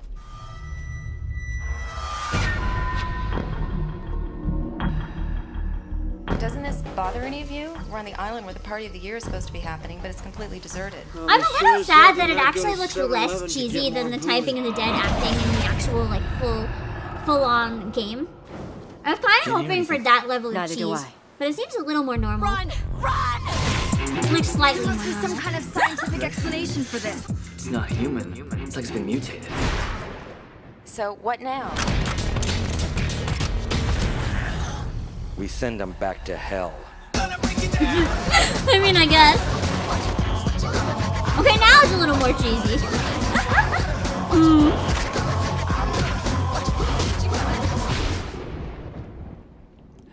Secret Admirer Raid! Hello! I don't... What's the person called Secret Admirer? Or is it someone who doesn't want to say that they sent a raid? Either way! Whoever sent the raid, thank you so much! We're watching a trailer for... back to House of the Dead movie. House of the Dead. Wow. I've been waiting for you. Oh no! So basically, we're watching a bunch of trailers and clips from movies that were not originally like they were originally Japanese, but we're watching non-Japanese adaptations of things. And just seeing like what some of them are like. Some of the trailers are really bad, some are really good. It's mostly pretty bad, but thank you so much for the raid. I don't know who to thank, unfortunately, but I'll make sure to put a mystery thank you. Thank you so much for stopping by. I am gonna end the stream shortly, just a heads up. But you're more than welcome to stick around for the last little bit if you want. We're just checking out some cursed stuff. It's a good time. I usually stream lots of stuff like music and stream Final Fantasy 14. I stream a lot. Yeah, don't worry about snitching. If they don't want to know who it is, it's all good. And also Danian and 00. Hello. Data Expunged they sent us. Understandable. Thank you, Data Expunged. America and Godzilla. We should watch that one. That would be a pretty iconic one, I think. Ro, thank you for the super. House of the Dead was the first movie I walked out on. Was it that bad? You walked out? It's not even worth watching for a joke. That's something. Holy shit. Okay, let's try the Godzilla one. Hold on.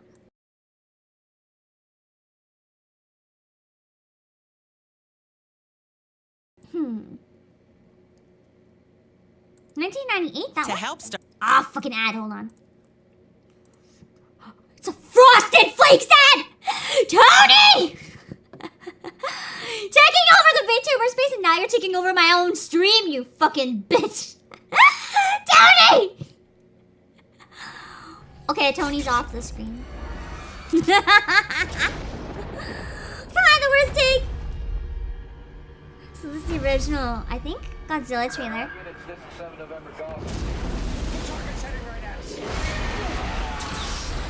He's too fast. Panamanian government evidence of passengers dead or alive. I kind of want to watch the Godzilla Japanese trailer after this. Don't care.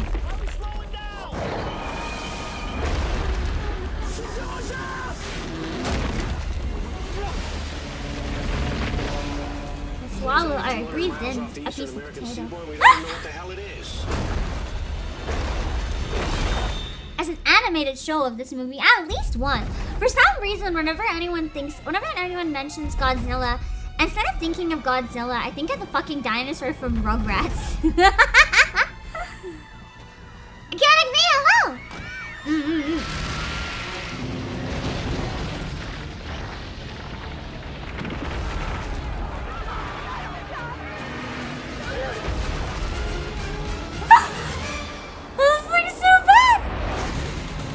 Apparently the original suit actor for Godzilla was so disappointed he walked out of the cinema. Oh no! That's so heartbreaking. Also, sing out that well. Yeah, Reptar.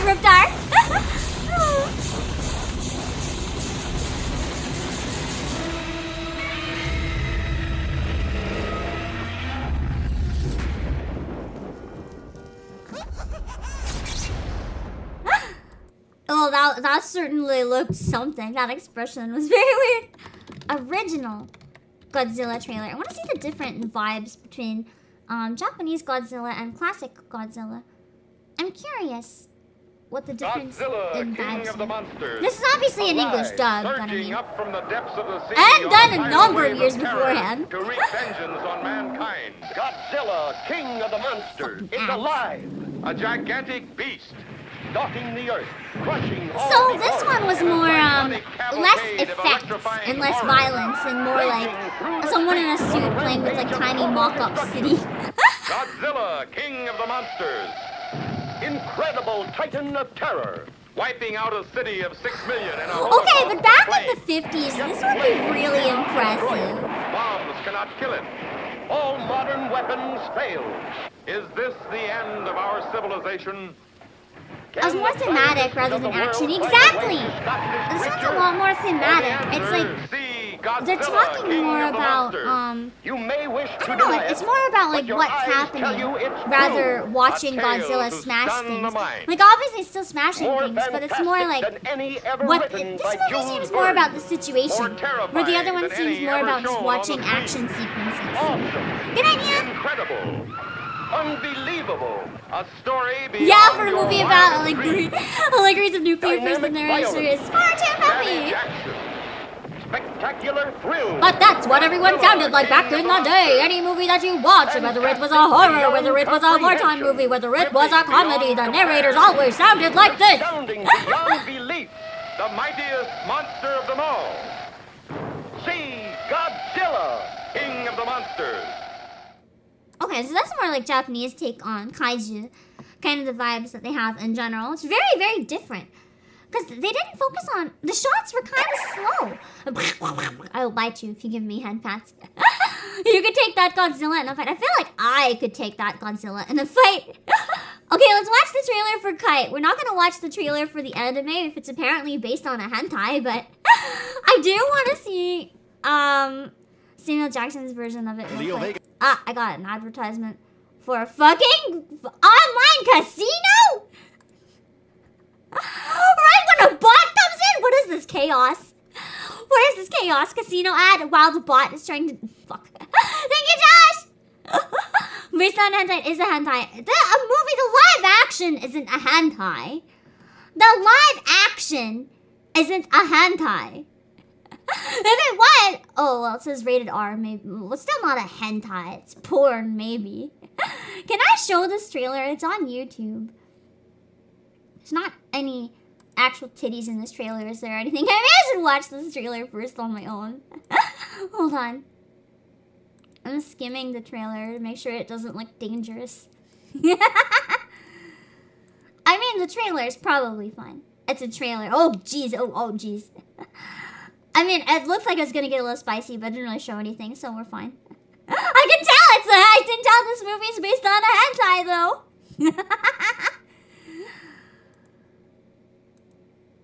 Hold on. I'm almost done the trailer. Okay, the trailer's safe. We'll show the trailer. It's fine. It's fine. It's fine. Hold on. We are not going to watch the trailer of the original hentai, though. Well, we'll watch the movie trailer. It's fine.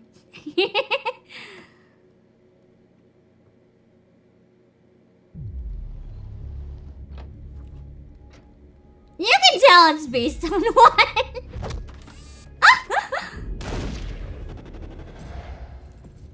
Does that one even have a trailer? I don't know. The movie does. Exploding 9mm shell. That's all yours. My name is Sawa. My father was a cop who fought the cartels, but the Emir killed him and my mother. Acting seems pretty bad, but on her part. But I feel like maybe it's supposed to be kind of like this. I take my revenge until I reach the Emir. Although I like her visual acting, I just don't like her voice narration in the trailer. But her face expressions and her movements look quite good. Susan! Thought I warned you, small child. Behave. Don't call me a small child, Susan. Fuck you! Man who killed my parents. Thank you for the super, Susan. How do you know who he is? You doing what you're doing because someone killed your parents? It's an addiction, you know. Addiction to murder. Or revenge. I like that tiny knife. It looks like a cat claw. This actually looks like a kind of decent movie, though. But did you guys say the movie actually is okay, or is it bad? The trailer's interesting enough.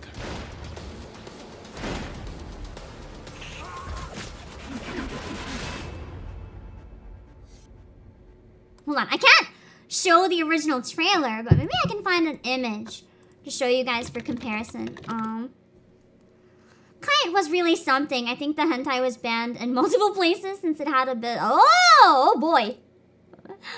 Yeah, I can. Okay. Okay. Let's see if I can find I guess an image that's safe from it. I'm glad I'm not showing my fucking web browser. How do I find any image safe from this? God damn it! Holy shit. Okay, hold on. I found one. I found one that's safe. Everything that came up was like not safe. Here we go. Here we go. A promo image. It's got a little bit of butt in it, but not a lot, so we're fine. So this is what it was based on. It was based on Kite. Just in case you wanted to see kind of what the original looked like. I guess she was probably a schoolgirl in the original, or at least dressed it as one and pretended to be one. Whereas just like normal like punk-ass teenager in the American one, I guess. There's a reason no one talks about this film. Oh man, I guess it wasn't that good then. The trailer looked interesting though. That's okay. It is what it is. Safe images on hentai. I mean, you can find some sometimes, just like a picture of the character's face only. Yeah, the trailer is based on that, 100%. I was pretty surprised. It looked very different. Hold on, I want to show you guys a clip of the main actor. Because it's just really funny. It's really funny and relates to that a lot. It's just him proving. There we go. He knows the source material. He knew what he was doing. Does Samuel L. Jackson like anime? Yes, I do. Hentai too. He's like, yes, I do. Hentai too. He's like, I am not ashamed of my interests. Like, he didn't even have to say that. They never asked him if he likes hentai. He just volunteered that information. He just fucking volunteered that information. No one asked you! And then he starts laughing with his fucking tongue out. I was just like, okay. Okay. That's the whole video, by the way. That's it. That's the whole video. I needed to add that on at the end because the fact that he was in a live action hentai adaptation, that's like his life. He's just been like, this is the best day ever. Again, I'm not gonna watch long clips of stuff that I see on Discord because we don't really have time. What? There's an American Song of Saya? Was it porn? Because he said you can't find anything safe to share. Was it fucking porn? The American version? That's rare. That's rare to have the American version. Holy shit. Hold on. That's gore! Oh, okay. That makes more sense. The art kind of looked like it could have been a porn, so I made some assumptions. Also, I made some assumptions based on the original certain images I've seen from Saya no Uta, but I'll admit they could have been fan service. I don't know. I've seen some images from Saya no Uta, and I made some assumptions based on that. Hold on. Okay, so for this one, I'm not gonna show too much of it, but if you're not familiar with Saya no Uta, it's a visual novel that I do believe is out in English. It was one of the early visual novels to come out in English. So that's kind of what the graphics look like in the original, right? And then I guess there was an American comic book adaptation, but this is the style that it took, which I actually find kind of neat because the thing is it does actually kind of take the spirit of the Japanese one, but with a completely Western art style. But I wouldn't look at this and say the vibes are completely different. It still has that ethereal, haunting vibe. So I feel like they did a decent job if you want to make the art style more digestible to a different type of audience. This is no different than an anime company taking like a North American thing and turning it into an anime. I feel like this did a respectful job. Is it different? Yes. I don't know the rest of it. I'm only judging based on the covers. Yeah, it's kind of like a horror ed, okay? So... it is really good. I've never played it, but I've heard a lot of stuff about it, and it's on the top of my I need to play this someday list mouse. But yeah, it looks kind of like they did a good job of keeping the spirit of it, and I'm really excited about that. I kind of want to check out the American one now. Also, hi, Jack! Let's see, I don't have too much longer, but I wonder if I can cover a few more real quick. Yeah, it almost looks like Silent Hill vibes. I like that.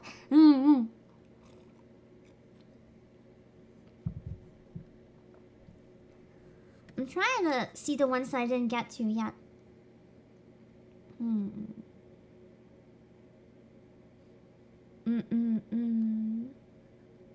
don't know. Ones that I don't immediately know are Japanese in the Discord, I'm gonna skip just because I'm in a hurry. Majima getting a Street Fighter scene. What is this? I think it's 7 minutes, so we don't really have time to watch it, but... What is there? Why is there a close-up of a foot? Okay, we're gonna skim it. What the fuck is this? This is from the Street Fighter live-action movie. The Majima Gang street fight scene. I don't understand.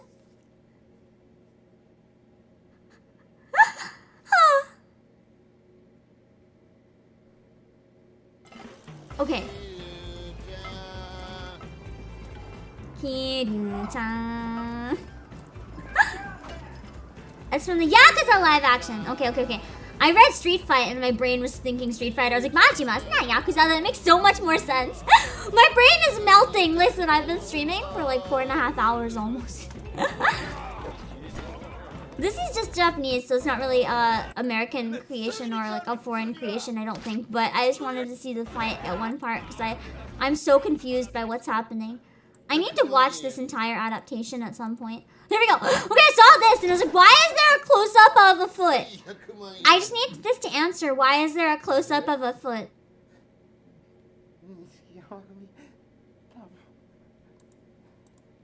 Also, we got no English, only Portuguese. What is the foot? Why is there a foot? Why is there a foot?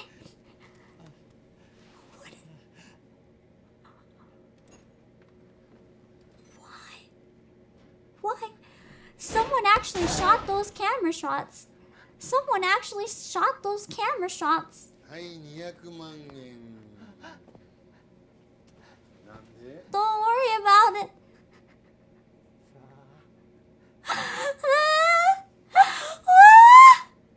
Yeah, I think that dude getting beat has a hurt fetish. It kind of seems that way, maybe. I don't know. He seems kind of into it. This is questionable. The Yakuza live action movie is such a mess. Oh no. And as oh no. What is this movie? What is this movie? I'm so confused. I'm so confused. Oh no. Oh no. I think that I've already seen, or I've already watched some other content from. I'm probably gonna skip unless it's really, really, really good, but... Hold on.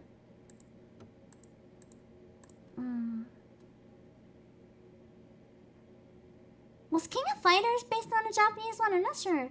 I don't recognize that. Wait, Dead or Alive! We gotta watch the Dead or Alive trailer. We gotta watch the Dead or Alive trailer. So I feel like a lot of you know what Dead or Alive is. That's a game. Okay, I'll try to remember to go back to that one if I can remember which one it is. But is this real? Oh god, this isn't fan made. Oh no. Oh no. We got North American Dead or Alive. Let's go. Oh no. You get very realistic jiggle physics in this one. Welcome to you all. Each of you has been individually selected because you represent the best fighting style in your specialized field. Soon, you will get a chance to prove that you are the best fighter in the world. Susan! Susan! Maybe this trailer is dangerous. Hold on. And at the same time, pick up a $10 million prize. On the island. Of course. You're just hold on, I can't tell if that actually showed or if that was covered enough. I need to like... God, I'm gonna have to... Fuck! Hold on. Reminder to trim stream. Where do I have to cut this fucking hell? At around 4:21. Oh no! Ah! Hold on.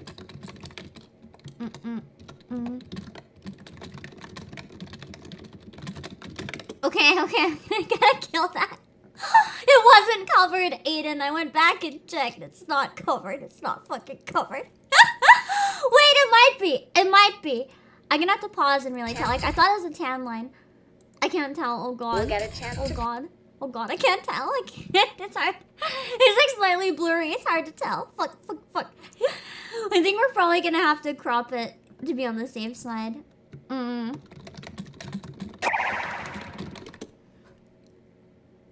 It's on YouTube already and it never got deleted, so we're fine, right? We're fine, right? Hold on, let me watch this trailer by myself and then we'll watch it with you guys.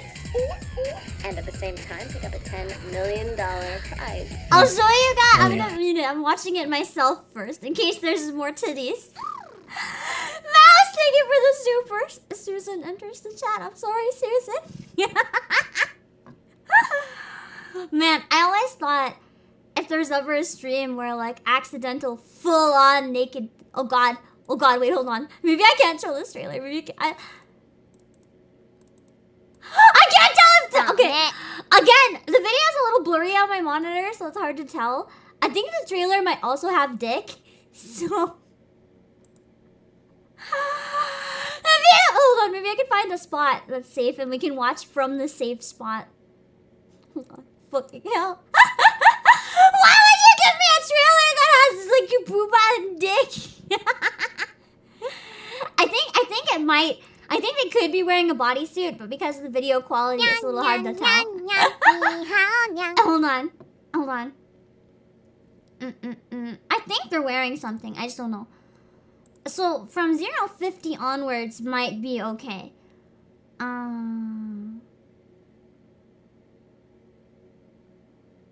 Just in case. Hold on, I'm watching it once by myself. I don't trust anything anymore. Everything is dangerous.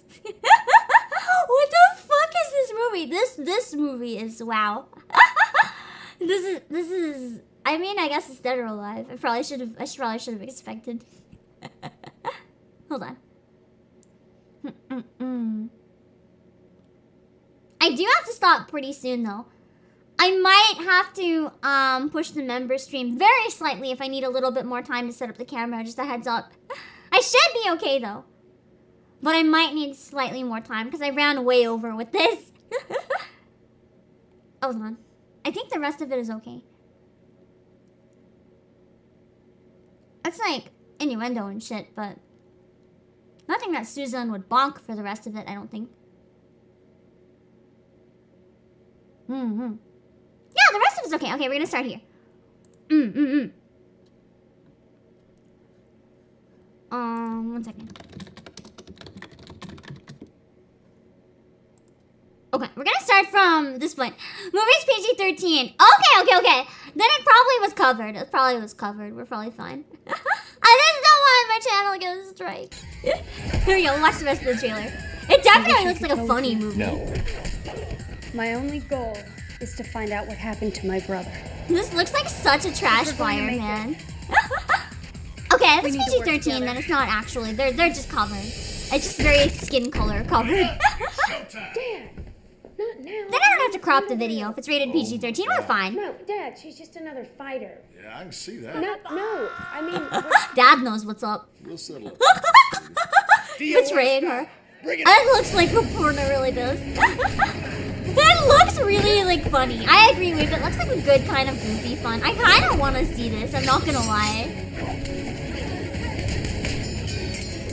This looks like I'd laugh my absolute ass off watching this. Get out of here! Get them all! It does look like a lot of love was put into this. You can't tell me that Dead or Alive is not already fucking cheesy as hell. They're just owning up to it, you know?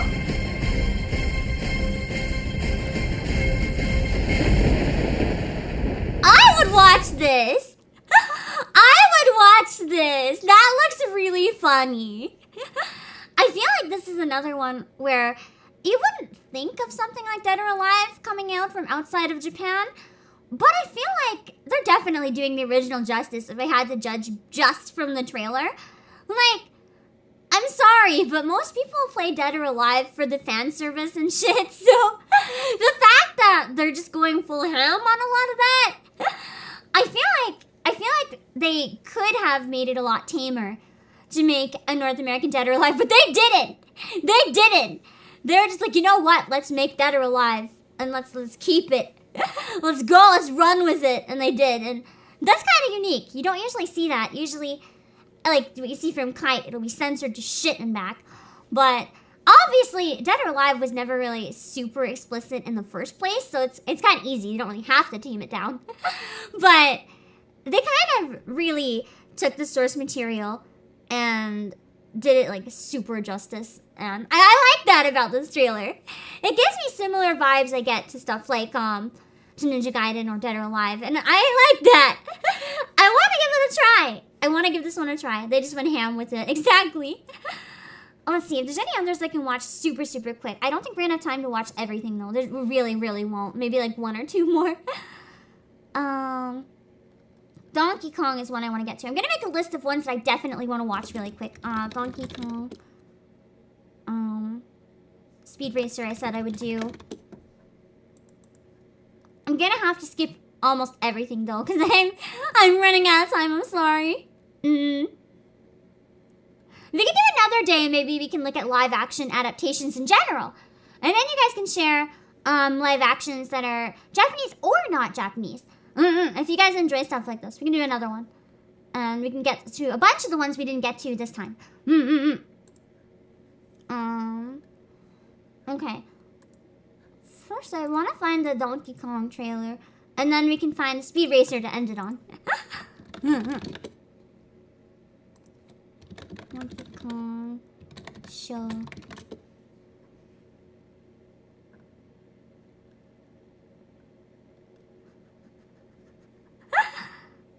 There we go. Pain. Donkey Kong Country, Legend of Crystal Coconut. 1999 movie trailer. If you please. Get ready for the hippest day Pain. of all. Look out, you Suffer. beauties. Here comes Donkey Kong. I don't like hearing the voice come from Donkey Kong. I can't believe I gave the You're supposed to be. You're supposed to make monkey noises while I read text.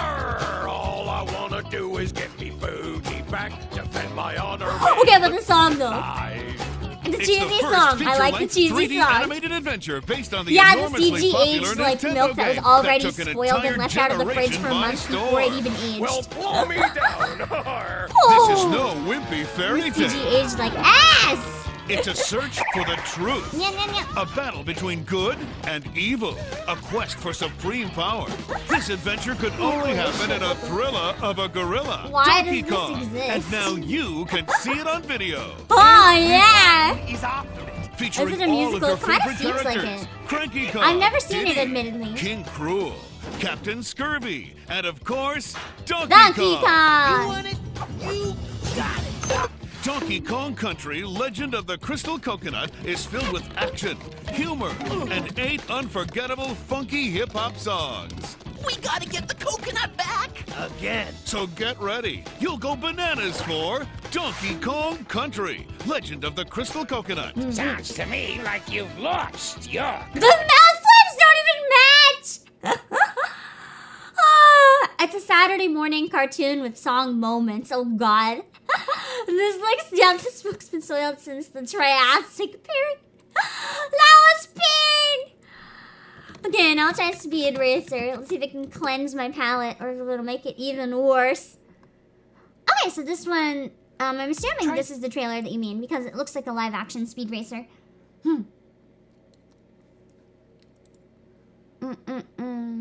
The DK show has amazing songs, like genuinely.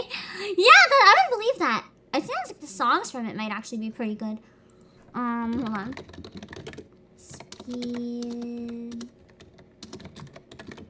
Speed Racer.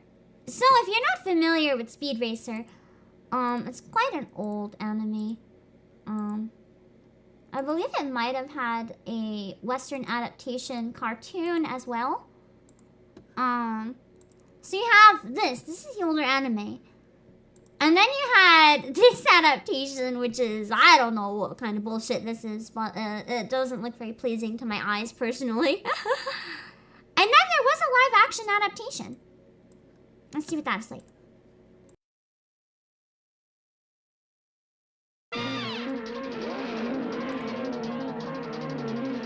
It was really bad, the Western cartoon. Ouch. Your son seems to be interested in only one thing. All he talks about. Speed racing. All he seems capable of thinking about is automobile racing.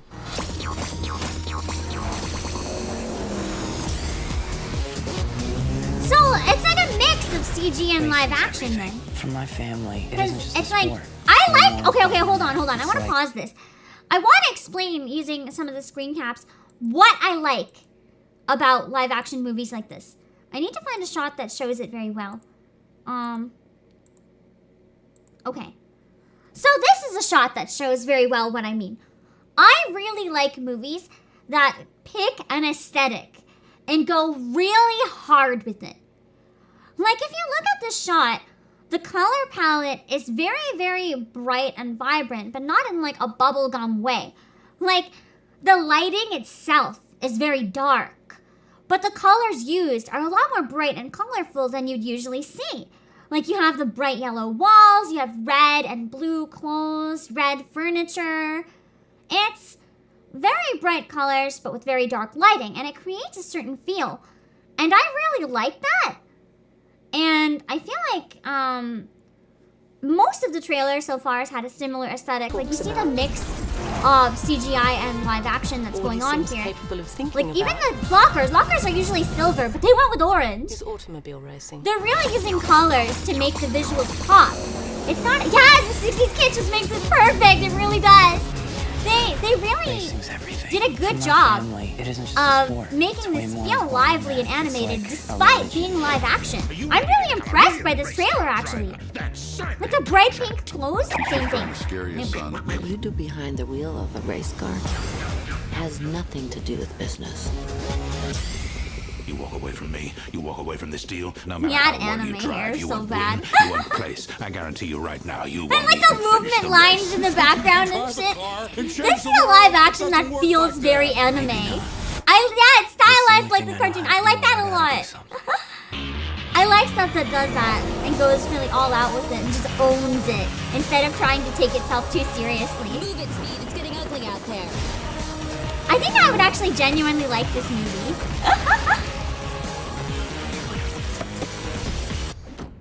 Wasn't my idea. Oh no. It was his. The acting is also just the perfect balance of cheesy.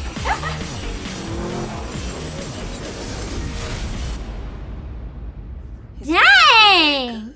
Now he's going to be the best if they don't destroy him first. Okay.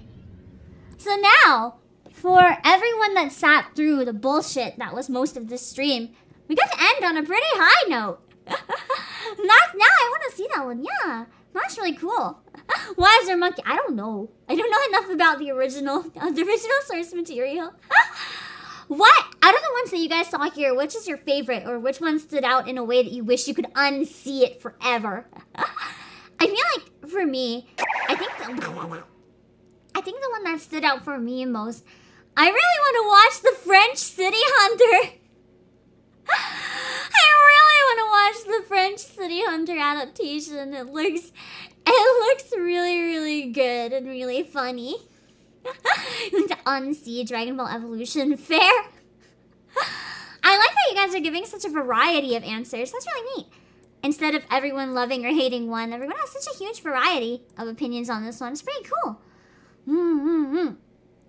But with that being said, I have a member stream in an hour and like actually under an hour. I'm probably gonna have to push the member stream by 15 minutes. I apologize, guys.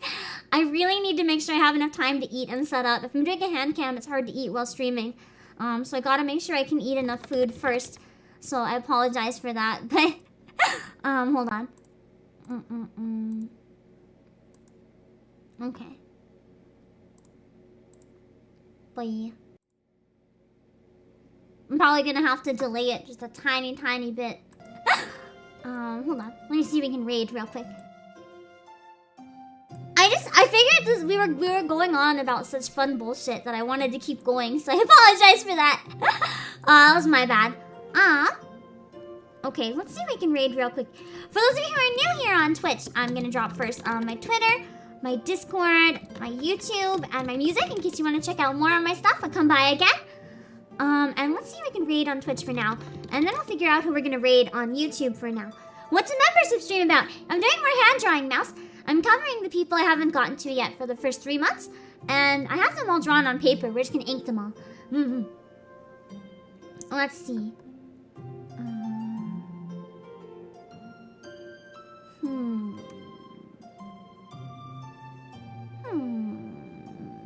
We're gonna raid Aqua today, I think. Because Aqua's vibing and singing J-pop. And you know, that sounds like a fun match for what we were just doing, I guess. So we're going to raid Aqua on Twitch. And I don't see any rules there, so just don't be an asshole. Be nice. You can use whatever raid message you want. Obake stream, or Playasia special delivery, or Pam raid, or whatever you want to do. We're going to send you guys over on Twitch, and then I'll look at someone on YouTube to raid really, really quick while we put my ending screen on. Okay.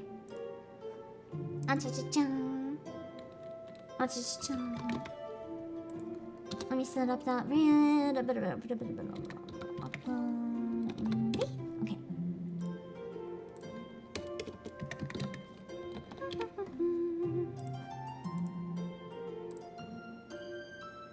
Okay.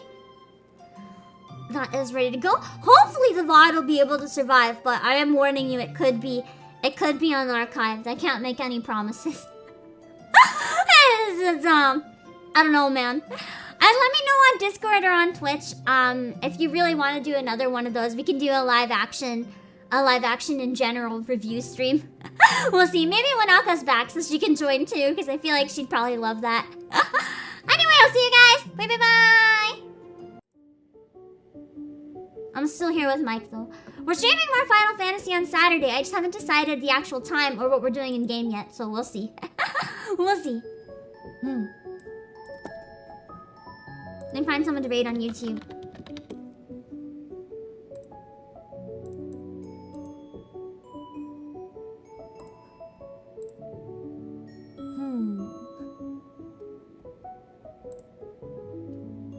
Who can I possibly raid that it'll let me raid?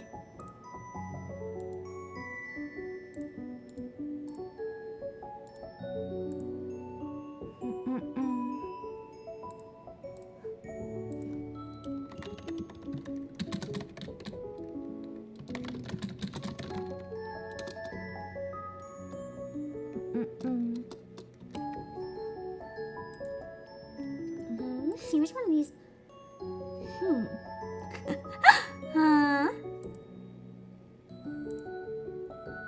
I think I'm gonna try this one. Hold on. This looks like a fun stream. Let's see if this works.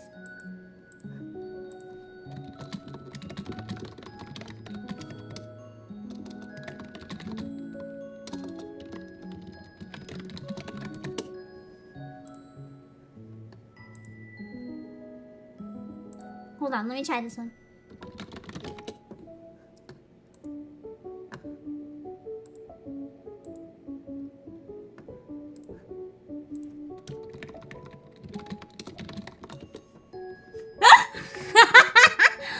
Poor Aqua. Aqua gave me a song request. I request lewd song. Alright. I'm gonna set up this raid and see if that works. Hold on.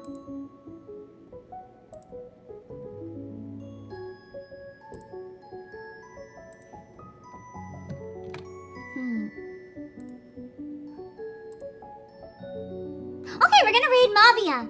Mavia is playing Cooking Mama. So we're gonna send the raid over to Mavia on YouTube. I'll see you guys! Bye bye bye bye bye bye! Oh, holy shit, we had a lot of views today. Holy hell. What happened? I guess you guys really like cursed stuff, huh? Bye bye! Thanks for coming by!